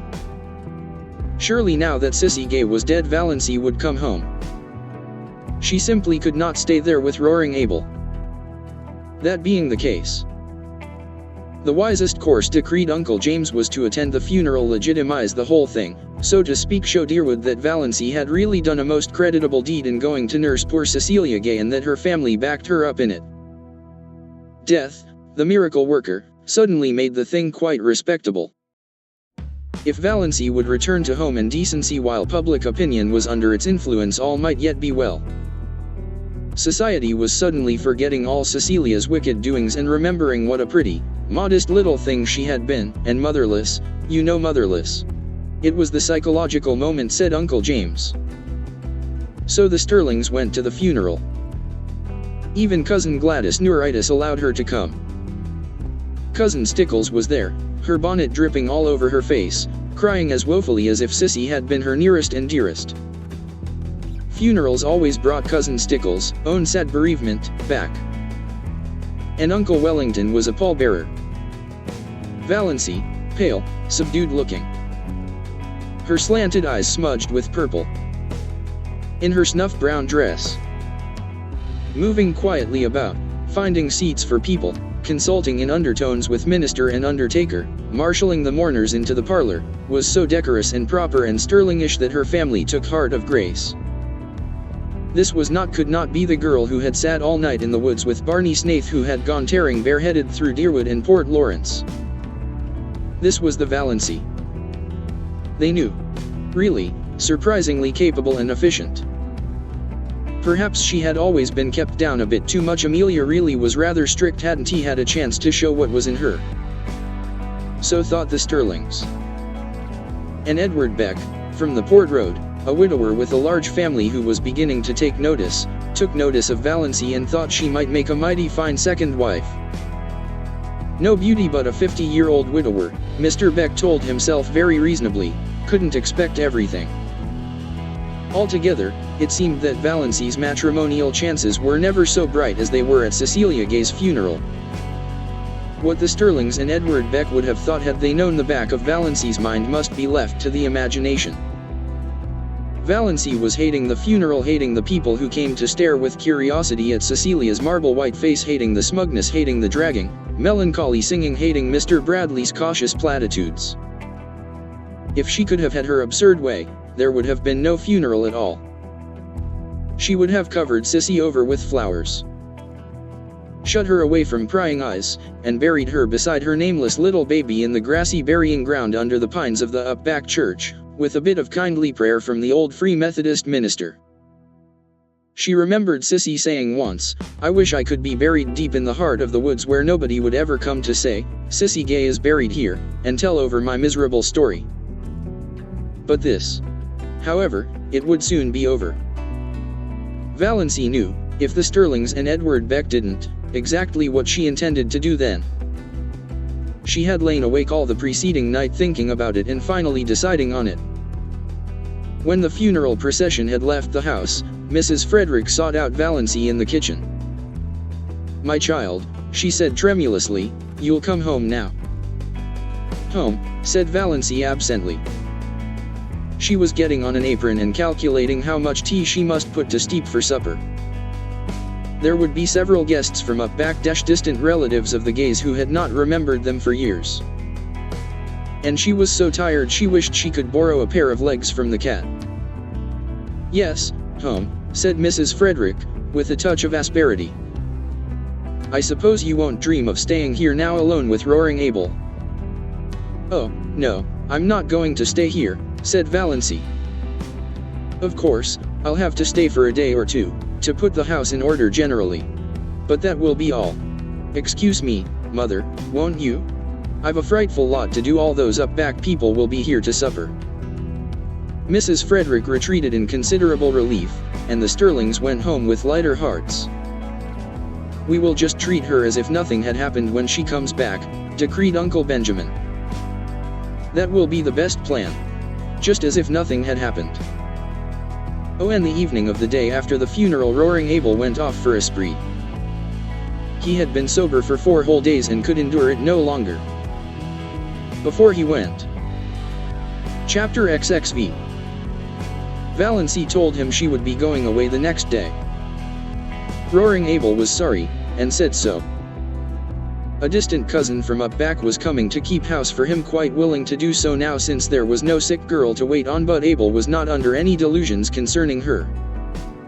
"She won't be like you, my girl." "Well, I'm obliged to you.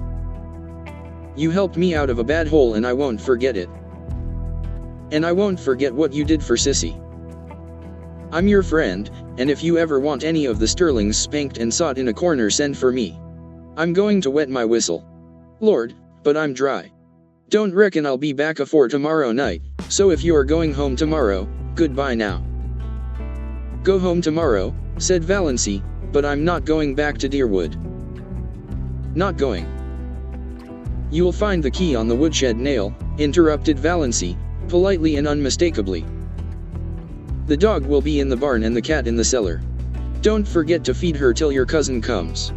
The pantry is full and I made bread and pies today. Goodbye, Mr. Gay. You have been very kind to me and I appreciate it.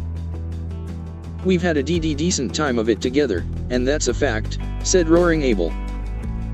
"You're the best small sport in the world, and your little finger is worth the whole Stirling clan tied together. Goodbye and good luck." Valancy went out to the garden. Her legs trembled a little, but otherwise she felt and looked composed. She held something tightly in her hand. The garden was lying in the magic of the warm, odorous July twilight. A few stars were out and the robins were calling through the velvety silences of the barrens. Valancy stood by the gate expectantly. Would he come? If he did not. He was coming. Valancy heard Lady Jane Grey far back in the woods. Her breath came a little more quickly. Nearer and nearer she could see Lady Jane now bumping down the lane. Nearer he was there. He had sprung from the car and was leaning over the gate, looking at her. "Going home, Miss Stirling?" "I don't know yet," said Valancy slowly. Her mind was made up, with no shadow of turning, but the moment was very tremendous. "I thought I'd run down and ask if there was anything I could do for you," said Barney. Valancy took it with a canter. "Yes, there is something you can do for me," she said, evenly and distinctly. "Will you marry me?" For a moment Barney was silent. There was no particular expression on his face. Then he gave an odd laugh. Come, now. I knew luck was just waiting around the corner for me. All the signs have been pointing that way today. Wait. Valancy lifted her hand. I'm in earnest, but I want to get my breath after that question. Of course, with my bringing up, I realize perfectly well that this is one of the things a lady should not do. But why? For 2 reasons. Valancy was still a little breathless. But she looked Barney straight in the eyes. While all the dead Stirlings revolved rapidly in their graves and the living ones did nothing because they did not know that Valancy was at that moment proposing lawful marriage to the notorious Barney Snaith.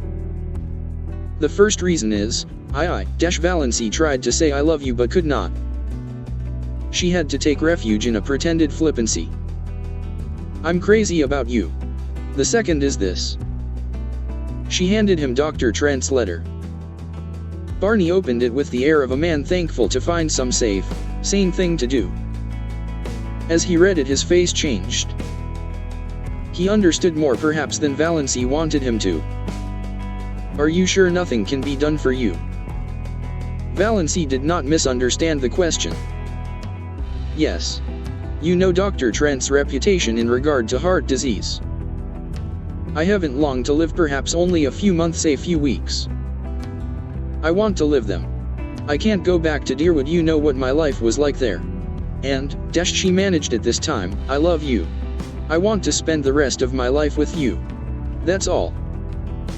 Barney folded his arms on the gate and looked gravely enough at a white, saucy star that was winking at him just over roaring Abel's kitchen chimney. You don't know anything about me. I may be a murderer. No, I don't. You may be something dreadful. Everything they say of you may be true. But it doesn't matter to me.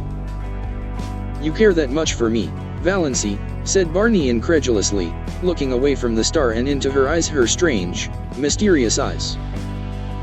I care that much, said Valancy in a low voice. She was trembling. He had called her by her name for the first time. It was sweeter than another man's caress could have been just to hear him say her name like that. If we are going to get married, said Barney, speaking suddenly in a casual, matter-of-fact voice, some things must be understood. Everything must be understood, said Valancy. I have things I want to hide, said Barney coolly. You are not to ask me about them.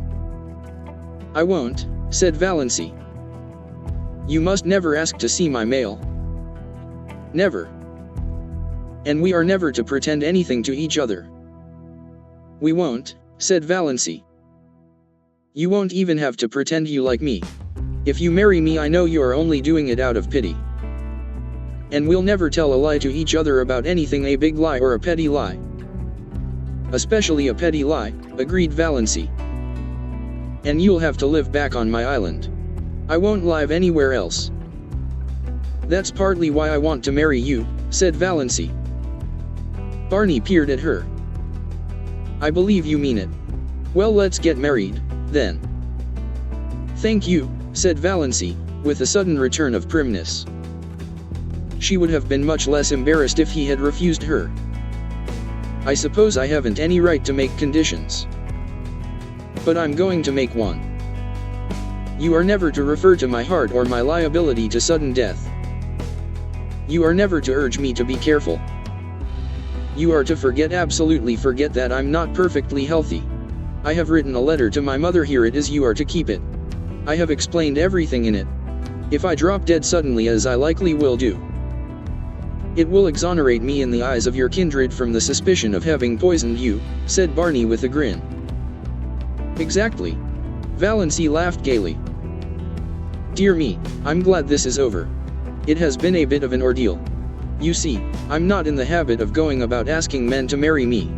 It is so nice of you not to refuse me or offer to be a brother. I'll go to the port tomorrow and get a license. We can be married tomorrow evening. Dr. Stirling, I suppose. Heavens, no. Valancy shuddered. Besides, he wouldn't do it. He'd shake his forefinger at me and I'd jilt you at the altar. No, I want my old Mr. Towers to marry me. Will you marry me as I stand? Demanded Barney. A passing car, full of tourists, honked loudly, it seemed derisively. Valancy looked at him. Blue homespun shirt, nondescript hat, muddy overalls. Unshaved. Yes, she said. Barney put his hands over the gate and took her little, cold ones gently in his. Valancy, he said, trying to speak lightly, of course I'm not in love with you, never thought of such a thing as being in love. But, do you know, I've always thought you were a bit of a dear. He next day passed for Valancy like a dream. She could not make herself or anything she did seem real. She saw nothing of Barney, though she expected he must go rattling past on his way to the port for a license. Chapter XXVI. Perhaps he had changed his mind. But at dusk the lights of Lady Jane suddenly swooped over the crest of the wooded hill beyond the lane. Valancy was waiting at the gate for her bridegroom. She wore her green dress and her green hat because she had nothing else to wear. She did not look or feel at all bride-like, she really looked like a wild elf straight out of the greenwood. But that did not matter. Nothing at all mattered except that Barney was coming for her. Ready, said Barney, stopping Lady Jane with some new, horrible noises. Yes. Valancy stepped in and sat down. Barney was in his blue shirt and overalls. But they were clean overalls. He was smoking a villainous-looking pipe and he was bareheaded. But he had a pair of oddly smart boots on under his shabby overalls. And he was shaved. They clattered into Deerwood and through Deerwood and hit the long, wooded road to the port. Haven't changed your mind, said Barney. No. Have you? No. That was their whole conversation on the 15 miles. Everything was more dreamlike than ever. Valancy didn't know whether she felt happy, or terrified, or just plain fool. Then the lights of Port Lawrence were about them. Valancy felt as if she were surrounded by the gleaming, hungry eyes of hundreds of great, stealthy panthers. Barney briefly asked where Mr. Towers lived, and Valancy as briefly told him. They stopped before the shabby little house in an unfashionable street. They went into the small, shabby parlor. Barney produced his license. So he had got it. Also a ring. This thing was real. She, Valancy Stirling, was actually on the point of being married. They were standing up together before Mr. Towers. Valancy heard Mr. Towers and Barney saying things. She heard some other person saying things. She herself was thinking of the way she had once planned to be married away back in her early teens when such a thing had not seemed impossible. White silk and tulle veil and orange blossoms, no bridesmaid. But one flower girl, in a frock of cream shadow lace over pale pink, with a wreath of flowers in her hair, carrying a basket of roses and lilies off Valley. And the groom, a noble-looking creature, irreproachably clad in whatever the fashion of the day decreed. Valancy lifted her eyes and saw herself and Barney in the little, slanting, distorting mirror over the mantelpiece. She in her odd, unbridled green hat and dress, Barney in shirt and overalls. But it was Barney. That was all that mattered. No veil, no flowers, no guests, no presents, no wedding cake, but just Barney. For all the rest of her life there would be Barney. Mrs. Snaith, I hope you will be very happy, Mr. Towers was saying. He had not seemed surprised at their appearance, not even at Barney's overalls. He had seen plenty of queer weddings up back. He did not know Valancy was one of the Deerwood Stirlings. He did not even know there were Deerwood Stirlings. He did not know Barney Snaith was a fugitive from justice. Really, he was an incredibly ignorant old man. Therefore he married them and gave them his blessing very gently and solemnly and prayed for them that night after they had gone away. His conscience did not trouble him at all. What a nice way to get married, Barney was saying as he put Lady Jane in gear. No fuss and flub-dub. I never supposed it was half so easy.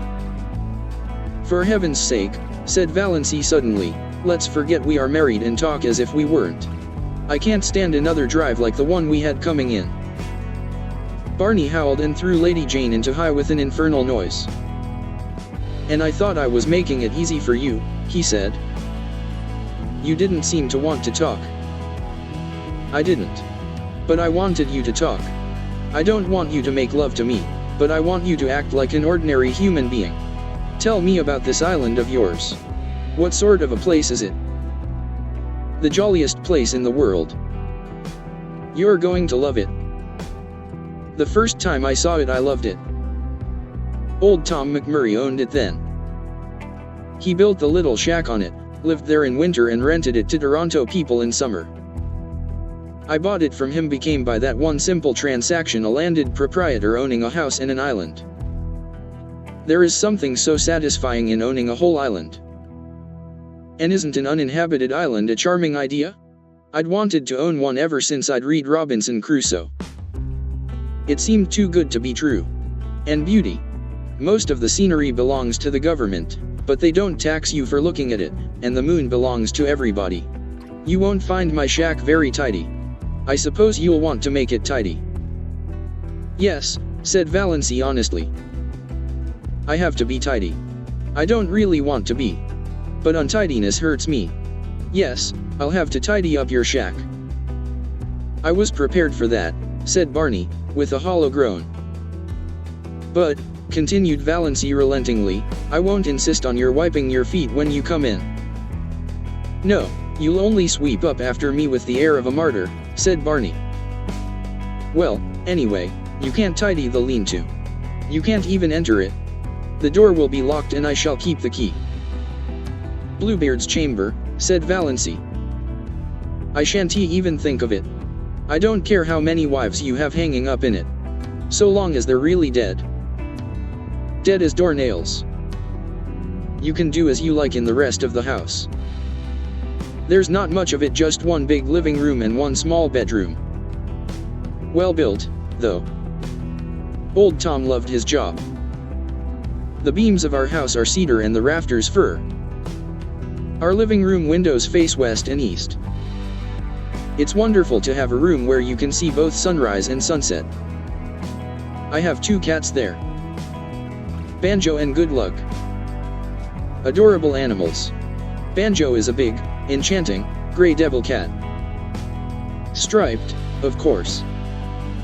I don't care a hang for any cat that hasn't stripes.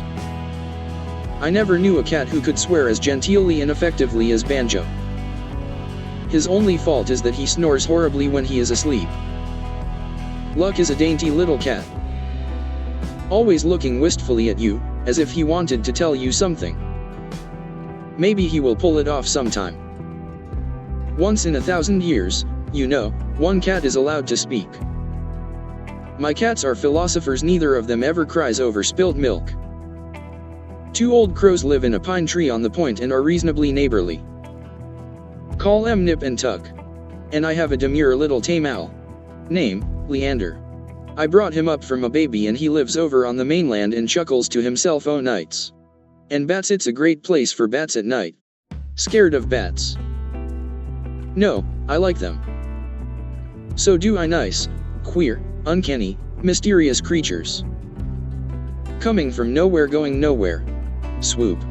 Banjo likes em, too. Eats em. I have a canoe and a disappearing propeller boat. Went to the port in it today to get my license. Quieter than Lady Jane. I thought you hadn't gone at all, that you had changed your mind, admitted Valancy. Barney laughed. The laugh Valancy did not like, the little, bitter, cynical laugh.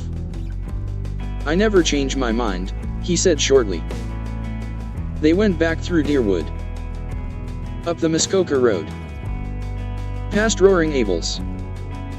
Over the rocky, daisied lane. The dark pine woods swallowed them up. Through the pine woods, where the air was sweet with the incense of the unseen, fragile bells of the lineas that carpeted the banks of the trail. Out to the shore of Mistawis. Lady Jane must be left here. They got out. Barney led the way down a little path to the edge of the lake. There's our island, he said gloatingly. Valancy looked and looked and looked again. There was a diaphanous, lilac mist on the lake, shrouding the island. Through it the two enormous pine trees that clasped hands over Barney's shack loomed out like dark turrets. Behind them was a sky still rose-hued in the afterlight, and a pale young moon.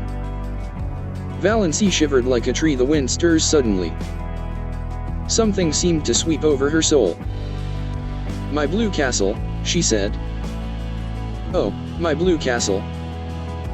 They got into the canoe and paddled out to it. They left behind the realm of everyday and things known and landed on a realm of mystery and enchantment where anything might happen, anything might be true.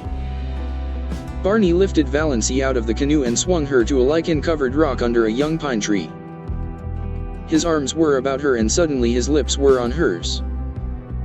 Valancy found herself shivering with the rapture of her first kiss. "Welcome home, dear," Barney was saying. Susan Georgiana came down the lane leading up to her little house.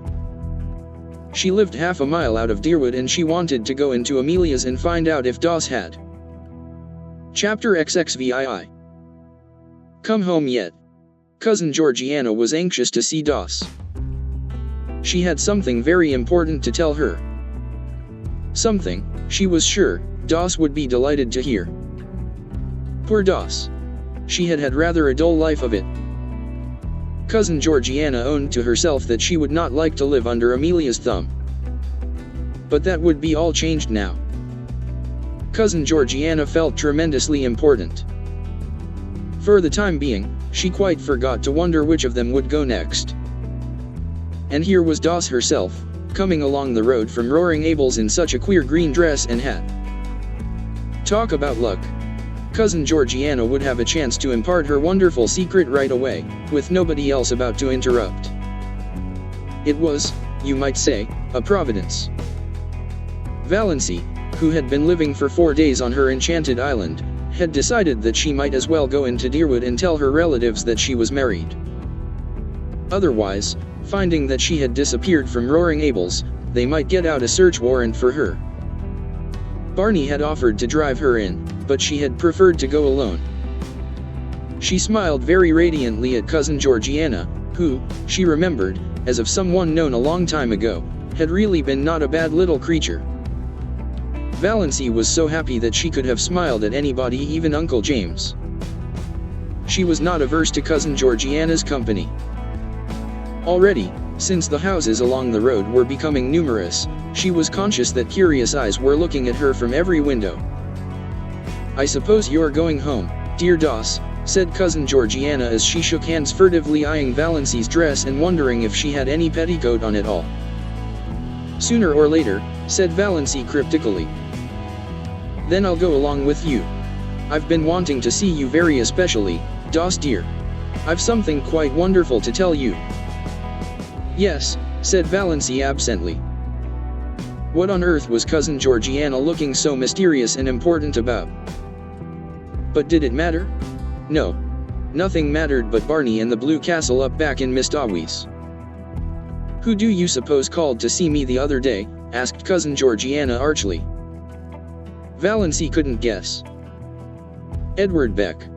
Cousin Georgiana lowered her voice almost to a whisper. "Edward Beck." Why the italics? And was Cousin Georgiana blushing? "Who on earth is Edward Beck?" asked Valancy indifferently. Cousin Georgiana stared. "Surely you remember Edward Beck," she said reproachfully. "He lives in that lovely house on the Port Lawrence Road and he comes to our church regularly. You must remember him." "Oh, I think I do now," said Valancy, with an effort of memory. "He's that old man with a wen on his forehead and dozens of children, who always sits in the pew by the door, isn't he?" "Not dozens of children, dear, oh, no, not dozens. Not even 1 dozen. Only 9. At least only 9 that count. The rest are dead.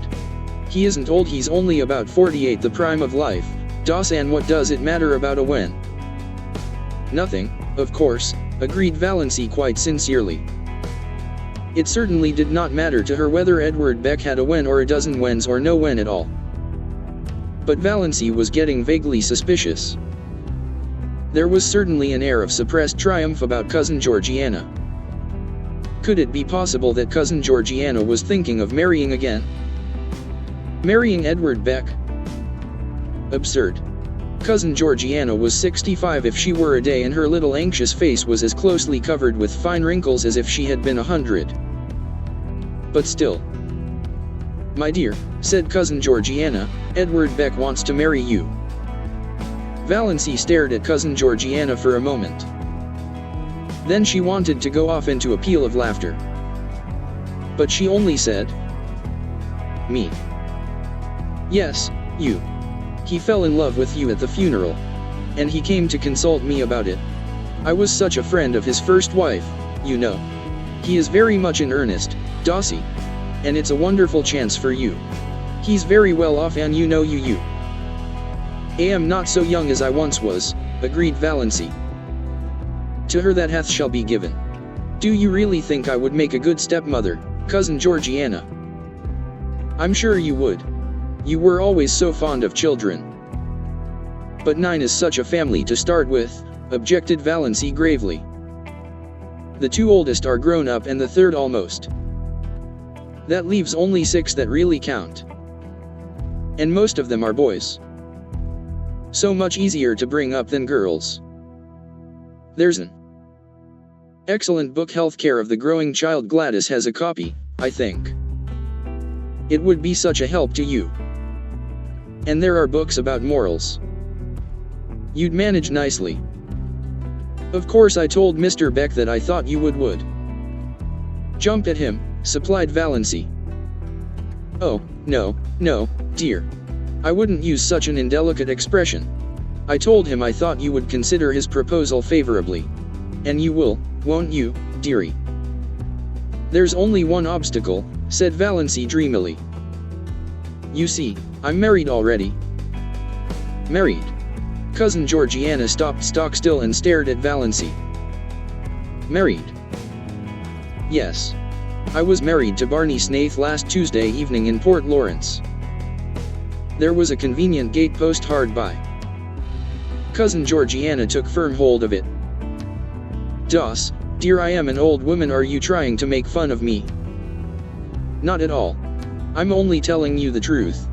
"For heaven's sake, Cousin Georgiana," Valancy was alarmed by certain symptoms, "don't go crying here on the public road." Cousin Georgiana choked back the tears and gave a little moan of despair instead.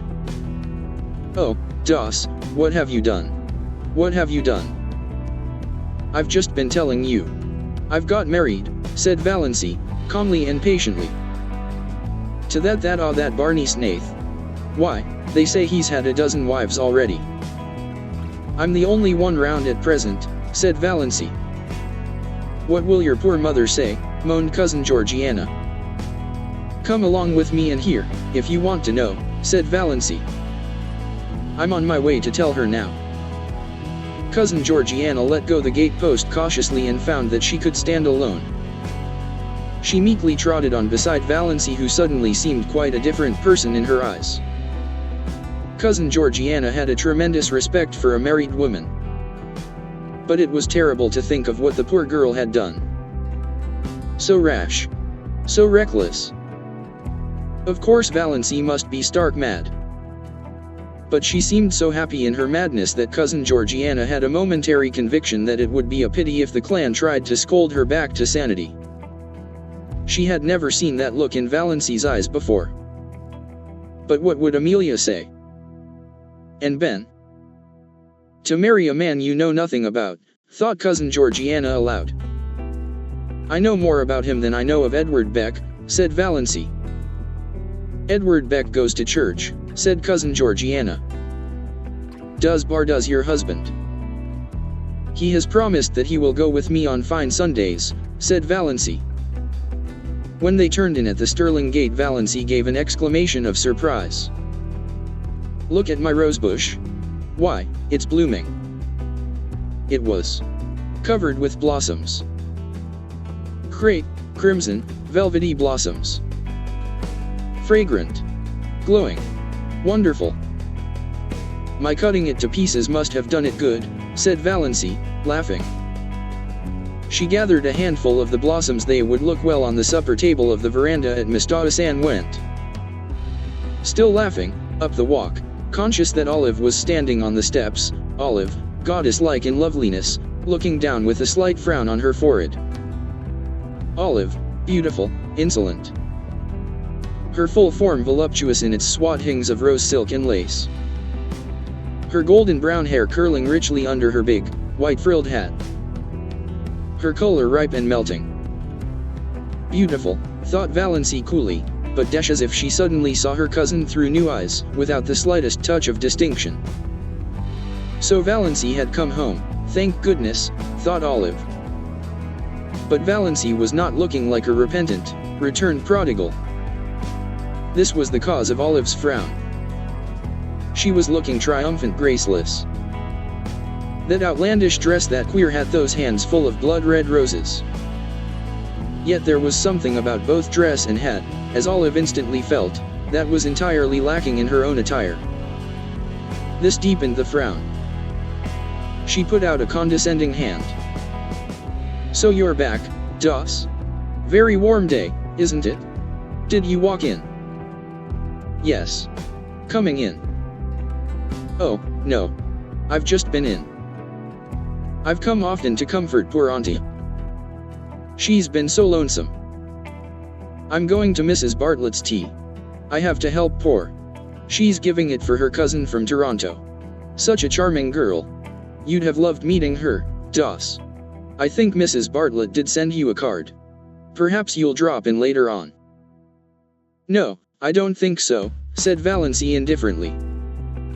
I'll have to be home to get Barney's supper. We're going for a moonlit canoe ride around Miss Dawes tonight. Barney? Supper, gasped Olive. What do you mean, Valancy Stirling? Valancy Snaith, by the grace of God. Valancy flaunted her wedding ring in Olive's stricken face. Then she nimbly stepped past her and into the house. Cousin Georgiana followed. She would not miss a moment of the great scene, even though Olive did look as if she were going to faint. Olive did not faint. She went stupidly down the street to Mrs. Bartlett's. What did Dawes mean?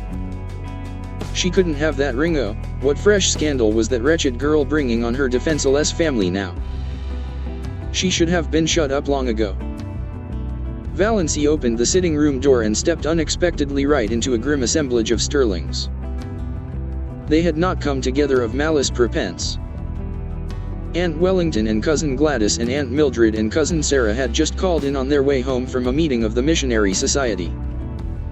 Uncle James had dropped in to give Amelia some information regarding a doubtful investment. Uncle Benjamin had called, apparently, to tell them it was a hot day and ask them what was the difference between a bee and a donkey. Cousin Stickles had been tactless enough to know the answer: one gets all the honey, the other all the wax. And Uncle Benjamin was in a bad humor. In all of their minds, unexpressed, was the idea of finding out if Valancy had yet come home, and, if not, what steps must be taken in the matter. Well, here was Valancy at last, a poised, confident thing, not humble and deprecating as she should have been. And so oddly, improperly young-looking. She stood in the doorway and looked at them, Cousin Georgiana timorous, expectant, behind her. Valancy was so happy she didn't hate her people anymore.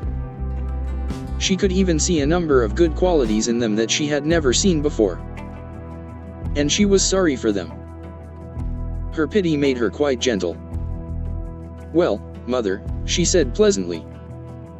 So you've come home at last, said Mrs. Frederick, getting out a handkerchief. She dared not be outraged, but she did not mean to be cheated of her tears. Well, not exactly, said Valancy. She threw her bomb. I thought I ought to drop in and tell you I was married. Last Tuesday night. To Barney Snaith. Uncle Benjamin bounced up and sat down again. God bless my soul, he said dully. The rest seemed turned to stone.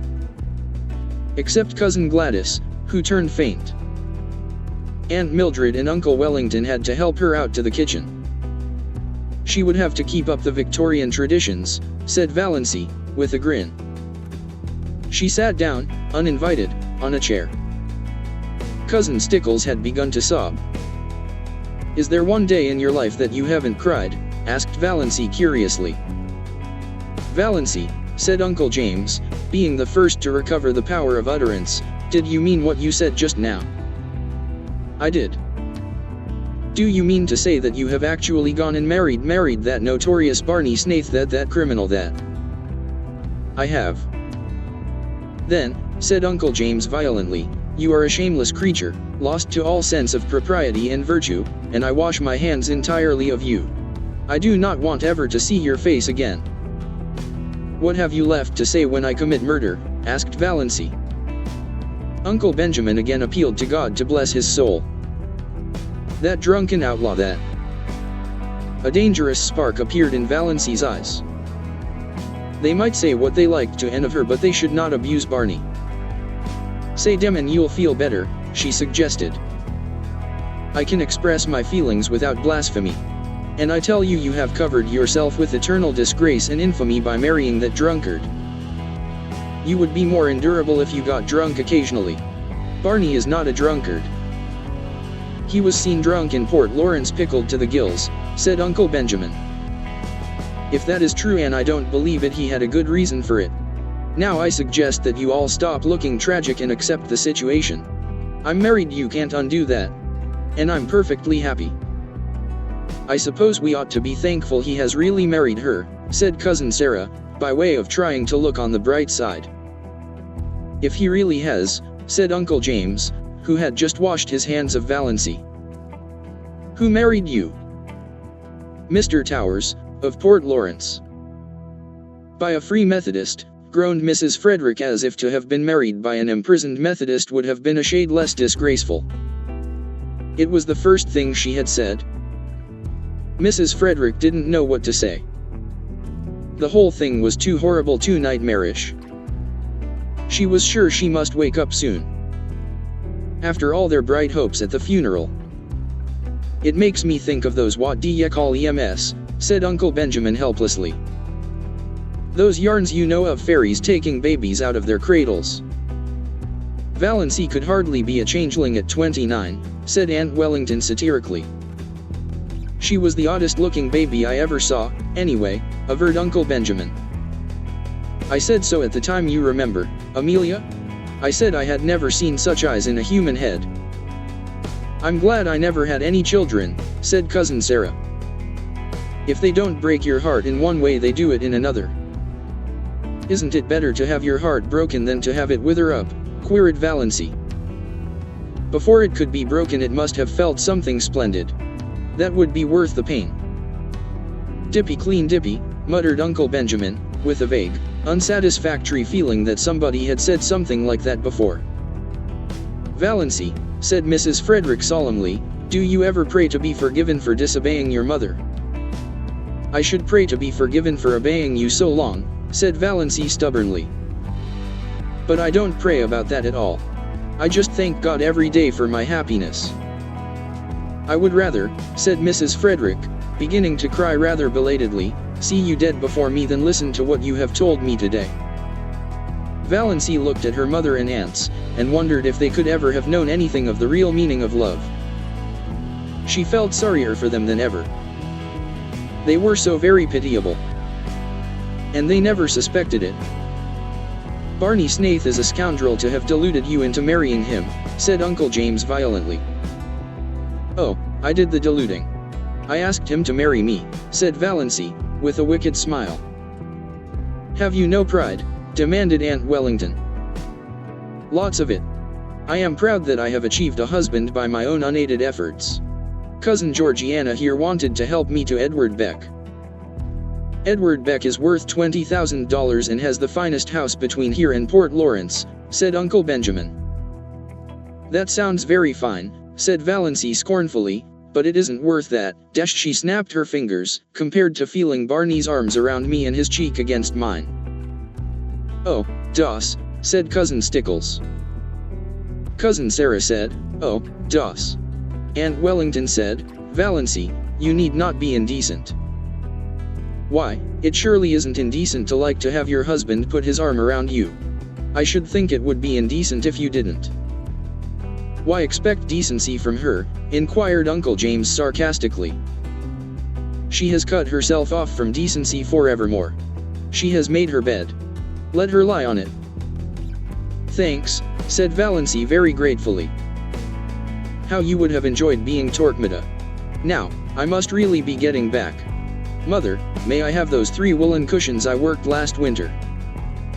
"Take them, take everything," said Mrs. Frederick. "Oh, I don't want everything or much. I don't want my blue castle cluttered. Just the cushions. I'll call for them someday when we motor in." Valancy rose and went to the door. There she turned. She was sorrier than ever for them all. They had no blue castle in the purple solitudes of Mistawis. "The trouble with you people is that you don't laugh enough," she said. "Doss, dear," said Cousin Georgiana mournfully, "someday you will discover that blood is thicker than water." "Of course it is. But who wants water to be thick?" parried Valancy. "We want water to be thin, sparkling, crystal clear." Cousin Stickles groaned. Valancy would not ask any of them to come and see her. She was afraid they would come out of curiosity. But she said, "Do you mind if I drop in and see you once in a while, Mother?" "My house will always be open to you," said Mrs. Frederick, with a mournful dignity. "You should never recognize her again," said Uncle James sternly, as the door closed behind Valancy.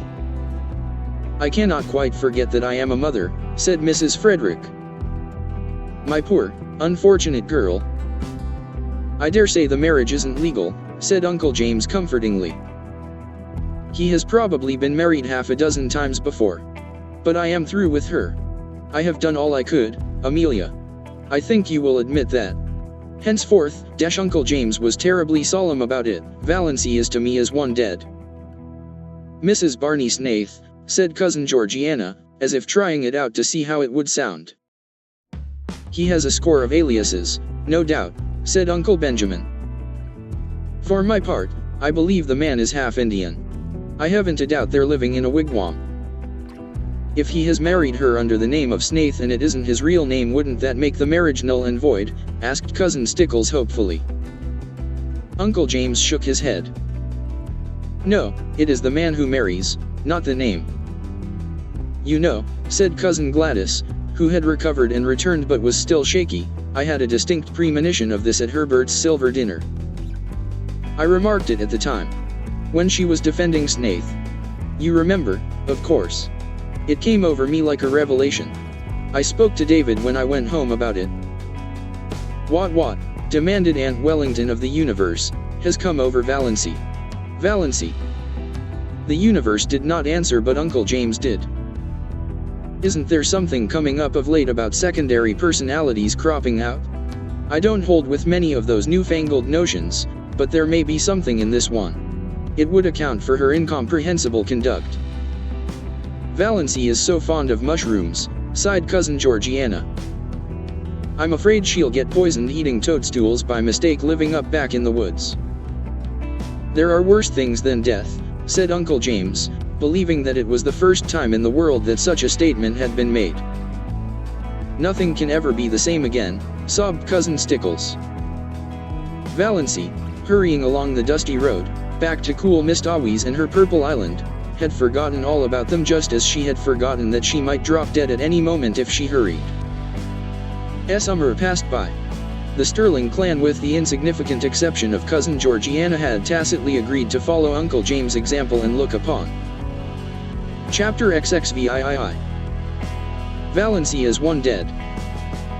To be sure, Valancy had an unquiet, ghostly habit of recurring resurrections when she and Barney clattered through Deerwood and out to the port in that unspeakable car.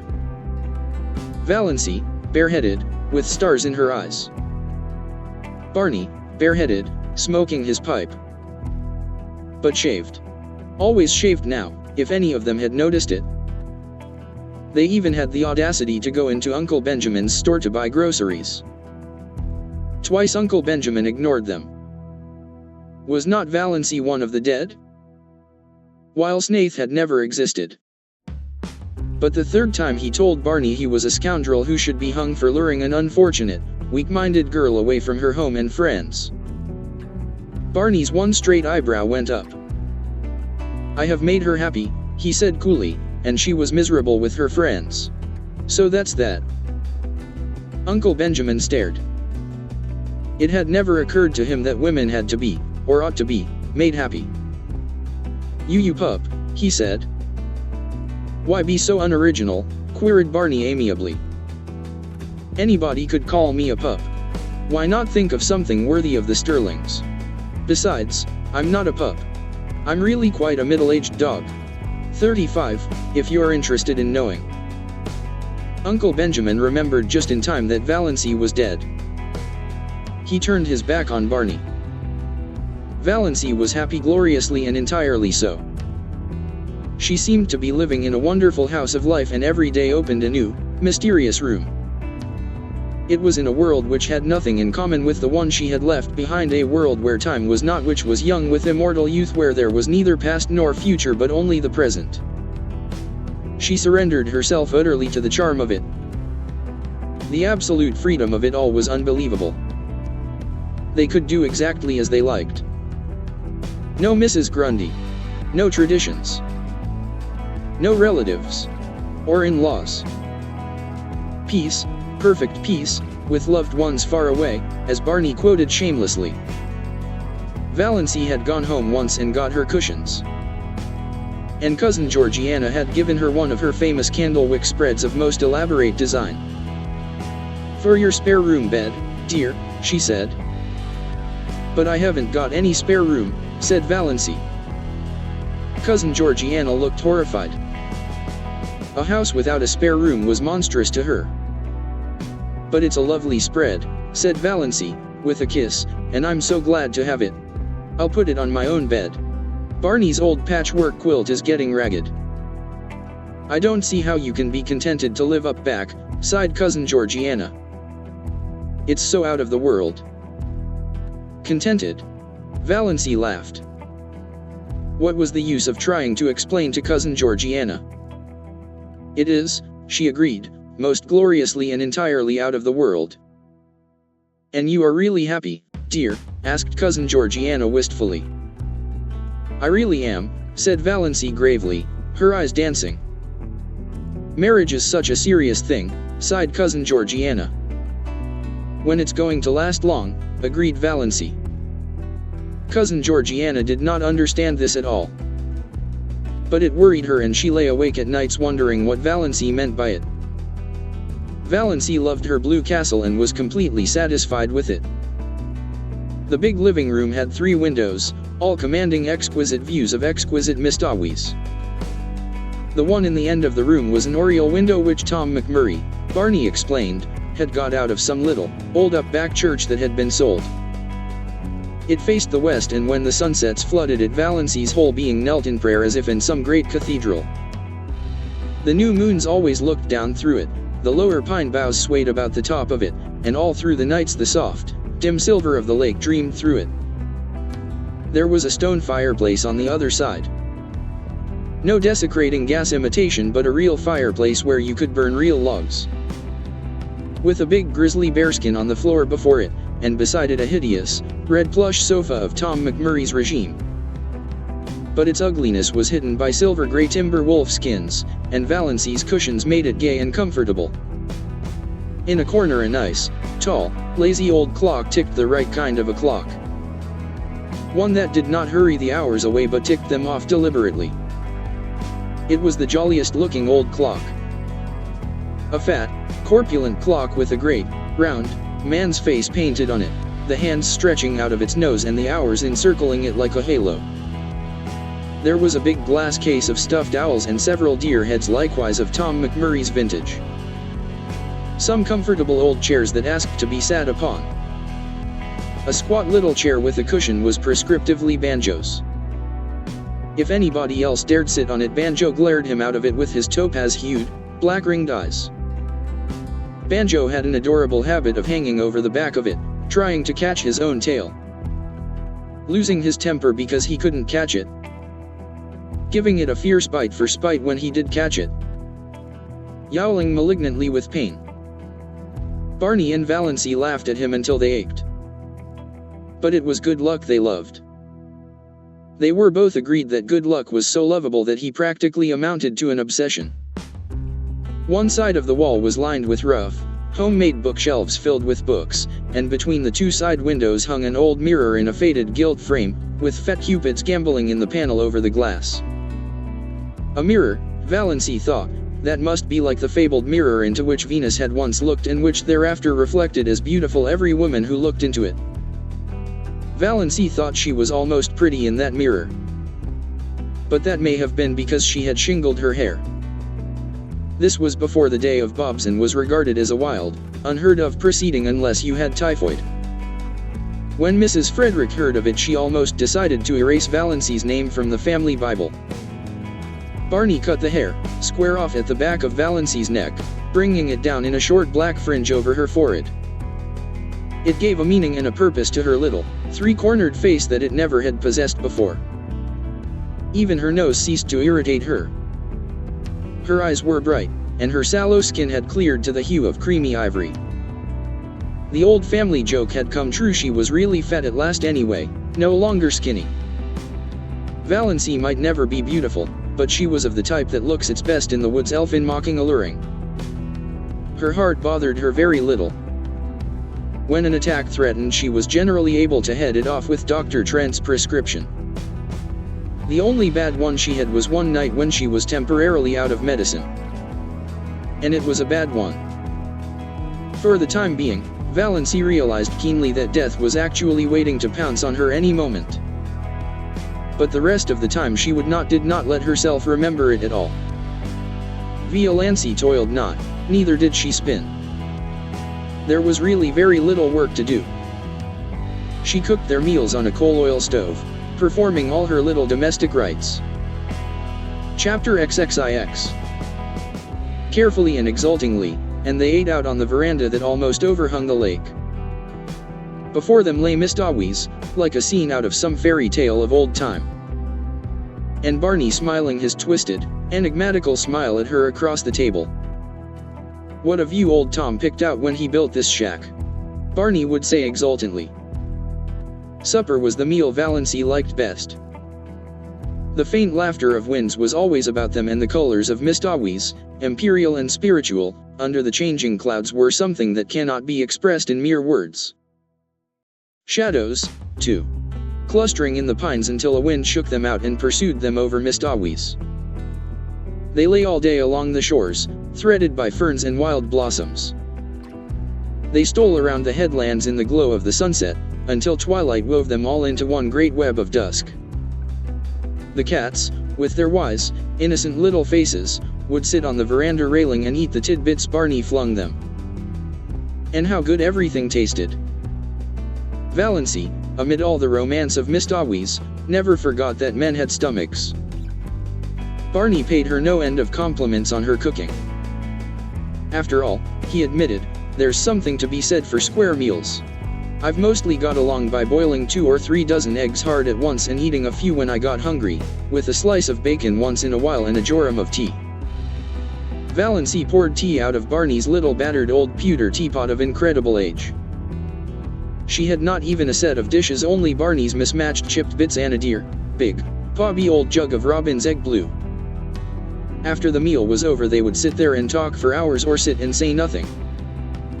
In all the languages of the world, Barney pulling away at his pipe, Valancy dreaming idly and deliciously, gazing at the far-off hills beyond Mistawis where the spires of firs came out against the sunset. The moonlight would begin to silver the Mistawis' dusk. Bats would begin to swoop darkly against the pale, western gold. The little waterfall that came down on the high bank not far away would, by some whim of the wildwood gods, begin to look like a wonderful white woman beckoning through the spicy, fragrant evergreens. And Leander would begin to chuckle diabolically on the mainland shore. How sweet it was to sit there and do nothing in the beautiful silence, with Barney at the other side of the table, smoking. There were plenty of other islands in sight, though none were near enough to be troublesome as neighbors. There was one little group of islets far off to the west which they called the Fortunate Isles. At sunrise they looked like a cluster of emeralds, at sunset like a cluster of amethysts. They were too small for houses, but the lights on the larger islands would bloom out all over the lake, and bonfires would be lighted on their shores, streaming up into the wood shadows and throwing great, blood-red ribbons over the waters. Music would drift to them alluringly from boats here and there, or from the verandas on the big house of the millionaire on the biggest island. "Would you like a house like that, Moonlight?" Barney asked once, waving his hand at it. He had taken to calling her Moonlight, and Valancy loved it.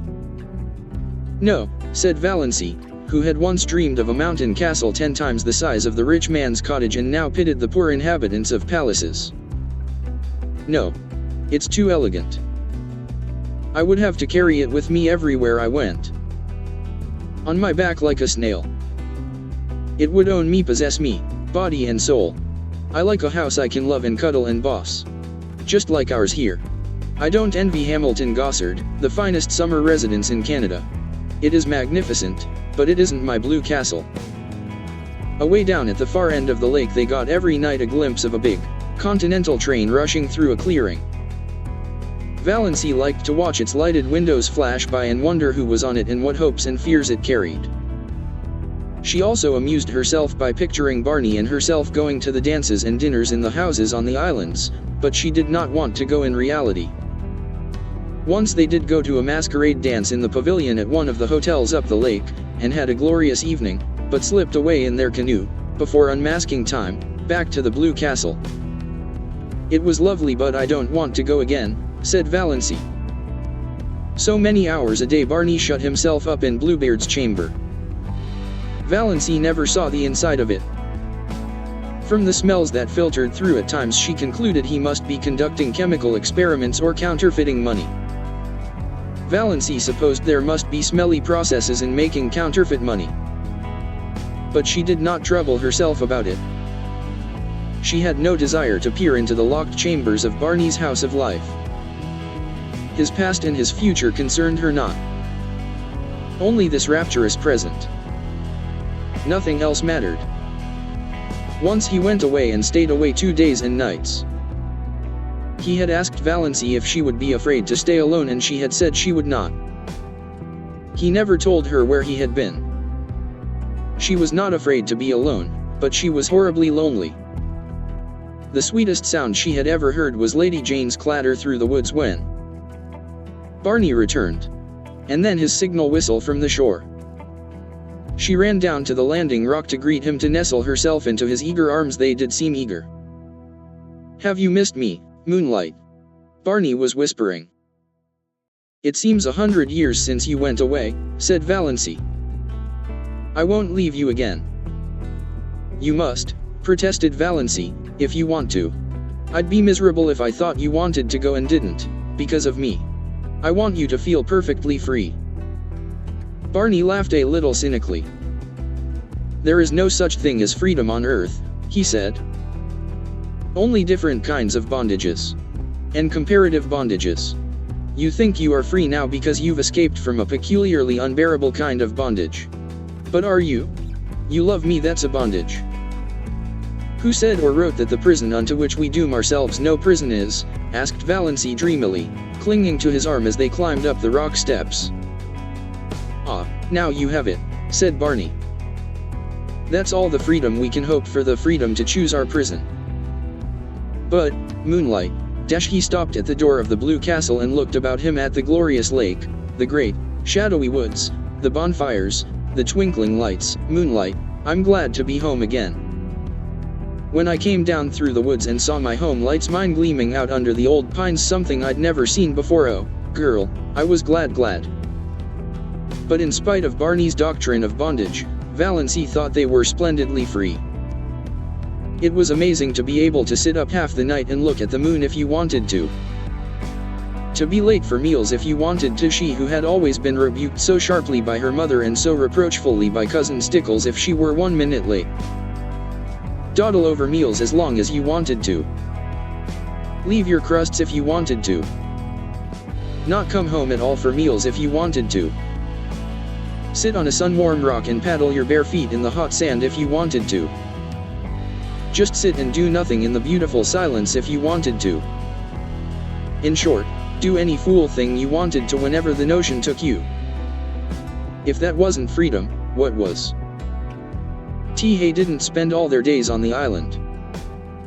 They spent more than half of them wandering at will through the enchanted Muskoka country. Barney knew the woods. Chapter XXX. As a book, and he taught their lore and craft to Valancy. He could always find trail and haunt of the Shywood people. Valancy learned the different fairy likenesses of the mosses, the charm and exquisiteness of woodland blossoms. She learned to know every bird at sight and mimic its call, though never so perfectly as Barney. She made friends with every kind of tree. She learned to paddle a canoe as well as Barney himself. She liked to be out in the rain, and she never caught cold. Sometimes they took a lunch with them and went berrying strawberries and blueberries. How pretty blueberries were, the dainty green of the unripe berries, the glossy pinks and scarlets of the half-ripes, the misty blue of the fully matured. And Valancy learned the real flavor of the strawberry in its highest perfection. There was a certain sunlit dell on the banks of Mistawis, along which white birches grew on one side, and on the other still, changeless ranks of young spruces. There were long grasses at the roots of the birches, combed down by the winds and wet with morning dew late into the afternoons. Here they found berries that might have graced the banquets of Lucullus, great ambrosial sweetnesses hanging like rubies to long, rosy stalks. They lifted them by the stalk and ate them from it, uncrushed and virgin, tasting each berry by itself with all its wild fragrance and sphered therein. When Valancy carried any of these berries home, that elusive essence escaped, and they became nothing more than the common berries of the marketplace, very kitchenly good indeed. But not as they would have been, eaten in their birch dell until her fingers were stained as pink as Aurora's eyelids. Or they went after water lilies. Barney knew where to find them in the creeks and bays of Mistawis. Then the Blue Castle was glorious with them, every receptacle that Valancy could contrive filled with the exquisite things. If not water lilies, then cardinal flowers, fresh and vivid from the swamps of Mistawis, where they burned like ribbons of flame. Sometimes they went trouting on little nameless rivers or hidden brooks, on whose banks naiads might have sunned their white, wet limbs. Then all they took with them were some raw potatoes and salt. They roasted the potatoes over a fire, and Barney showed Valancy how to cook the trout by wrapping them in leaves, coating them with mud and baking them in a bed of hot coals. Never were such delicious meals. Valancy had such an appetite, it was no wonder she put flesh on her bones. Or they just prowled and explored through woods that always seemed to be expecting something wonderful to happen. At least, that was the way Valancy felt about them. Down the next hollow, over the next hill, you would find it. We don't know where we're going, but isn't it fun to go? Barney used to say. Once or twice night overtook them, too far from their blue castle to get back.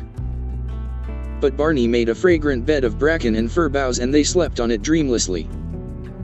Under a ceiling of old spruces with moss hanging from them, while beyond them moonlight and the murmur of pines blended together so that one could hardly tell which was light and which was sound. There were rainy days, of course, when Muskoka was a wet green land. Days when showers drifted across Mistawis like pale ghosts of rain, and they never thought of staying in because of it. Days when it rained in right good earnest and they had to stay in. Then Barney shut himself up in Bluebeard's chamber, and Valancy read, or dreamed on the wolfskins, with Good Luck purring beside her and Banjo watching them suspiciously from his own peculiar chair. On Sunday evenings they paddled across to a point of land and walked from there through the woods to the little Free Methodist church. One felt really too happy for Sunday. Valancy had never really liked Sundays before. And always, Sundays and weekdays, she was with Barney. Nothing else really mattered. And what a companion he was. How understanding. How jolly. How Barney-like. That summed it all up. Valancy had taken some of her $200 out of the bank and spent it in pretty clothes. She had a little smoke blue chiffon which she always put on when they spent the evening at home, smoke blue with touches of silver about it. It was after she began wearing it that Barney began calling her Moonlight. Moonlight and blue twilight, that is what you look like in that dress. I like it. It belongs to you. You aren't exactly pretty, but you have some adorable beauty spots. Your eyes. And that little kissable dent just between your collarbones. You have the wrist and ankle of an aristocrat. That little head of yours is beautifully shaped. And when you look backward over your shoulder, you are maddening, especially in twilight or moonlight. An elf maiden. A wood sprite. You belong to the woods, Moonlight. You should never be out of them. In spite of your ancestry, there is something wild and remote and untamed about you. And you have such a nice, sweet, throaty, summery voice. Such a nice voice for love-making. Sure, and Yevie kissed the Blarney Stone, scoffed Valancy. But she tasted these compliments for weeks. She got a pale green bathing suit, to a garment which would have given her clan their deaths if they had ever seen her in it. Barney taught her how to swim. Sometimes she put her bathing dress on when she got up and didn't take it off until she went to bed. Running down to the water for a plunge whenever she felt like it and sprawling on the sun-warm rocks to dry. She had forgotten all the old humiliating things that used to come up against her in the night, the injustices and the disappointments. It was as if they had all happened to some other person, not to her, Valancy Snaith, who had always been happy. I understand now what it means to be born again, she told Barney. Holmes speaks of grief, staining backward, through the pages of life, but Valancy found her happiness had stained backward likewise and flooded with rose color her whole previous drab existence. She found it hard to believe that she had ever been lonely and unhappy and afraid. When death comes, I shall have lived, thought Valancy. I shall have had my hour. And her dust pile. One day Valancy had heaped up the sand in the little island cove in a tremendous cone and stuck a gay little Union Jack on top of it. What are you celebrating? Barney wanted to know. I'm just exorcising an old demon, Valancy told him. A autumn came. Late September with cool nights. They had to forsake the veranda, but they kindled a fire in the big fireplace and sat before it with jest and laughter. They. Chapter XXXI. Left the doors open, and Banjo and Good Luck came and went at pleasure. Sometimes they sat gravely on the bearskin rug between Barney and Valancy, sometimes they slunk off into the mystery of the chill night outside. The stars smoldered in the horizon mists through the old oriole. The haunting, persistent croon of the pine trees filled the air. The little waves began to make soft, sobbing splashes on the rocks below them in the rising winds. They needed no light but the firelight that sometimes leaped up and revealed them, sometimes shrouded them in shadow. When the night wind rose higher, Barney would shut the door and light a lamp and read to her poetry and essays and gorgeous, dim chronicles of ancient wars. Barney never would read novels, he vowed they bored him. But sometimes she read them herself, curled up on the wolf skins, laughing aloud in peace. For Barney was not one of those aggravating people who can never hear you smiling audibly over something you've read without inquiring placidly, what is the joke? October with a gorgeous pageant of color around Mistawi's, into which Valancy plunged her soul. Never had she imagined anything so splendid. A great, tinted peace. Blue, wind-winnowed skies. Sunlight sleeping in the glades of that fairyland. Long dreamy purple days paddling idly in their canoe along shores and up the rivers of crimson and gold. A sleepy, red hunter's moon. Enchanted tempests that stripped the leaves from the trees and heaped them along the shores. Flying shadows of clouds. What had all the smug, opulent lands out front to compare with this? November with uncanny witchery in its changed trees. With murky red sunsets flaming in smoky crimson behind the westering hills.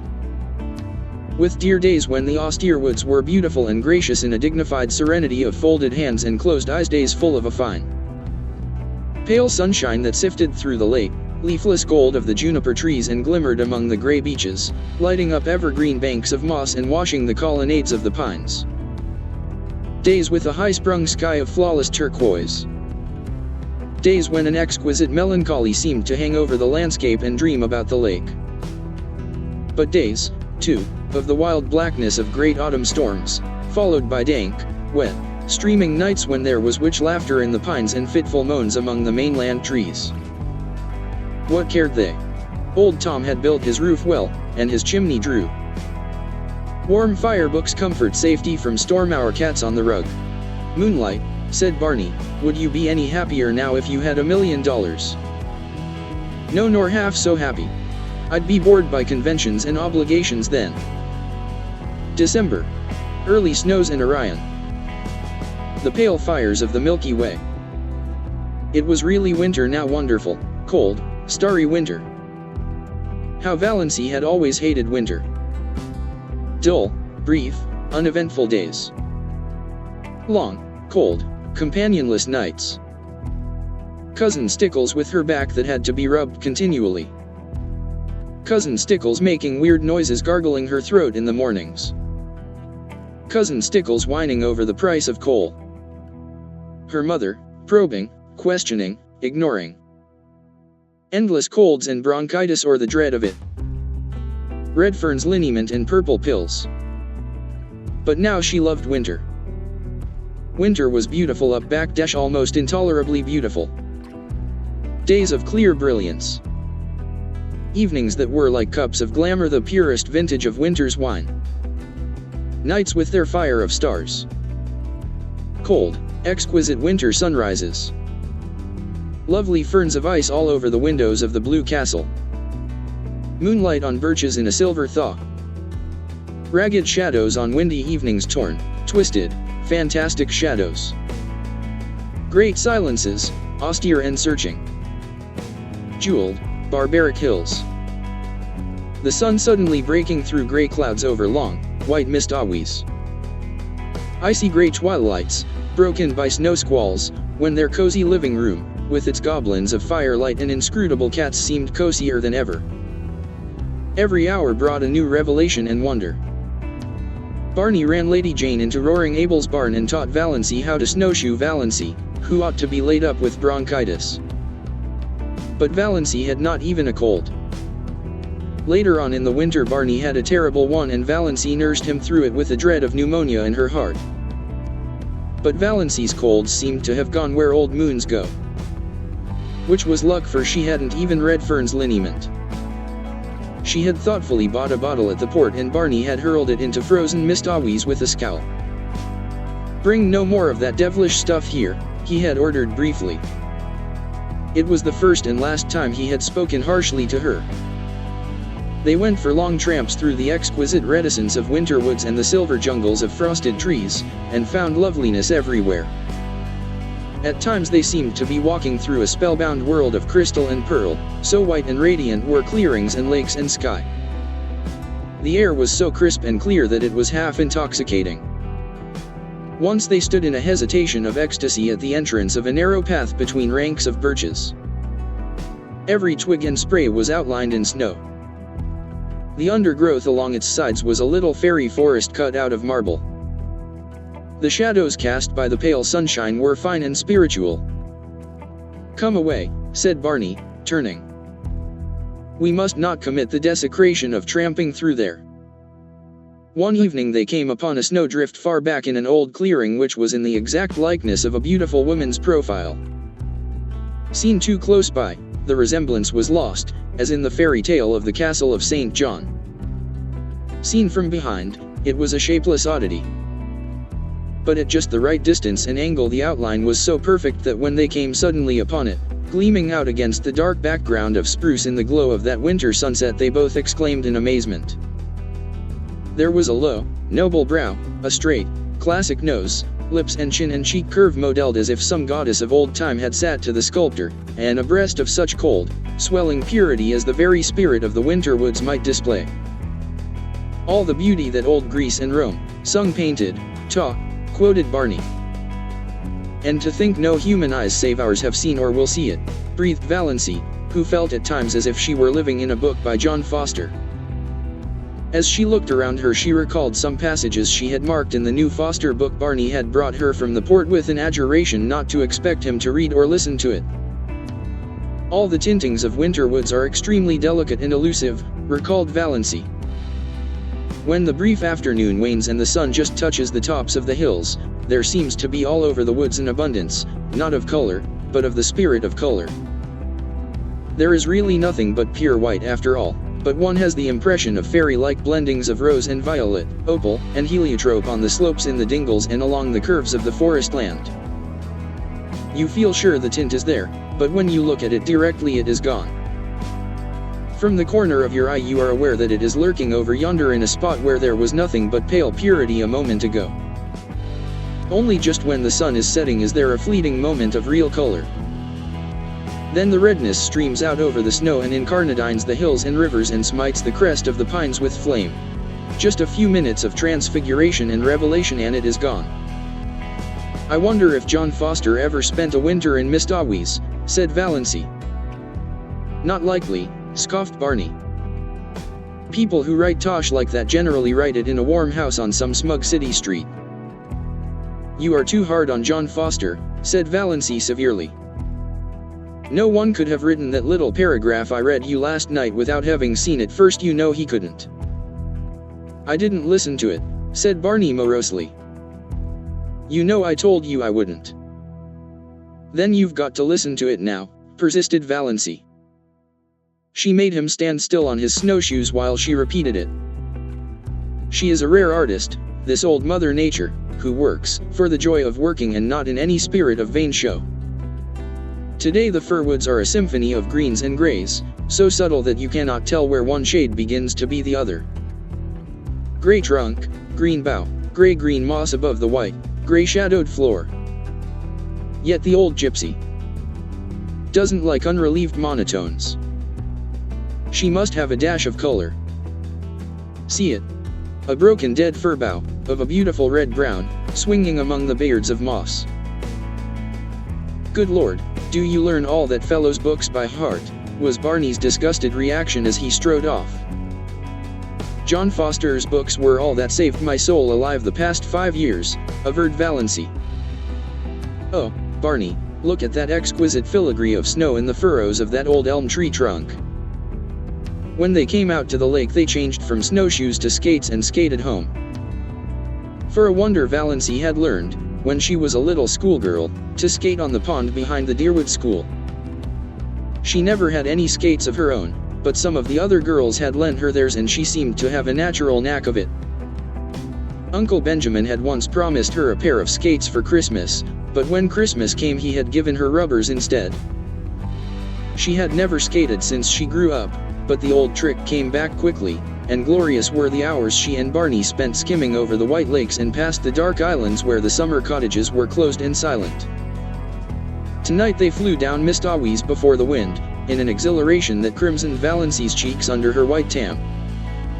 And at the end was her dear little house, on the island of pines, with a coating of snow on its roof, sparkling in the moonlight. Its windows glinted impishly at her in the stray gleams. Looks exactly like a picture book, doesn't it? Said Barney. They had a lovely Christmas. No rush. No scramble. No niggling attempts to make ends meet. No wild effort to remember whether she hadn't given the same kind of present to the same person 2 Christmases before. No mob of last-minute shoppers. No dreary family reunions where she sat mute and unimportant. No attacks of nerves. They decorated the blue castle with pine boughs, and Valancy made delightful little tinsel stars and hung them up amid the greenery. She cooked a dinner to which Barney did full justice, while Good Luck and Banjo picked the bones. A land that can produce a goose like that is an admirable land, vowed Barney. Canada forever. And they drank to the Union Jack a bottle of dandelion wine that Cousin Georgiana had given Valancy along with the bedspread. One never knows, Cousin Georgiana had said solemnly, when one may need a little stimulant. Barney had asked Valancy what she wanted for a Christmas present. Something frivolous and unnecessary, said Valancy, who had got a pair of goloshes last Christmas and 2 long-sleeve, woolen undervests the year before. And so on back. To her delight, Barney gave her a necklace of pearl beads. Valancy had wanted a string of milky pearl beads like congealed moonshine all her life. And these were so pretty. All that worried her was that they were really too good. They must have cost a great deal, $15, at least. Could Barney afford that? She didn't know a thing about his finances. She had refused to let him buy any of her clothes. She had enough for that, she told him, as long as she would need clothes. In a round, black jar on the chimney piece, Barney put money for their household expenses, always enough. The jar was never empty, though Valancy never caught him replenishing it. He couldn't have much, of course, and that necklace, but Valancy tossed care aside. She would wear it and enjoy it. It was the first pretty thing she had ever had. A new year. The old, shabby, inglorious outlived calendar came down. The new one went up. January was a month of storms. It snowed for 3 weeks on end. The chapter XXXII. Thermometer went miles below zero and stayed there. But, as Barney and Valancy pointed out to each other, there were no mosquitoes. And the roar and crackle of their big fire drowned the howls of the north wind. Good Luck and Banjo waxed fat and developed resplendent coats of thick, silky fur. Nip and Tuck had gone. But they'll come back in spring, promised Barney. There was no monotony. Sometimes they had dramatic little private spats that never even thought of becoming quarrels. Sometimes Roaring Abel dropped in for an evening or a whole day with his old tartan cap and his long red beard coated with snow. He generally brought his fiddle and played for them, to the delight of all except Banjo, who would go temporarily insane and retreat under Valancy's bed. Sometimes Abel and Barney talked while Valancy made candy for them. Sometimes they sat and smoked in silence a la Tennyson and Carlyle, until the Blue Castle reeked and Valancy fled to the open. Sometimes they played checkers fiercely and silently the whole night through. Sometimes they all ate the russet apples Abel had brought, while the jolly old clock ticked the delightful minutes away. A plate of apples, an open fire, and a jolly good book whereon to look, are a fair substitute for heaven, vowed Barney. Anyone can have the streets of gold. Let's have another whack at Carmen. It was easier now for the Stirlings to believe Valancy of the dead. Not even dim rumors of her having been over at the port came to trouble them, though she and Barney used to skate there occasionally to see a movie and eat hot dogs shamelessly at the corner stand afterwards.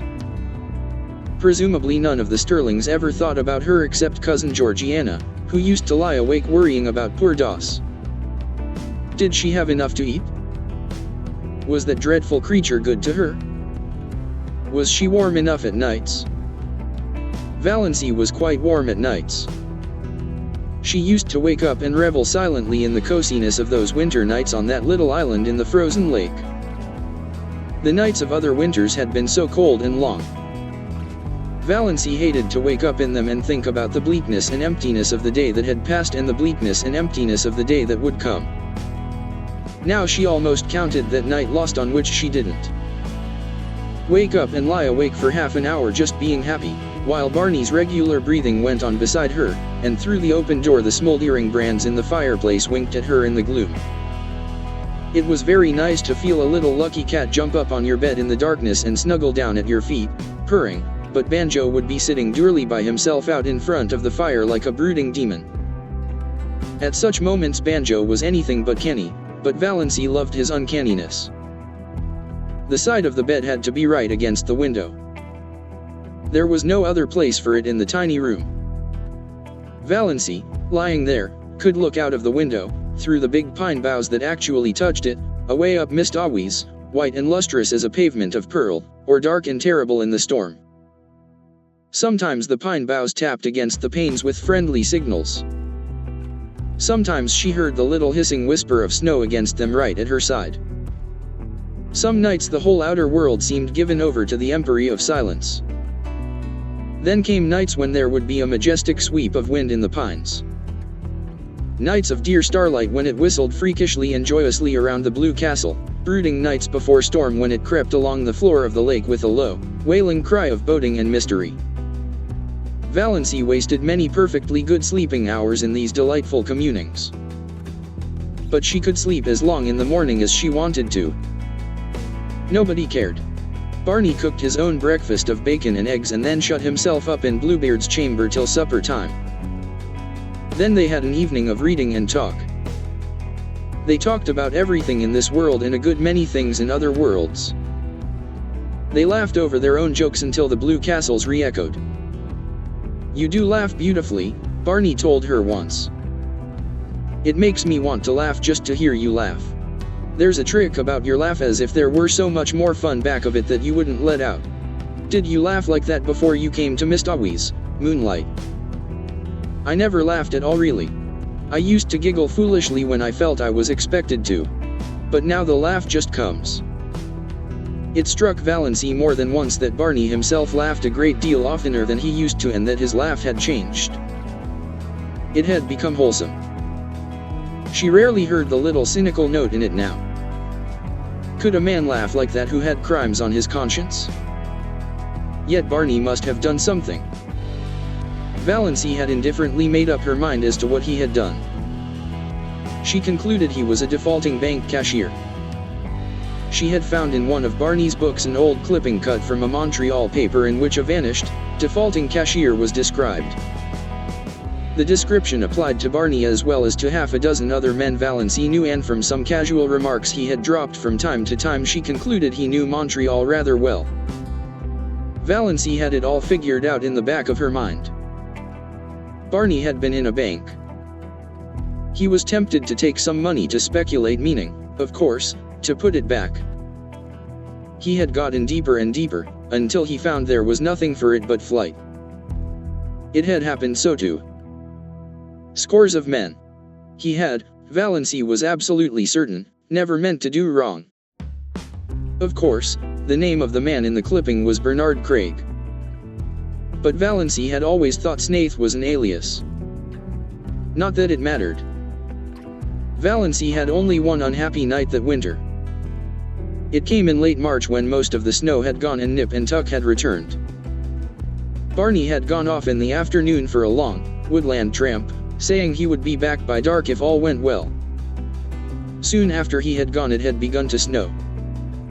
The wind rose and presently Miss Dawes was in the grip of one of the worst storms of the winter. It tore up the lake and struck at the little house. The dark angry woods on the mainland scowled at Valancy, menace in the toss of their boughs, threats in their windy gloom, terror in the roar of their hearts. The trees on the island crouched in fear. Valancy spent the night huddled on the rug before the fire, her face buried in her hands, when she was not vainly peering from the oriel in a futile effort to see through the furious smoke of wind and snow that had once been blue-dimpled Miss Dawes. Where was Barney? Lost on the merciless lakes? Sinking exhausted in the drifts of the pathless woods?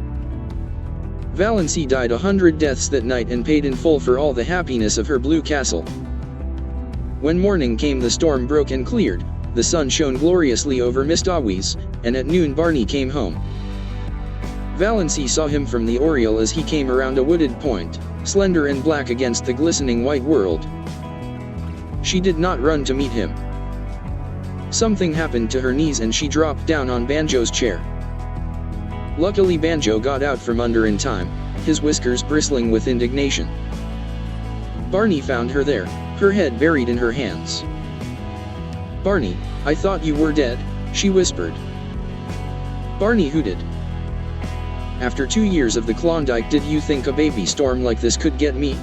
I spent the night in that old lumber shanty over by Muskoka. A bit cold but snug enough. Little goose. Your eyes look like burnt holes in a blanket. Did you sit up here all night worrying over an old woodsman like me?" "Yes," said Valancy. "I couldn't help it. The storm seemed so wild. Anybody might have been lost in it. When I saw you come round the point there, something happened to me. I don't know what. It was as if I had died and come back to life. I can't describe it any other way." Spring. mist always black and sullen for a week or two, then flaming in sapphire and turquoise, lilac and rose again, laughing through the oriel, caressing its amethyst. Chapter XXXIII. Islands, rippling under winds soft as silk. Frogs, little green wizards of swamp and pool, singing everywhere in the long twilights and long into the nights. Islands fairy-like in a green haze. The evanescent beauty of wild young trees in early leaf. Frost-like loveliness of the new foliage of juniper trees. The woods putting on a fashion of spring flowers, dainty, spiritual things akin to the soul of the wilderness. Red mist on the maples, willows decked out with glossy silver pussies, all the forgotten violets of Mistawis blooming again, lure of April moons. Think how many thousands of springs have been here on Mistawisan, all of them beautiful, said Valancy. Oh, Barney, look at that wild plum. I must quote from John Foster. There's a passage in one of his books I've reread it 100 times. He must have written it before a tree just like that. Behold the young wild plum tree which has adorned herself after immemorial fashion in a wedding veil of fine lace. The fingers of wood pixies must have woven it, for nothing like it ever came from an earthly loom.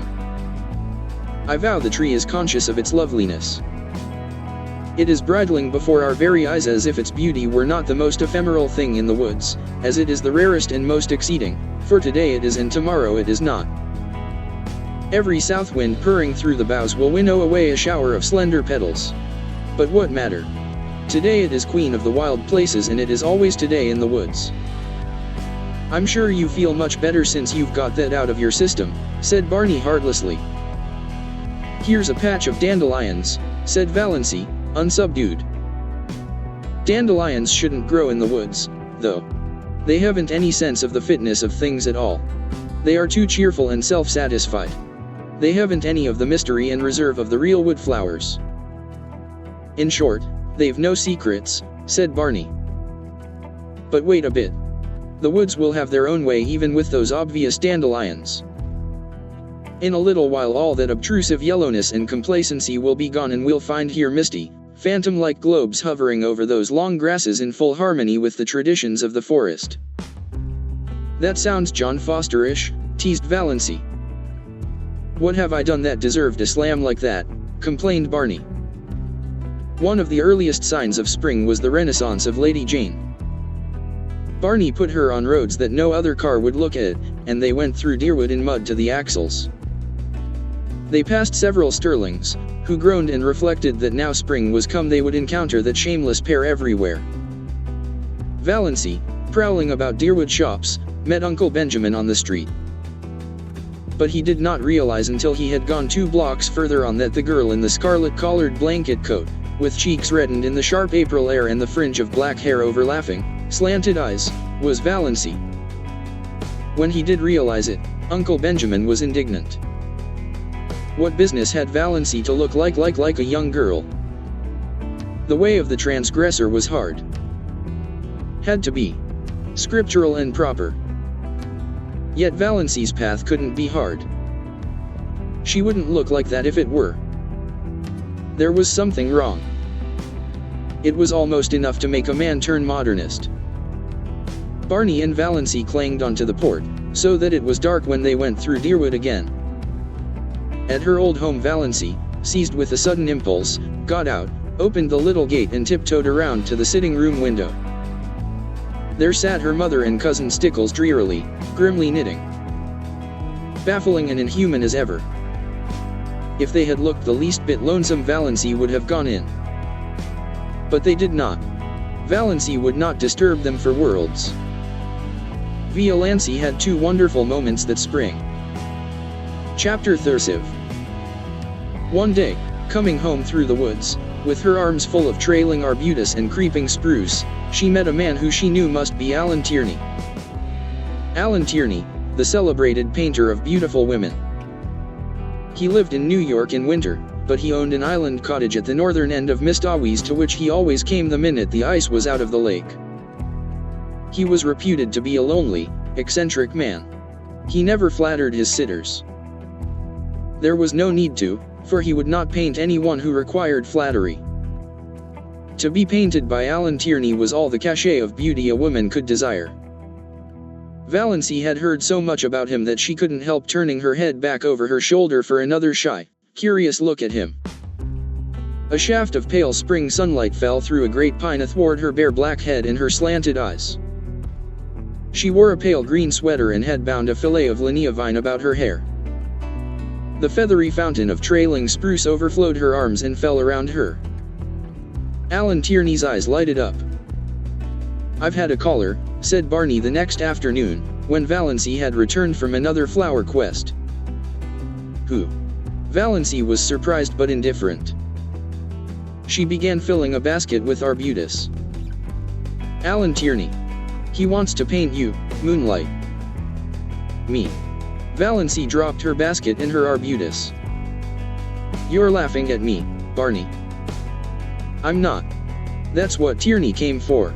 To ask my permission to paint my wife as the spirit of Muskoka, or something like that." But stammered Valancy, "Alan Tierney never paints any but dash." "Beautiful women," finished Barney. Conceded. "QED, Mistress Barney Snaith is a beautiful woman." "Nonsense," said Valancy, stooping to retrieve her arbutus. "You know that's nonsense, Barney. I know I'm a heap better looking than I was a year ago, but I'm not beautiful." "Alan Tierney never makes a mistake," said Barney. "You forget, Moonlight, that there are different kinds of beauty. Your imagination is obsessed by the very obvious type of your cousin Olive. Oh, I've seen her, she's a stunner, but you'd never catch Alan Tierney wanting to paint her. In the horrible but expressive slang phrase, she keeps all her goods in the shop window. But in your subconscious mind you have a conviction that nobody can be beautiful who doesn't look like Olive. Also, you remember your face as it was in the days when your soul was not allowed to shine through it. Tierney said something about the curve of your cheek as you looked back over your shoulder. You know I've often told you it was distracting. And he's quite batty about your eyes.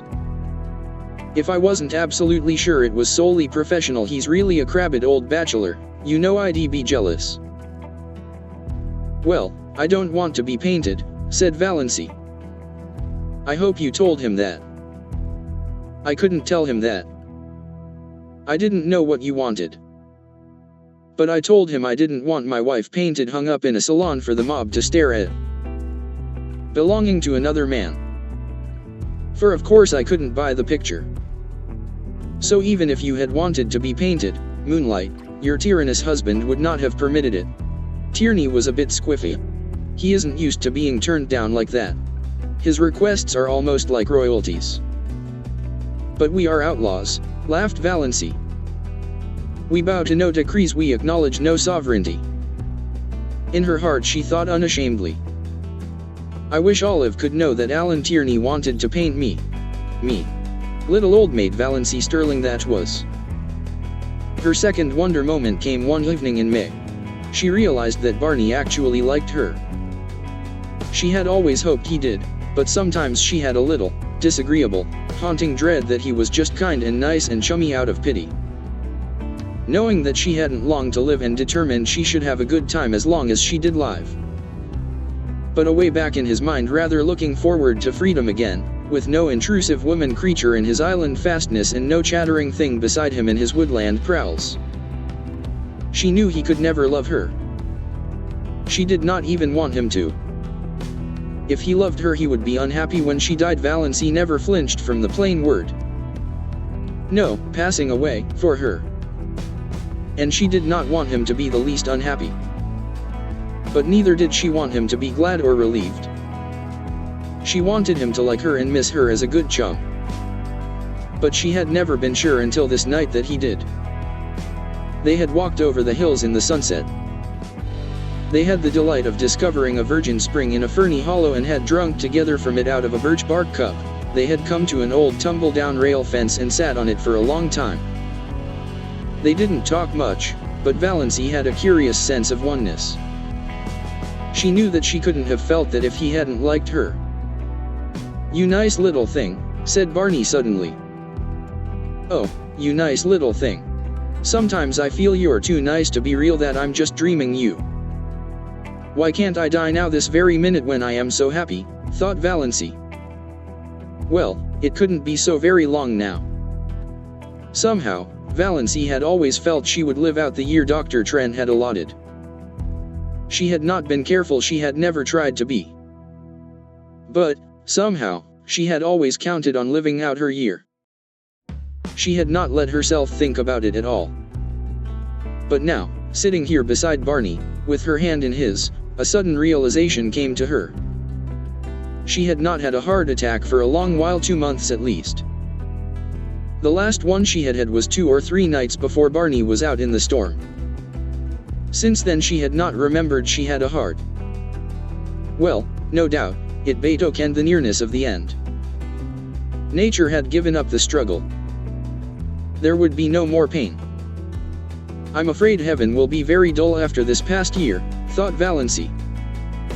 But perhaps one will not remember. Would that be nice? No, no. I don't want to forget Barney. I'd rather be miserable in heaven remembering him than happy forgetting him. And I'll always remember through all eternity that he really, really liked me. 30 seconds can be very long sometimes. Long enough to work a miracle or a revolution. In 30 seconds life changed wholly for Barney and Valancy Snaith.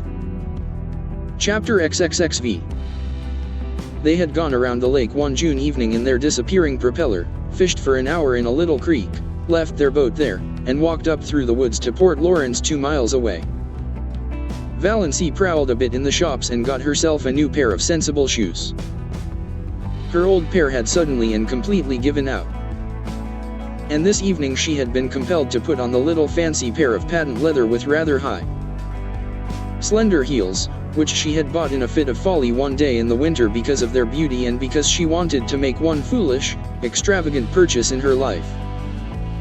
She sometimes put them on of an evening in the Blue Castle, but this was the first time she had worn them outside.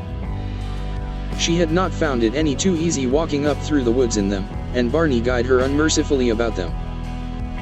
But in spite of the inconvenience, Valancy secretly rather liked the look of her trim ankles and high instep above those pretty, foolish shoes, and did not change them in the shop as she might have done. The sun was hanging low above the pines when they left Port Lawrence. To the north of it the woods closed around the town quite suddenly.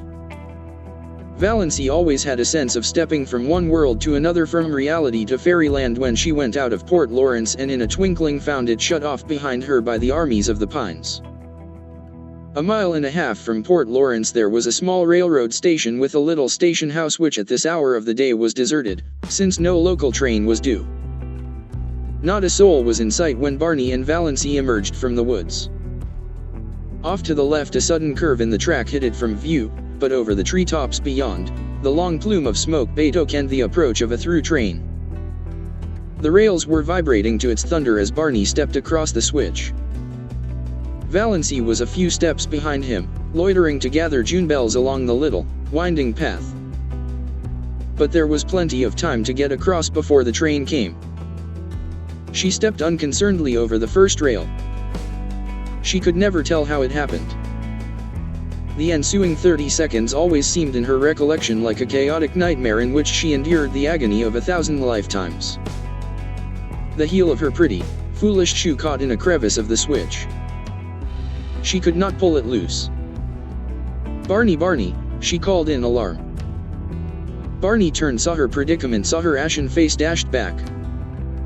He tried to pull her clear, he tried to wrench her foot from the prisoning hold. In vain. In a moment the train would sweep around, the curve would be on them. "Go, go quick, you'll be killed, Barney," shrieked Valancy, trying to push him away. Barney dropped on his knees, ghost white, frantically tearing at her shoelace. The knot defied his trembling fingers. He snatched a knife from his pocket and slashed at it. Valancy still strove blindly to push him away. Her mind was full of the hideous thought that Barney was going to be killed. She had no thought for her own danger. "Barney, go, go, for God's sake, go." "Never," muttered Barney between his set teeth. He gave one mad wrench at the lace. As the train thundered around the curve, he sprang up and caught Valancy, dragging her clear, leaving the shoe behind her. The wind from the train as it swept by turned to icy cold, the streaming perspiration on his face. "Thank God," he breathed. For a moment they stood stupidly staring at each other, two white, shaken, wild-eyed creatures. Then they stumbled over to the little seat at the end of the station house and dropped on it. Barney buried his face in his hands and said not a word. Valancy sat, staring straight ahead of her with unseeing eyes at the great pine woods, the stumps of the clearing, the long, gleaming rails. There was only one thought in her dazed mind, a thought that seemed to burn it as a shaving of fire might burn her body. Dr. Trent had told her over a year ago that she had a serious form of heart disease, that any excitement might be fatal. If that were so, why was she not dead now? This very minute? She had just experienced as much and as terrible excitement as most people experience in a lifetime, crowded into that endless 30 seconds. Yet she had not died of it. She was not an iota the worse for it. A little wobbly at the knees, as anyone would have been, a quicker heartbeat, as anyone would have, nothing more. Why? Was it possible Dr. Trent had made a mistake? Valancy shivered as if a cold wind had suddenly chilled her to the soul. She looked at Barney, hunched up beside her. His silence was very eloquent. Had the same thought occurred to him? Did he suddenly find himself confronted by the appalling suspicion that he was married, not for a few months or a year, but for good and all, to a woman he did not love and who had foisted herself upon him by some trick or lie? Valancy turned sick before the horror of it. It could not be. It would be too cruel, too devilish. Dr. Trent couldn't have made a mistake. Impossible. He was one of the best heart specialists in Ontario. She was foolish, unnerved by the recent horror. She remembered some of the hideous spasms of pain she had had. There must be something serious the matter with her heart to account for them. But she had not had any for nearly 3 months. Why? Presently Barney bestirred himself. He stood up, without looking at Valancy, and said casually, "I suppose we'd better be hiking back. Sun's getting low. Are you good for the rest of the road?" "I think so," said Valancy miserably. Barney went across the clearing and picked up the parcel he had dropped, the parcel containing her new shoes. He brought it to her and let her take out the shoes and put them on without any assistance, while he stood with his back to her and looked out over the pines. They walked in silence down the shadowy trail to the lake. In silence Barney steered his boat into the sunset miracle that was Mistawis. In silence they went around feathery headlands and across coral bays and silver rivers where canoes were slipping up and down in the afterglow. In silence they went past cottages echoing with music and laughter. In silence drew up at the landing place below the blue castle. Valancy went up the rock steps and into the house. She dropped miserably on the first chair she came to and sat there staring through the oriel, oblivious of good luck's frantic purrs of joy and Banjo's savage glares of protest at her occupancy of his chair. Barney came in a few minutes later. He did not come near her, but he stood behind her and asked gently if she felt any the worse for her experience. Valancy would have given her year of happiness to have been able honestly to answer yes. "No," she said flatly. Barney went into Bluebeard's chamber and shut the door. She heard him pacing up and down, up and down. He had never paced like that before. And an hour ago, only an hour ago, she had been so happy. Finally Valancy went to bed. Before she went she reread Dr. Trent's letter. It comforted her a little. So positive. So assured. The writing so black and steady. Not. Chapter 30. The writing of a man who didn't know what he was writing about. But she could not sleep. She pretended to be asleep when Barney came in. Barney pretended to go to sleep. But Valancy knew perfectly well he wasn't sleeping any more than she was. She knew he was lying there, staring through the darkness. Thinking of what? Trying to face what? Valancy, who had spent so many happy wakeful hours of night lying by that window, now paid the price of them all in this one night of misery. A horrible, portentous fact was slowly looming out before her from the nebula of surmise and fear. She could not shut her eyes to it, push it away, ignore it. There could be nothing seriously wrong with her heart, no matter what Dr. Trent had said. If there had been, those 30 seconds would have killed her. It was no use to recall Dr. Trent's letter and reputation. The greatest specialists made mistakes sometimes. Dr. Trent had made one. Towards morning, Valancy fell into a fitful doze with ridiculous dreams. One of them was of Barney taunting her with having tricked him. In her dream she lost her temper and struck him violently on the head with her rolling pin. He proved to be made of glass and shivered into splinters all over the floor. She woke with a cry of horror, a gasp of relief, a short laugh over the absurdity of her dream, a miserable, sickening recollection of what had happened. Barney was gone. Valancy knew, as people sometimes know things inescapably, without being told, that he was not in the house or in Bluebeard's chamber either.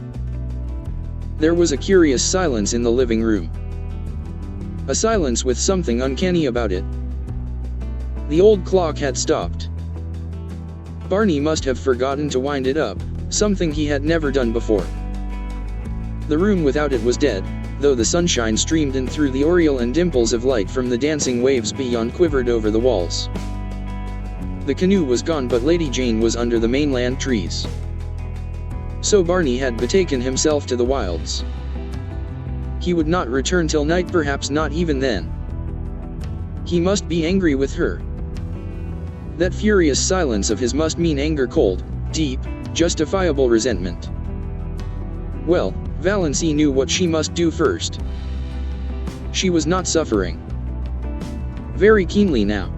Yet the curious numbness that pervaded her being was in a way worse than pain. It was as if something in her had died. She forced herself to cook and eat a little breakfast. Mechanically she put the blue castle in perfect order. Then she put on her hat and coat, locked the door and hid the key in the hollow of the old pine, and crossed to the mainland in the motorboat. She was going into Deerwood to see Dr. Trent. She must know. Dr. Trent looked at her blankly and fumbled among his recollections. Miss. Chapter XXXVII. Mrs. Snaith, said Valancy quietly. I was Miss Valancy Stirling when I came to you last May, over a year ago. I wanted to consult you about my heart. Dr. Trent's face cleared. Oh, of course. I remember now. I'm really not to blame for not knowing you. You've changed splendidly. And married. Well, it has agreed with you. You don't look much like an invalid now, hey? I remember that day. I was badly upset. Hearing about poor Ned bowled me over. But Ned's as good as new, and you, too, evidently. I told you so, told you there was nothing to worry over. Valancy looked at him. You told me, in your letter, she said slowly, with a curious feeling that someone else was talking through her lips, that I had angina pectoris in the last stages, complicated with an aneurysm. That I might die any minute, that I couldn't live longer than a year. Dr. Trent stared at her. Impossible, he said blankly. I couldn't have told you that. Valancy took his letter from her bag and handed it to him. Miss Valancy Stirling, he read. Yes. Of course I wrote you on the train that night. But I told you there was nothing serious. Read your letter, insisted Valancy. Dr. Trent took it out, unfolded it, glanced over it. A dismayed look came into his face. He jumped to his feet and strode agitatedly about the room. Good heavens. This is the letter I meant for old Miss Jane Stirling. From Port Lawrence. She was here that day, too. I sent you the wrong letter. What unpardonable carelessness. But I was beside myself that night. My God, and you believed that, but you didn't. You went to another doctor. Valancy stood up, turned round, looked foolishly about her and sat down again. I believed it, she said faintly. I didn't go to any other doctor. It would take too long to explain. But I believed I was going to die soon. Dr. Trent halted before her. I can never forgive myself. What a year you must have had. But you don't look, I can't understand. Never mind, said Valancy dully. And so there's nothing the matter with my heart? Well, nothing serious. You had what is called pseudo-angina. It's never fatal, passes away completely with proper treatment. Or sometimes with a shock of joy. Have you been troubled much with it? Not at all since March, answered Valancy. She remembered the marvelous feeling of recreation she had had when she saw Barney coming home safe after the storm. Had that shock of joy cured her? Then likely you're all right. I told you what to do in the letter you should have got. And of course I supposed you'd go to another doctor. Child, why didn't you?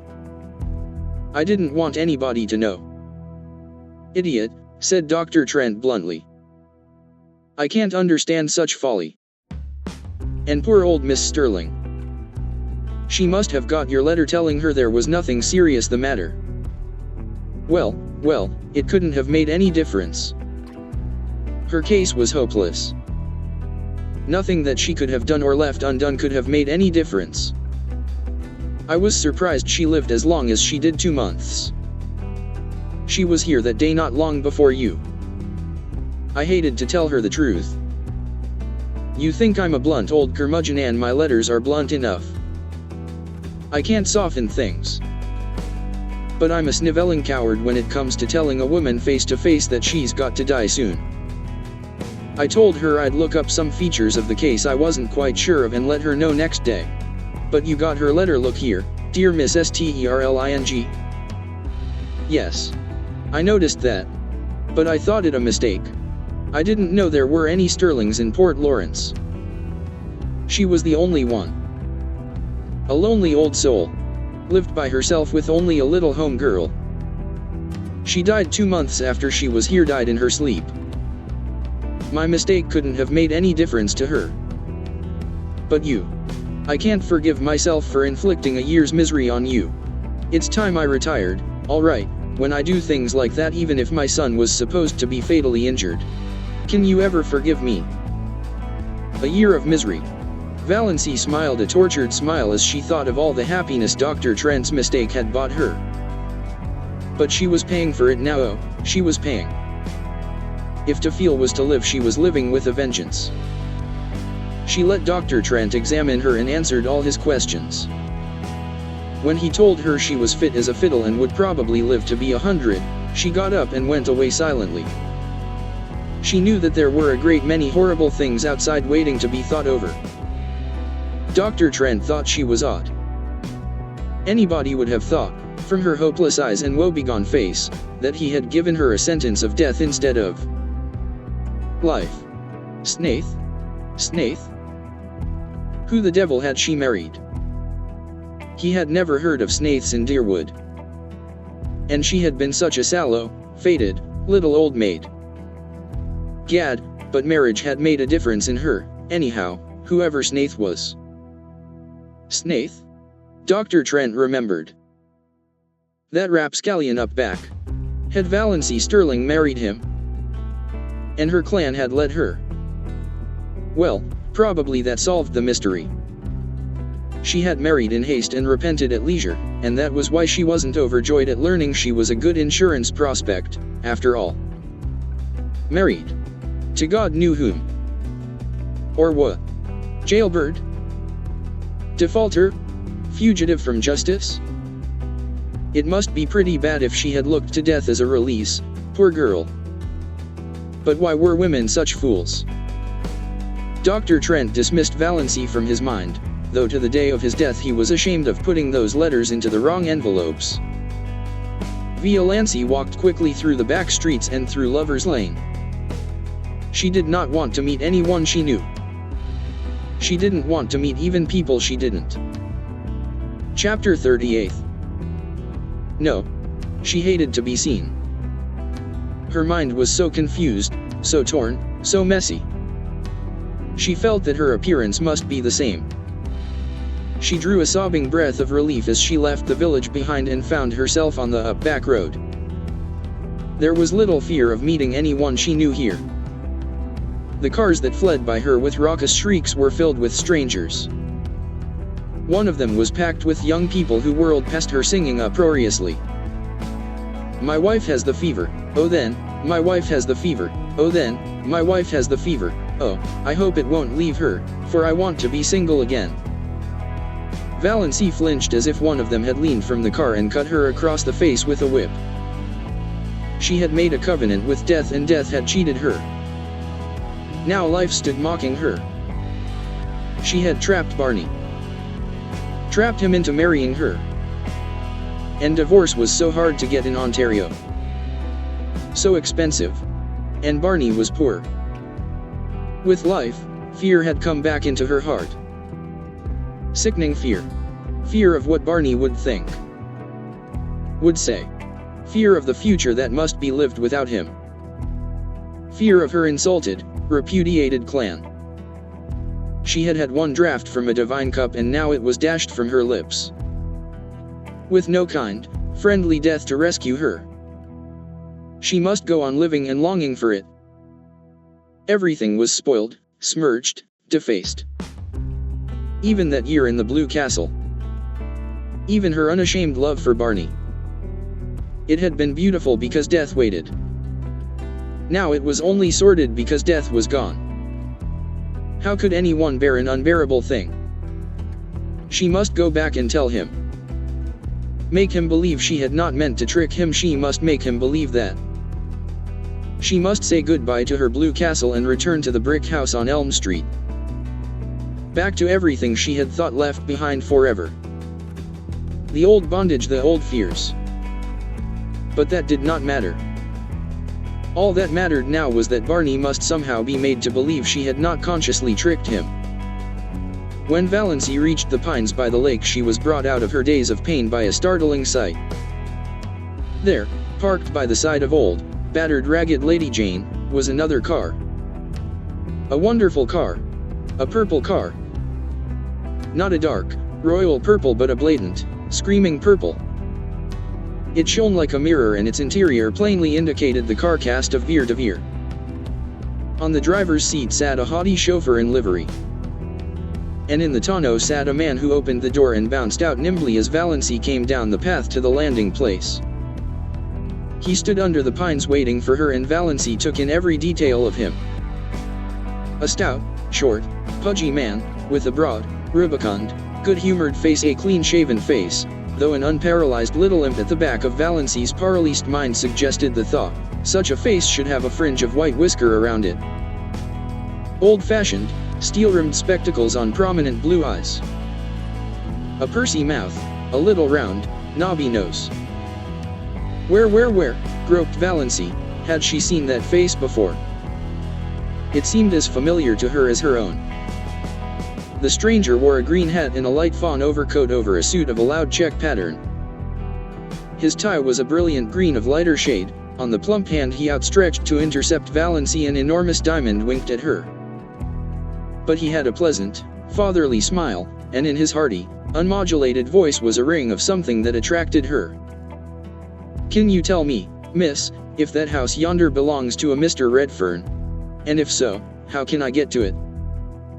Redfern.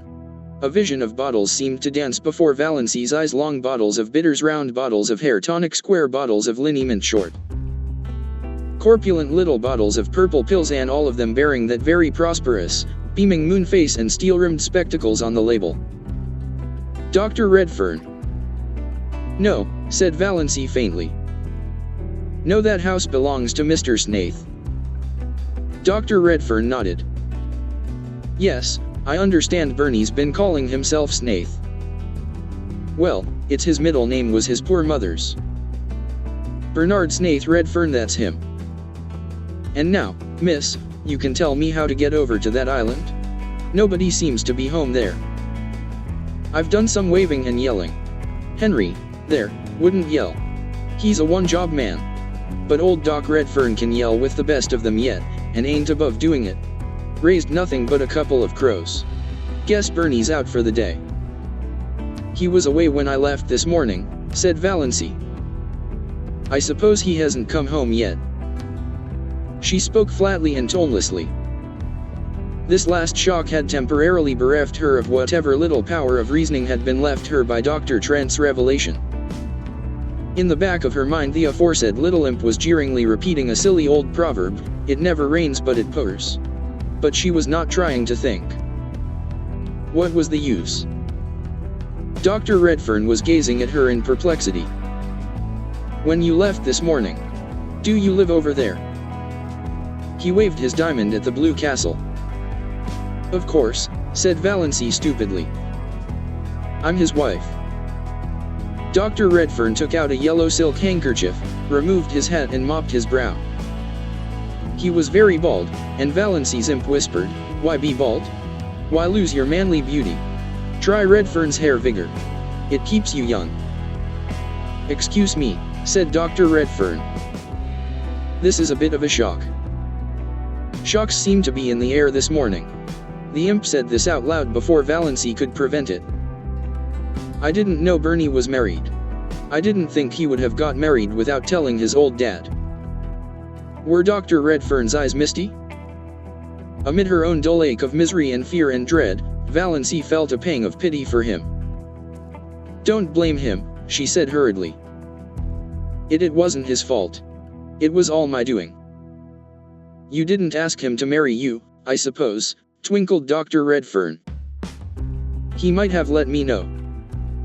I'd have got acquainted with my daughter-in-law before this if he had. But I'm glad to meet you now, my dear, very glad. You look like a sensible young woman. I used to sorter fear Barney'd pick out some pretty bit of fluff just because she was good-looking. They were all after him, of course. Wanted his money? Didn't like the pills and the bitters but liked the dollars. Wanted to dip their pretty little fingers in old Doc's millions. Millions, said Valancy faintly. She wished she could sit down somewhere, she wished she could have a chance to think, she wished she and the Blue Castle could sink to the bottom of Mistawis and vanish from human sight forevermore. Millions, said Dr. Redfern complacently. And Bernie chucks them for that. Again he shook the diamond contemptuously at the Blue Castle. Wouldn't you think he'd have more sense?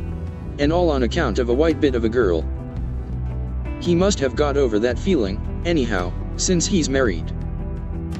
You must persuade him to come back to civilization. All nonsense wasting his life like this. Ain't you going to take me over to your house, my dear? I suppose you've some way of getting there. Of course, said Valancy stupidly. She led the way down to the little cove where the disappearing propeller boat was snuggled. Does your man want to come, too? Who? Henry. Not he. Look at him sitting there disapproving. Disapproves of the whole expedition. The trail up from the road nearly gave him a conniption. Well, it was a devilish road to put a car on. Whose old bus is that up there? Barney's. Good Lord. Does Bernie Redfern ride in a thing like that? It looks like the great-great-grandmother of all the Fords. It isn't a Ford. It's a Grace Lawson, said Valancy spiritedly. For some occult reason, Dr. Redfern's good-humored ridicule of dear old Lady Jane stung her to life. A life that was all pain but still life. Better than the horrible half-dead and half-aliveness of the past few minutes or years. She waved Dr. Redfern curtly into the boat and took him over to the Blue Castle. The key was still in the old pine, the house still silent and deserted. Valancy took the doctor through the living room to the western veranda. She must at least be out where there was air. It was still sunny, but in the southwest a great thundercloud, with white crests and gorges of purple shadow, was slowly rising over Mistawis. The doctor dropped with a gasp on a rustic chair and mopped his brow again. Warm, Lord, what a view. Wonder if it would soften Henry if he could see it. Have you had dinner? Asked Valancy. Yes, my dear, had it before we left Port Lawrence. Didn't know what sort of wild hermit's hollow we were coming to, you see. Hadn't any idea I was going to find a nice little daughter-in-law here all ready to toss me up a meal. Cats, puss, puss. See that? Cats love me. Bernie was always fond of cats. It's about the only thing he took from me. He's his poor mother's boy. Valancy had been thinking idly that Barney must resemble his mother. She had remained standing by the steps, but Dr. Redfern waved her to the swing seat. Sit down, dear. Never stand when you can sit. I want to get a good look at Barney's wife. Well, I like your face. No beauty, you don't mind my saying that you've sense enough to know it, I reckon. Sit down. Valancy sat down. To be obliged to sit still when mental agony urges us to stride up and down is the refinement of torture. Every nerve in her being was crying out to be alone, to be hidden. But she had to sit and listen to Dr. Redfern, who didn't mind talking at all. When do you think Bernie will be back? I don't know, not before night probably. Where did he go? I don't know that either. Likely to the woods up back. So he doesn't tell you his comings and goings, either? Bernie was always a secretive young devil. Never understood him. Just like his poor mother. But I thought a lot of him. It hurt me when he disappeared as he did. 11 years ago. I haven't seen my boy for 11 years. 11 years. Valancy was surprised. It's only 6 since he came here. Oh, he was in the Klondike before that and all over the world. He used to drop me a line now and then, never give any clue to where he was, but just a line to say he was all right. I suppose he's told you all about it. No, I know nothing of his past life, said Valancy with sudden eagerness. She wanted to know, she must know now. It hadn't mattered before. Now she must know all. And she could never hear it from Barney. She might never even see him again. If she did, it would not be to talk of his past. What happened? Why did he leave his home? Tell me. Tell me. Well, it ain't much of a story. Just a young fool gone mad because of a quarrel with his girl. Only Bernie was a stubborn fool. Always stubborn. You never could make that boy do anything he didn't want to do. From the day he was born. Yet he was always a quiet, gentle little chap, too. Good as gold. His poor mother died when he was only 2 years old. I'd just begun to make money with my hair vigor. I dreamed the formula for it, you see. Some dream that. The cash rolled in. Bernie had everything he wanted. I sent him to the best schools, private schools. I meant to make a gentleman of him. Never had any chance myself. Meant he should have every chance. He went through McGill. Got honors and all that. I wanted him to go in for law. He hankered after journalism and stuff like that. Wanted me to buy a paper for him or back him in publishing what he called a real, worthwhile, honest-to-goodness Canadian magazine. I suppose I'd have done it, I always did what he wanted me to do. Wasn't he all I had to live for? I wanted him to be happy. And he never was happy. Can you believe it? Not that he said so. But I'd always a feeling that he wasn't happy. Everything he wanted, all the money he could spend, his own bank account, travel, seeing the world, but he wasn't happy. Not till he fell in love with Ethel Traverse. Then he was happy for a little while. The cloud had reached the sun and a great, chill, purple shadow came swiftly over Mistawis. It touched the blue castle, rolled over it. Valancy shivered. Yes, she said, with painful eagerness, though every word was cutting her to the heart. What was she like? Prettiest girl in Montreal, said Dr. Redfern. Oh, she was a looker, all right. Gold hair, shiny as silk, great, big, soft, black eyes, skin like milk and roses. Don't wonder Bernie fell for her. And brains as well. She wasn't a bit of fluff. B.A. from McGill. A thoroughbred, too. One of the best families. But a bit lean in the purse. Bernie was mad about her. Happiest young fool you ever saw. Then the bust up. What happened? Valancy had taken off her hat and was absently thrusting a pin in and out of it. Good Luck was purring beside her. Banjo was regarding Dr. Redfern with suspicion. Nip and Tuck were lazily cawing in the pines. Miss Dawes was beckoning. Everything was the same. Nothing was the same. It was 100 years since yesterday. Yesterday, at this time, she and Barney had been eating a belated dinner here with laughter. Laughter? Valancy felt that she had done with laughter forever. And with tears, for that matter. She had no further use for either of them. Blessed if I know, my dear. Some fool quarrel, I suppose. Bernie just lit out disappeared. He wrote me from the Yukon. Said his engagement was broken and he wasn't coming back. And not to try to hunt him up because he was never coming back. I didn't. What was the use? I knew Bernie. I went on piling up money because there wasn't anything else to do. But I was mighty lonely. All I lived for was them little notes now and then from Bernie, Klondike, England, South Africa, China, everywhere. I thought maybe he'd come back someday to his lonesome old dad. Then 6 years ago even the letters stopped. I didn't hear a word of or from him till last Christmas. Did he write? No. But he drew a check for $15,000 on his bank account.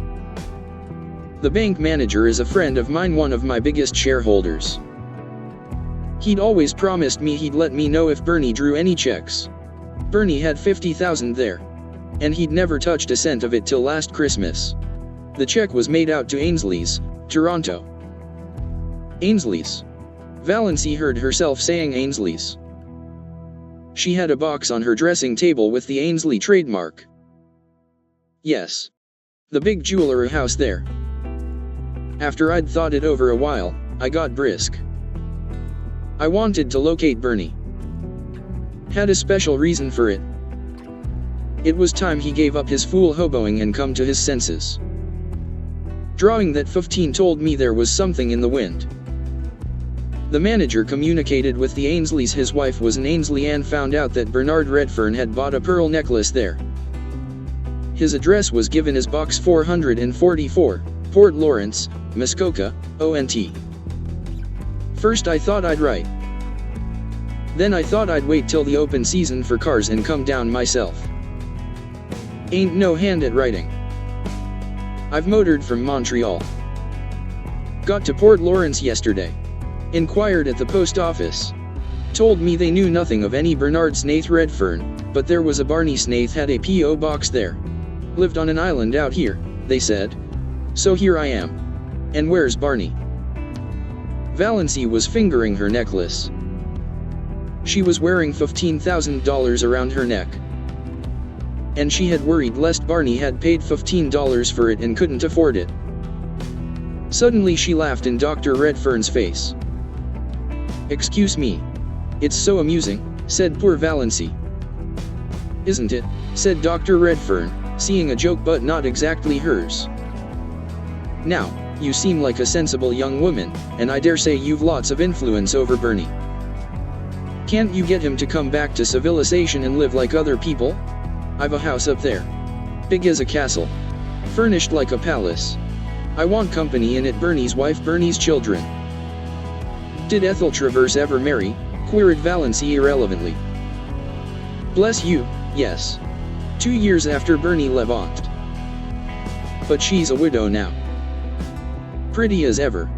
To be frank, that was my special reason for wanting to find Bernie. I thought they'd make it up, maybe. But, of course, that's all off now. Doesn't matter. Bernie's choice of a wife is good enough for me. It's my boy I want. Think he'll soon be back? I don't know. But I don't think he'll come before night. Quite late, perhaps. And perhaps not till tomorrow. But I can put you up comfortably. He'll certainly be back tomorrow. Dr. Redfern shook his head. Too damp. I'll take no chances with rheumatism. Why suffer that ceaseless anguish? Why not try Redfern's liniment? Quoted the imp in the back of Valancy's mind. I must get back to Port Lawrence before rain starts. Henry goes quite mad when he gets mud on the car. But I'll come back tomorrow. Meanwhile you talk Bernie into reason. He shook her hand and patted her kindly on the shoulder. He looked as if he would have kissed her, with a little encouragement, but Valancy did not give it. Not that she would have minded. He was rather dreadful and loud and dreadful. But there was something about him she liked. She thought dully that she might have liked being his daughter-in-law if he had not been a millionaire. A score of times over. And Barney was his son and heir. She took him over in the motorboat and watched the lordly purple car roll away through the woods with Henry at the wheel looking things not lawful to be uttered. Then she went back to the Blue Castle. What she had to do must be done quickly. Barney might return at any moment. And it was certainly going to rain. She was thankful she no longer felt very bad. When you are bludgeoned on the head repeatedly, you naturally and mercifully become more or less insensible and stupid. She stood briefly like a faded flower bitten by frost, by the hearth, looking down on the white ashes of the last fire that had blazed in the Blue Castle. At any rate, she thought wearily, Barney isn't poor. He will be able to afford a divorce. Quite nicely. He must write a note. The imp in the back of her mind laughed. In every story she had ever read, when a runaway wife decamped from home, she left a note, generally on. Chapter 36. The pincushion. It was not a very original idea. But one had to leave something intelligible. What was there to do but write a note? She looked vaguely about her for something to write with. Ink. There was none. Valancy had never written anything since she had come to the Blue Castle, save memoranda of household necessaries for Barney. A pencil sufficed for them, but now the pencil was not to be found. Valancy absently crossed to the door of Bluebeard's chamber and tried it. She vaguely expected to find it locked, but it opened unresistingly. She had never tried it before, and did not know whether Barney habitually kept it locked or not. If he did, he must have been badly upset to leave it unlocked. She did not realize that she was doing something he had told her not to do. She was only looking for something to write with. All her faculties were concentrated on deciding just what she would say and how she would say it. There was not the slightest curiosity in her as she went into the lean-to. There were no beautiful women hanging by their hair on the walls. It seemed a very harmless apartment, with a commonplace little sheet iron stove in the middle of it, its pipe sticking out through the roof. At one end was a table or counter crowded with odd-looking utensils. Used no doubt by Barney in his smelly operations. Chemical experiments, probably, she reflected dully. At the other end was a big writing desk and swivel chair. The side walls were lined with books. Valancy went blindly to the desk. There she stood motionless for a few minutes, looking down at something that lay on it. A bundle of galley proofs. The page on top bore the title Wild Honey, and under the title were the words, by John Foster. The opening sentence: pines are the trees of myth and legend. They strike their roots deep into the traditions of an older world, but wind and star love their lofty tops. What music when old Aeolus draws his bow across the branches of the pines, she had heard Barney say that one day when they walked under them. So Barney was John Foster. Valancy was not excited. She had absorbed all the shocks and sensations that she could compass for one day. This affected her neither one way nor the other. She only thought. So this explains it. It was a small matter that had, somehow, stuck in her mind more persistently than its importance seemed to justify. Soon after Barney had brought her John Foster's latest book, she had been in a Port Lawrence bookshop and heard a customer ask the proprietor for John Foster's new book. The proprietor had said curtly, "Not out yet. Won't be out till next week." Valancy had opened her lips to say, "Oh, yes, it is out, but closed them again. After all, it was none of her business. She supposed the proprietor wanted to cover up his negligence in not getting the book in promptly. Now she knew. The book Barney had given her had been one of the author's complimentary copies, sent in advance. Well, Valancy pushed the proofs indifferently aside and sat down in the swivel chair. She took up Barney's pen and a vile one it was pulled a sheet of paper to her and began to write. She could not think of anything to say except bald facts. Dear Barney Dash. I went to Dr. Trent this morning and found out he had sent me the wrong letter by mistake. There never was anything serious the matter with my heart and I am quite well now. I did not mean to trick you. Please believe that. I could not bear it if you did not believe that. I am very sorry for the mistake. But surely you can get a divorce if I leave you. Is desertion a ground for divorce in Canada? Of course, if there is anything I can do to help or hasten it, I will do it gladly, if your lawyer will let me know. I thank you for all your kindness to me. I shall never forget it. Think as kindly of me as you can, because I did not mean to trap you. Goodbye. Yours gratefully, Valancy. It was very cold and stiff, she knew. But to try to say anything else would be dangerous, like tearing away a dam. She didn't know what torrent of wild incoherences and passionate anguish might pour out. In a postscript she added, Your father was here today. He is coming back tomorrow. He told me everything. I think you should go back to him. He is very lonely for you. She put the letter in an envelope, wrote Barney across it, and left it on the desk. On it she laid the string of pearls. If they had been the beads she believed them, she would have kept them in memory of that wonderful year. But she could not keep the $15,000 gift of a man who had married her out of pity and whom she was now leaving. It hurt her to give up her pretty bauble. That was an odd thing, she reflected. The fact that she was leaving Barney did not hurt her yet. It lay at her heart like a cold, insensible thing. If it came to life, Valancy shuddered and went out. She put on her hat and mechanically fed Good Luck and Banjo. She locked the door and carefully hid the key in the old pine. Then she crossed to the mainland in the disappearing propeller. She stood for a moment on the bank, looking at her blue castle. The rain had not yet come, but the sky was dark, and mist always gray and sullen. The little house under the pines looked very pathetic, a casket rifled of its jewels, a lamp with its flame blown out.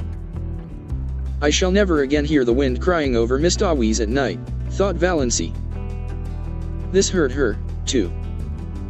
She could have laughed to think that such a trifle could hurt her at such a time.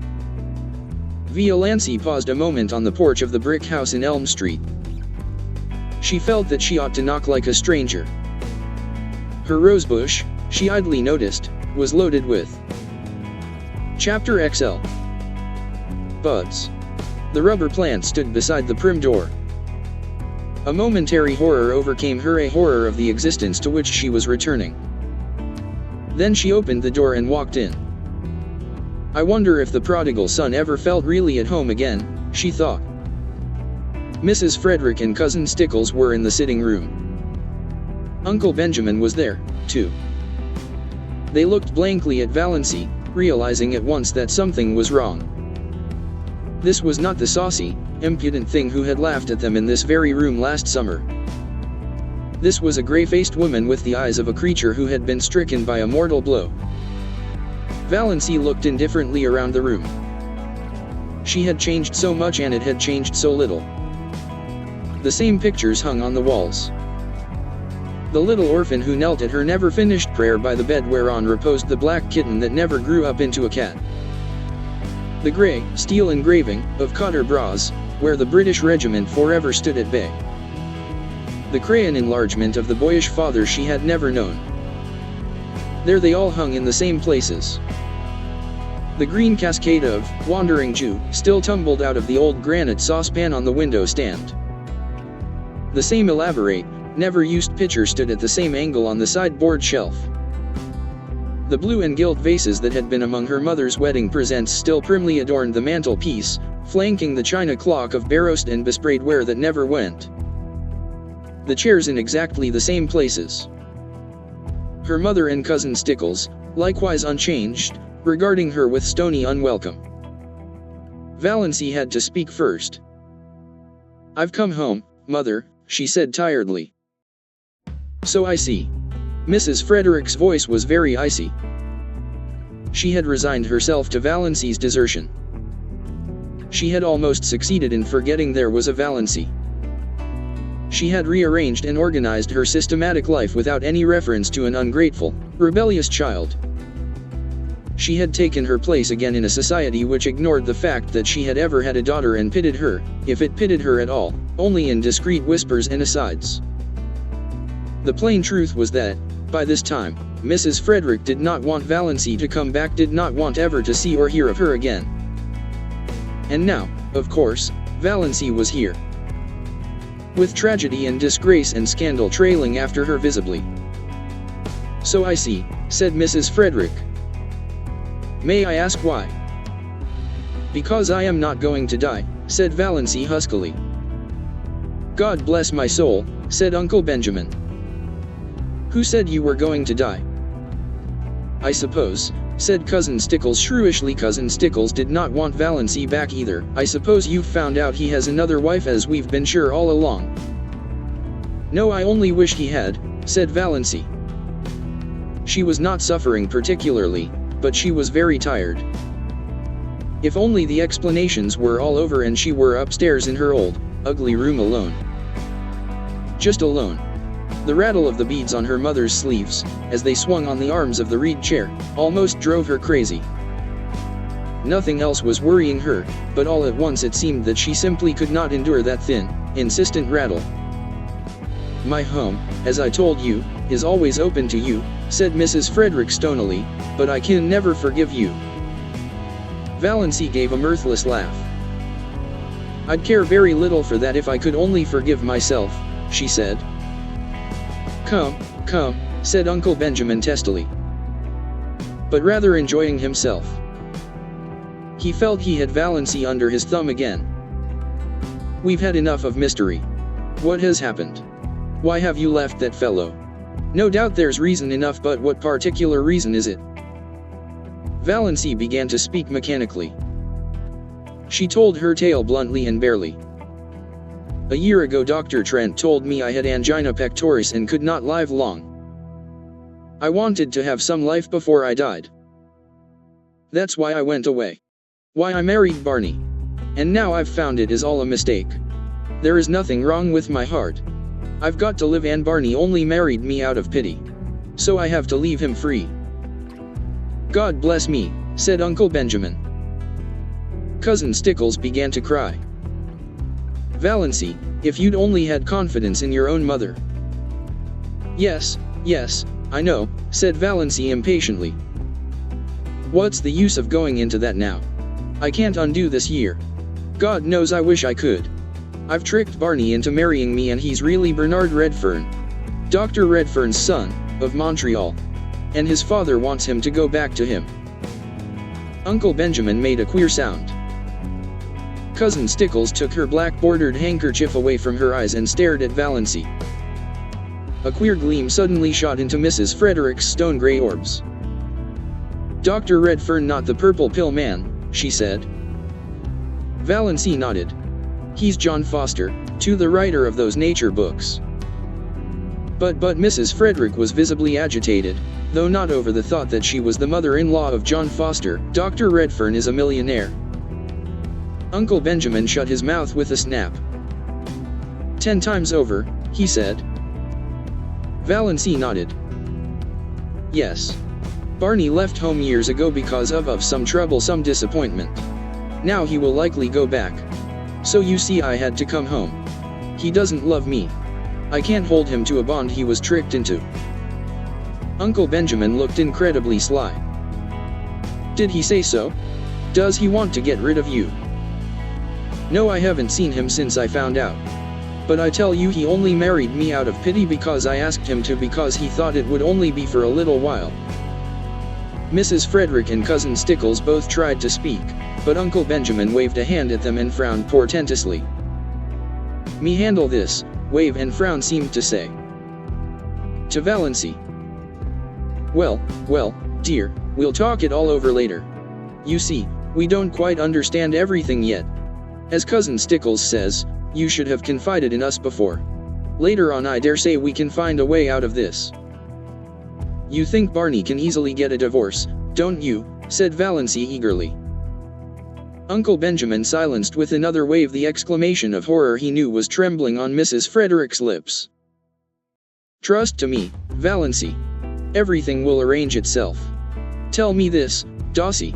Have you been happy up back? Was SNMR Redfern good to you?"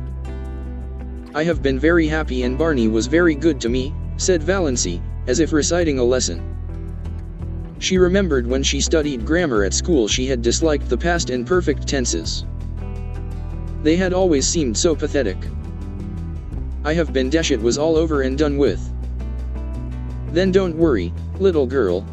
How amazingly paternal Uncle Benjamin was. "Your family will stand behind you.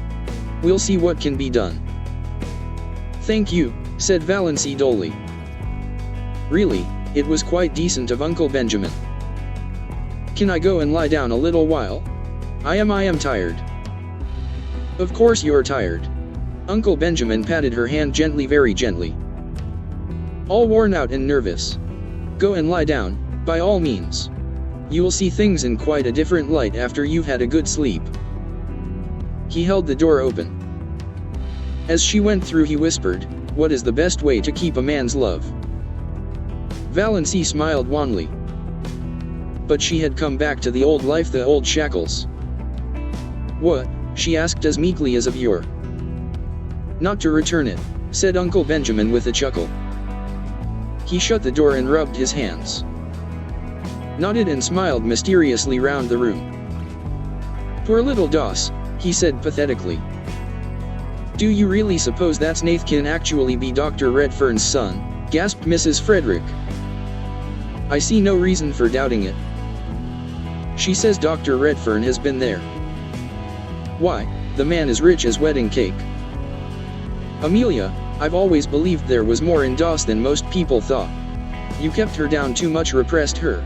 She never had a chance to show what was in her. And now she's landed a millionaire for a husband." But hesitated Mrs. Frederick. They told terrible tales about him. All gossip and invention, all gossip and invention.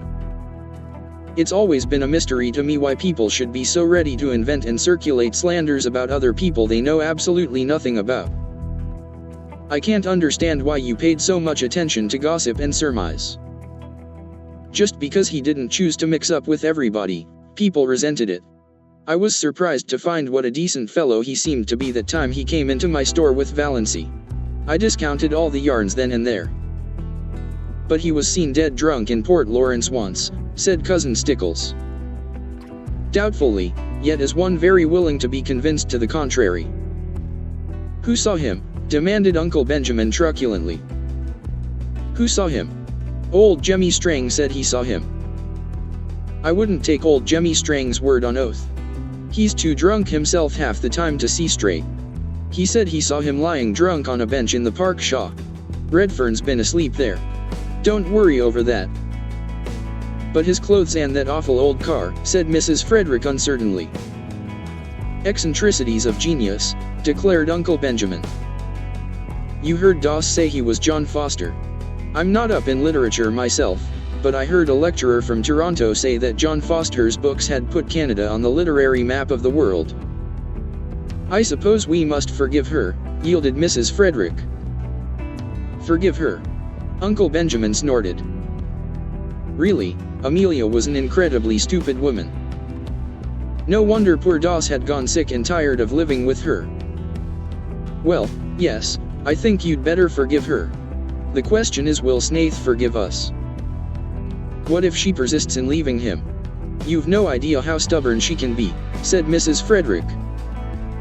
"Leave it all to me, Amelia. Leave it all to me. You women have muddled it enough. This whole affair has been bungled from start to finish. If you had put yourself to a little trouble years ago, Amelia, she would not have bolted over the traces as she did. Just let her alone, don't worry her with advice or questions till she's ready to talk. She's evidently run away in a panic because she's afraid he'd be angry with her for fooling him. Most extraordinary thing of Trent to tell her such a yarn. That's what comes of going to strange doctors. Well, we mustn't blame her too harshly, poor child. Redfern will come after her. If he doesn't, I'll hunt him up and talk to him as man to man. He may be a millionaire, but Valancy is a Stirling. He can't repudiate her just because she was mistaken about her heart disease. Not likely he'll want to. Doss is a little overstrung. Bless me, I must get in the habit of calling her Valancy. She isn't a baby any longer. Now, remember, Amelia. Be very kind and sympathetic. It was something of a large order to expect Mrs. Frederick to be kind and sympathetic. But she did her best. When supper was ready, she went up and asked Valancy if she wouldn't like a cup of tea. Valancy, lying on her bed, declined. She just wanted to be left alone for a while. Mrs. Frederick left her alone. She did not even remind Valancy that her plight was the outcome of her own lack of daughterly respect and obedience. One could not exactly say things like that to the daughter-in-law of a millionaire. Valancy looked dully about her old room. It, too, was so exactly the same that it seemed almost impossible to believe in the changes that had come to her since she Chapter XLI had last slept in it. It seemed somehow indecent that it should be so much the same. There was Queen Louise everlastingly coming down the stairway, and nobody had let the forlorn puppy in out of the rain. Here was the purple paper blind and the greenish mirror. Outside, the old carriage shop with its blatant advertisements. Beyond it, the station with the same derelicts and flirtatious flappers. Here the old life waited for her, like some grim ogre that bided his time and licked his chops.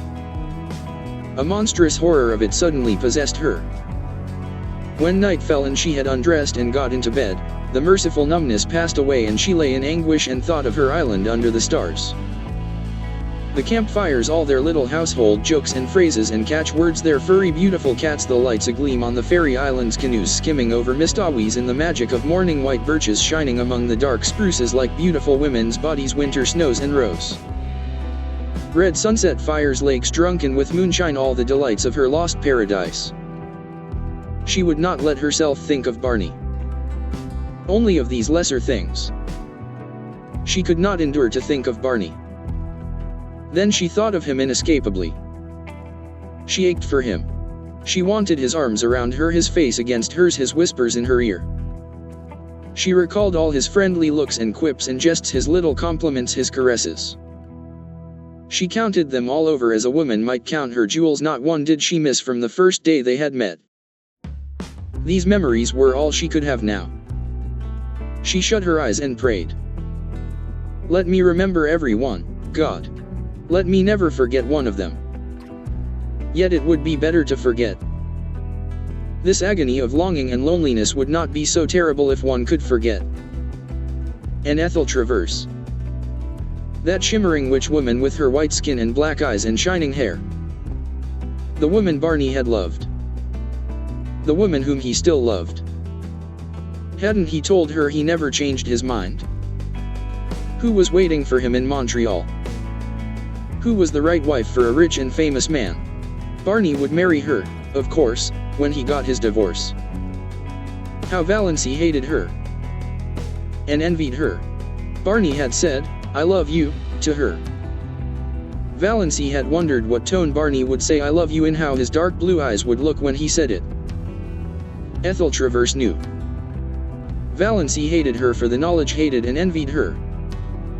She can never have those hours in the Blue Castle. They are mine, thought Valancy savagely.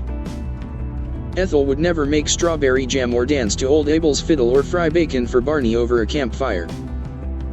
She would never come to the little Mistawee's shack at all. What was Barney doing, thinking, feeling now? Had he come home and found her letter? Was he still angry with her? Or a little pitiful?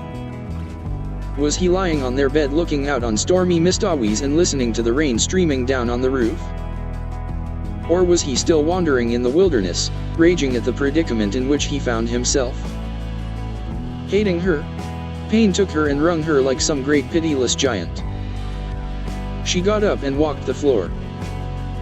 Would morning never come to end this hideous night? And yet what could morning bring her?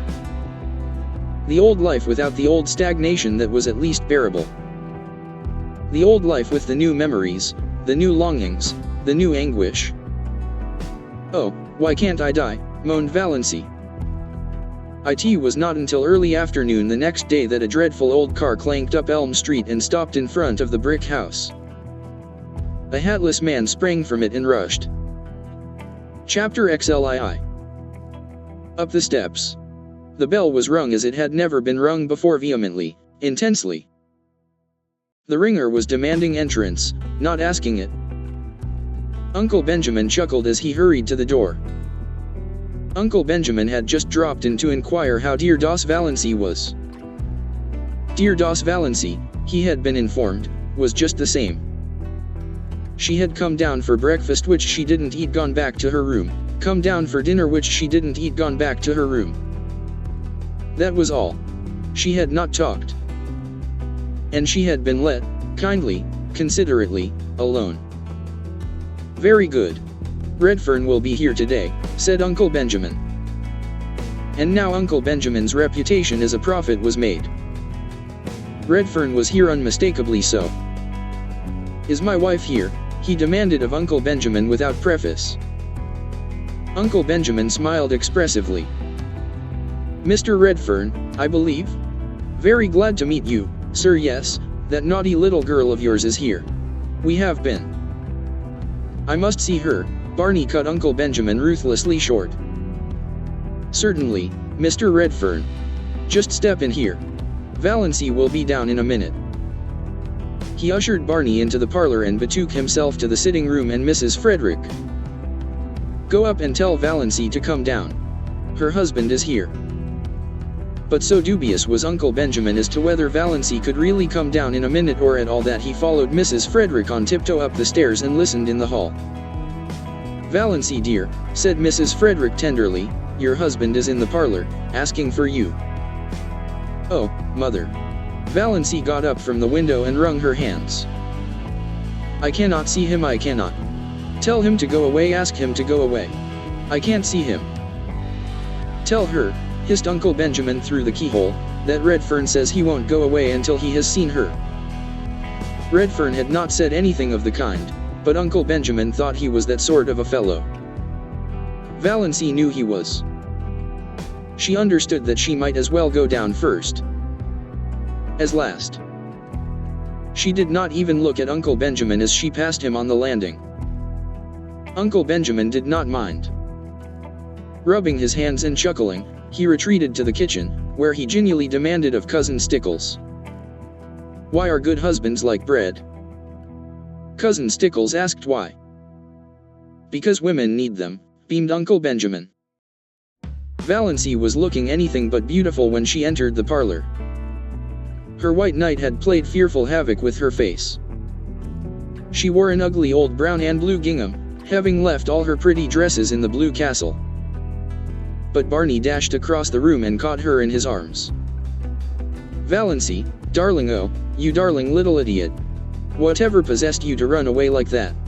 When I came home last night and found your letter, I went quite mad. It was 12 o'clock, I knew it was too late to come here then. I walked the floor all night. Then this morning Dad came, I couldn't get away till now.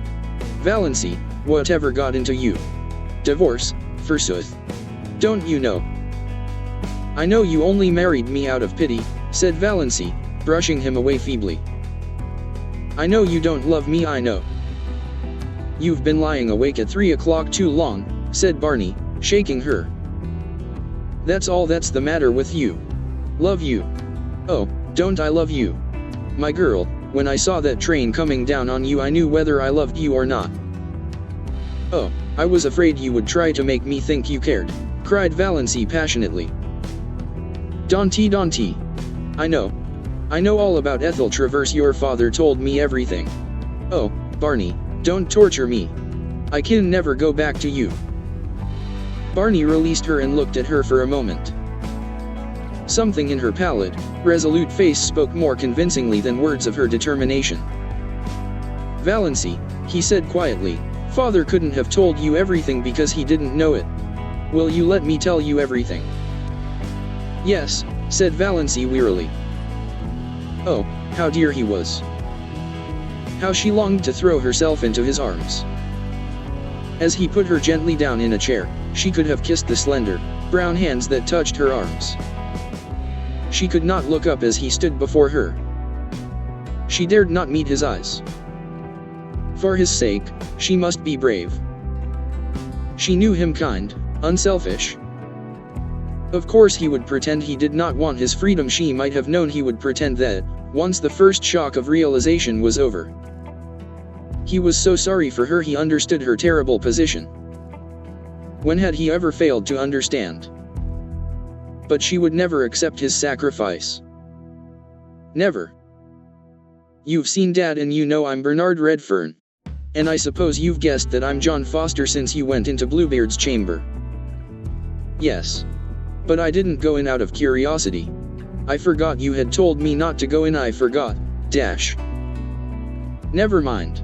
I'm not going to kill you and hang you up on the wall, so there's no need to call for Sister Anne. I'm only going to tell you my story from the beginning. I came back last night intending to do it. Yes, I'm old Document Redfern's son of Purple Pills and Bitters fame. Oh, don't I know it? Wasn't it rubbed into me for years?" Barney laughed bitterly and strode up and down the room a few times. Uncle Benjamin, tiptoeing through the hall, heard the laugh and frowned. Surely Doss wasn't going to be a stubborn little fool. Barney threw himself into a chair before Valancy. "Yes. As long as I can remember I've been a millionaire's son. But when I was born Dad wasn't a millionaire. He wasn't even a doctor isn't yet. He was a veterinary and a failure at it. He and Mother lived in a little village up in Quebec and were abominably poor. I don't remember Mother. Haven't even a picture of her. She died when I was 2 years old. She was 15 years younger than Father, a little school teacher. When she died Dad moved into Montreal and formed a company to sell his hair tonic. He dreamed the prescription one night, it seems. Well, it caught on. Money began to flow in. Dad invented or dreamed the other things, 2 pills, bitters, liniment and so on. He was a millionaire by the time I was 10, with a house so big a small chap like myself always felt lost in it. I had every toy a boy could wish for and I was the loneliest little devil in the world. I remember only one happy day in my childhood, Valancy. Only one. Even you were better off than that. Dad had gone out to see an old friend in the country and took me along. I was turned loose in the barnyard and I spent the whole day hammering nails in a block of wood. I had a glorious day. When I had to go back to my room full of playthings in the big house in Montreal I cried. But I didn't tell Dad why. I never told him anything. It's always been a hard thing for me to tell things, Valancy, anything that went deep. And most things went deep with me. I was a sensitive child and I was even more sensitive as a boy. No one ever knew what I suffered. Dad never dreamed of it. When he sent me to a private school I was only 11. The boys ducked me in the swimming tank until I stood on a table and read aloud all the advertisements of Father's patent abominations. I did it then, Barney clenched his fists. I was frightened and half drowned and all my world was against me. But when I went to college and the Softs tried the same stunt I didn't do it. Barney smiled grimly. They couldn't make me do it. But they could and did make my life miserable. I never heard the last of the pills and the bitters and the hair tonic. After using, was my nickname. You see, I'd always such a thick thatch. My 4 college years were a nightmare. You know or you don't know what merciless beasts boys can be when they get a victim like me. I had few friends, there was always some barrier between me and the kind of people I cared for. And the other kind who would have been very willing to be intimate with rich old Doc. Redfern's son I didn't care for. But I had one friend, or thought I had. A clever, bookish chap, a bit of a writer. That was a bond between us. I had some secret aspirations along that line. He was older than I was. I looked up to him and worshipped him. For a year I was happier than I'd ever been. Then a burlesque sketch came out in the college magazine, a mordant thing, ridiculing Dad's remedies. The names were changed, of course, but everybody knew what and who was meant. Oh, it was clever, damnably so, and witty. McGill rocked with laughter over it. I found out he had written it. Oh, were you sure? Valancy's dull eyes flamed with indignation. Yes. He admitted it when I asked him. Said a good idea was worth more to him than a friend, any time. And he added a gratuitous thrust. You know, Redfern, there are some things money won't buy. For instance, it won't buy you a grandfather. Well, it was a nasty slam. I was young enough to feel cut up. And it destroyed a lot of my ideals and illusions, which was the worst thing about it. I was a young misanthrope after that. Didn't want to be friends with anyone. And then the year after I left college I met Ethel Traverse. Valancy shivered. Barney, his hands stuck in his pockets, was regarding the floor moodily and didn't notice it. Dad told you about her, I suppose. She was very beautiful. And I loved her. Oh, yes, I loved her. I won't deny it or belittle it now. It was a lonely, romantic boy's first passionate love, and it was very real. And I thought she loved me. I was fool enough to think that.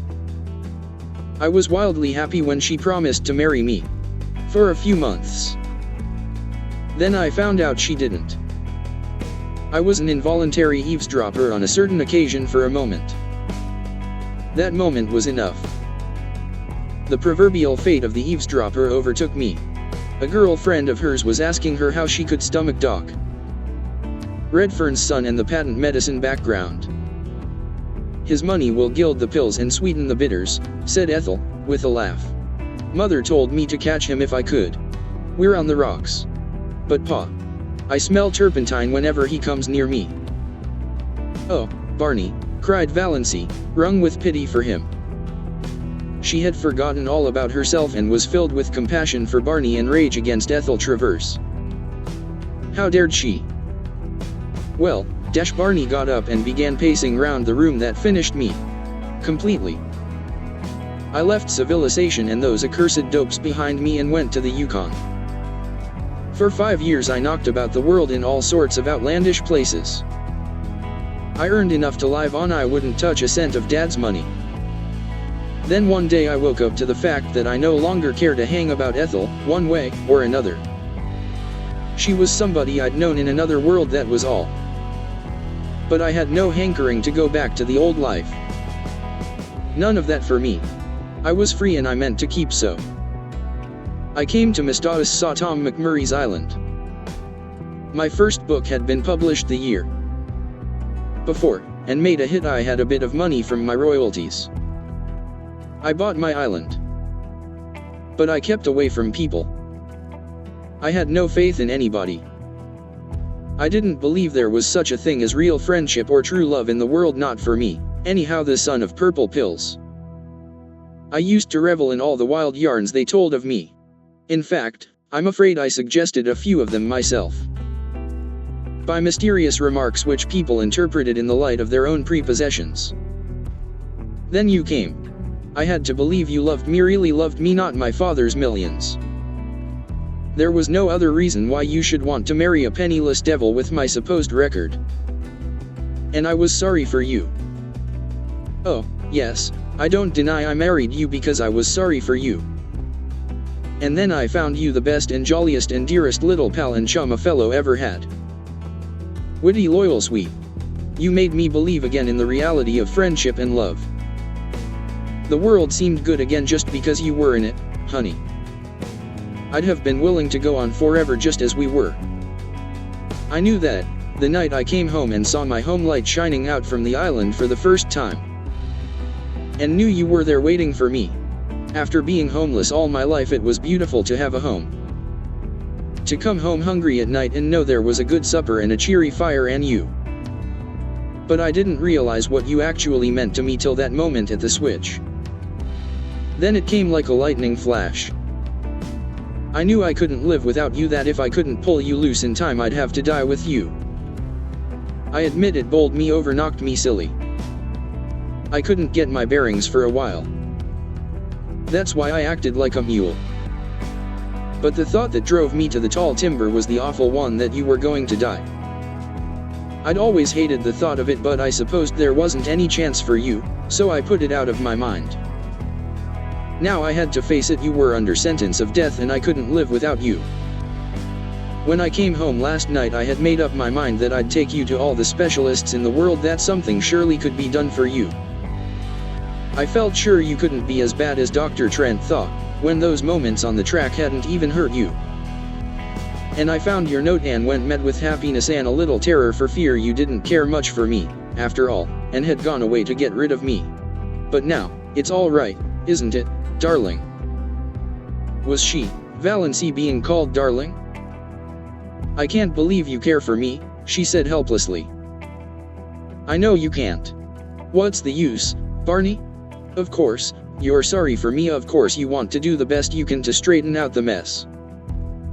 But it can't be straightened out that way. You couldn't love me. She stood up and pointed tragically to the mirror over the mantel. Certainly, not even Alan Tierney could have seen beauty in the woeful, haggard little face reflected there. Barney didn't look at the mirror. He looked at Valancy as if he would like to snatch her or beat her. Love you. Girl, you're in the very core of my heart. I hold you there like a jewel. Didn't I promise you I'd never tell you a lie? Love you. I love you with all there is of me to love. Heart, soul, brain. Every fiber of body and spirit thrilling to the sweetness of you. There's nobody in the world for me but you, Valancy. You're a good actor, Barney, said Valancy, with a wan little smile.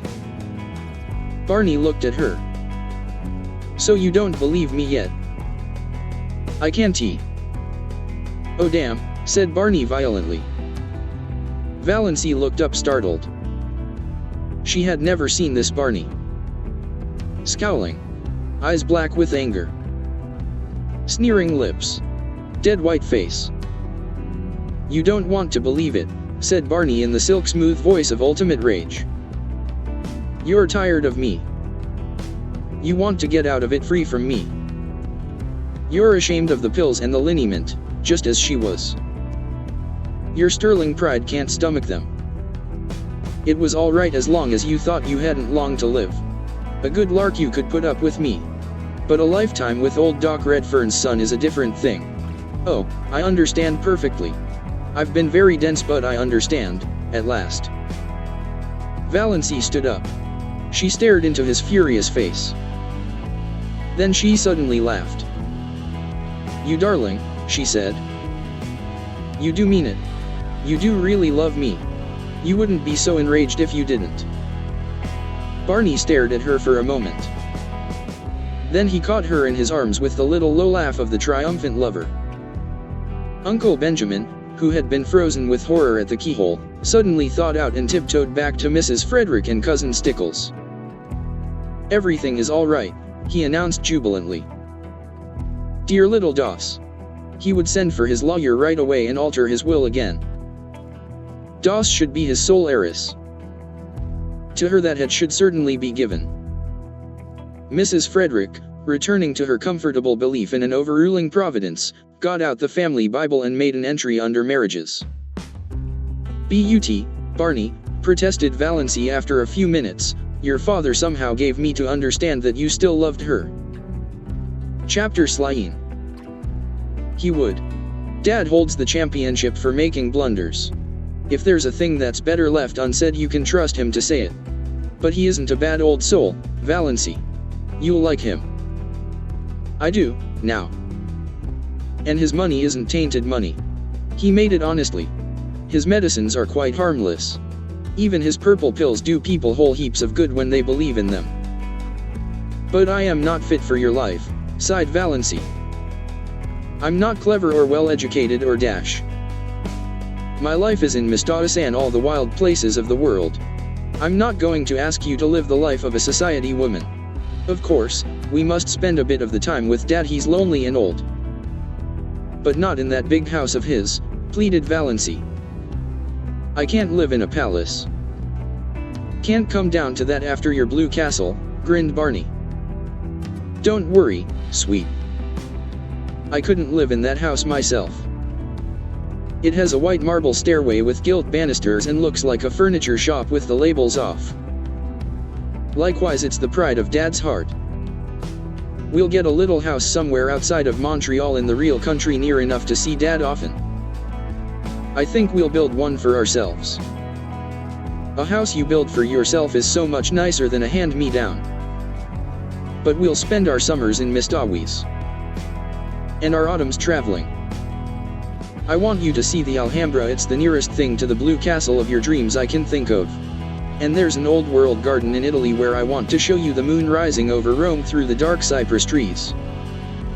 Will that be any lovelier than the moon rising over Mistautis? Not lovelier, but a different kind of loveliness. There are so many kinds of loveliness. Valancy, before this year you've spent all your life in ugliness. You know nothing of the beauty of the world. We'll climb mountains, hunt for treasures in the bazaars of Samarkand, search out the magic of East and West, run hand in hand to the rim of the world. I want to show you it all, see it again through your eyes.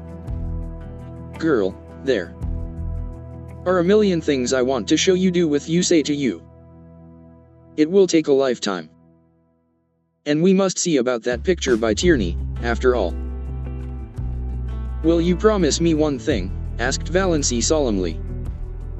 Anything, said Barney recklessly. Only one thing. You are never, under any circumstances or under any provocation, to cast it up to me that I asked you to marry me.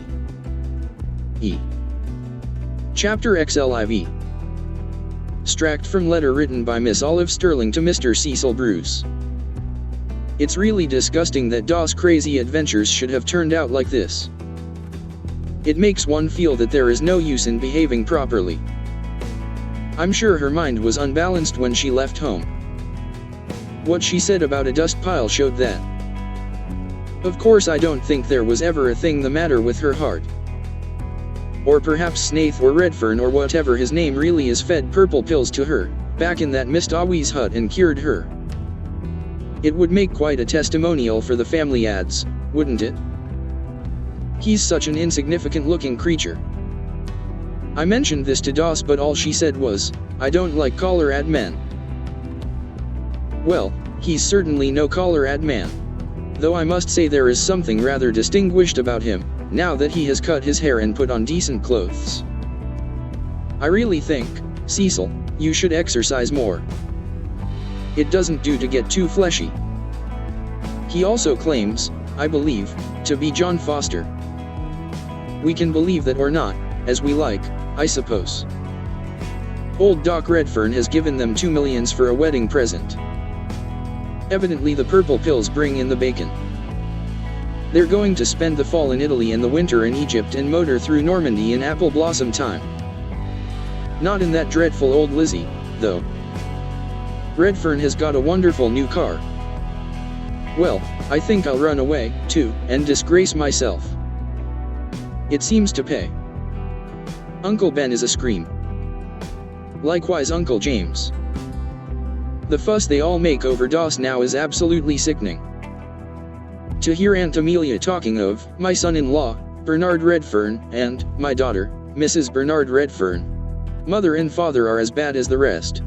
And they can't see that Valancy is just laughing at them all in her sleeve.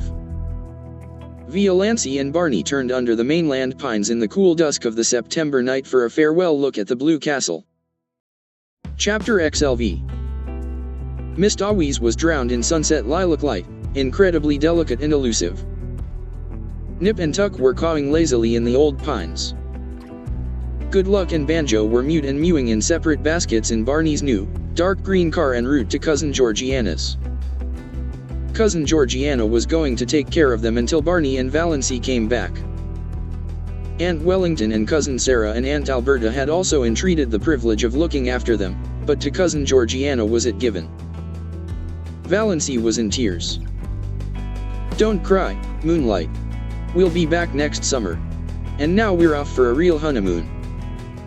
Valancy smiled through her tears. She was so happy that her happiness terrified her.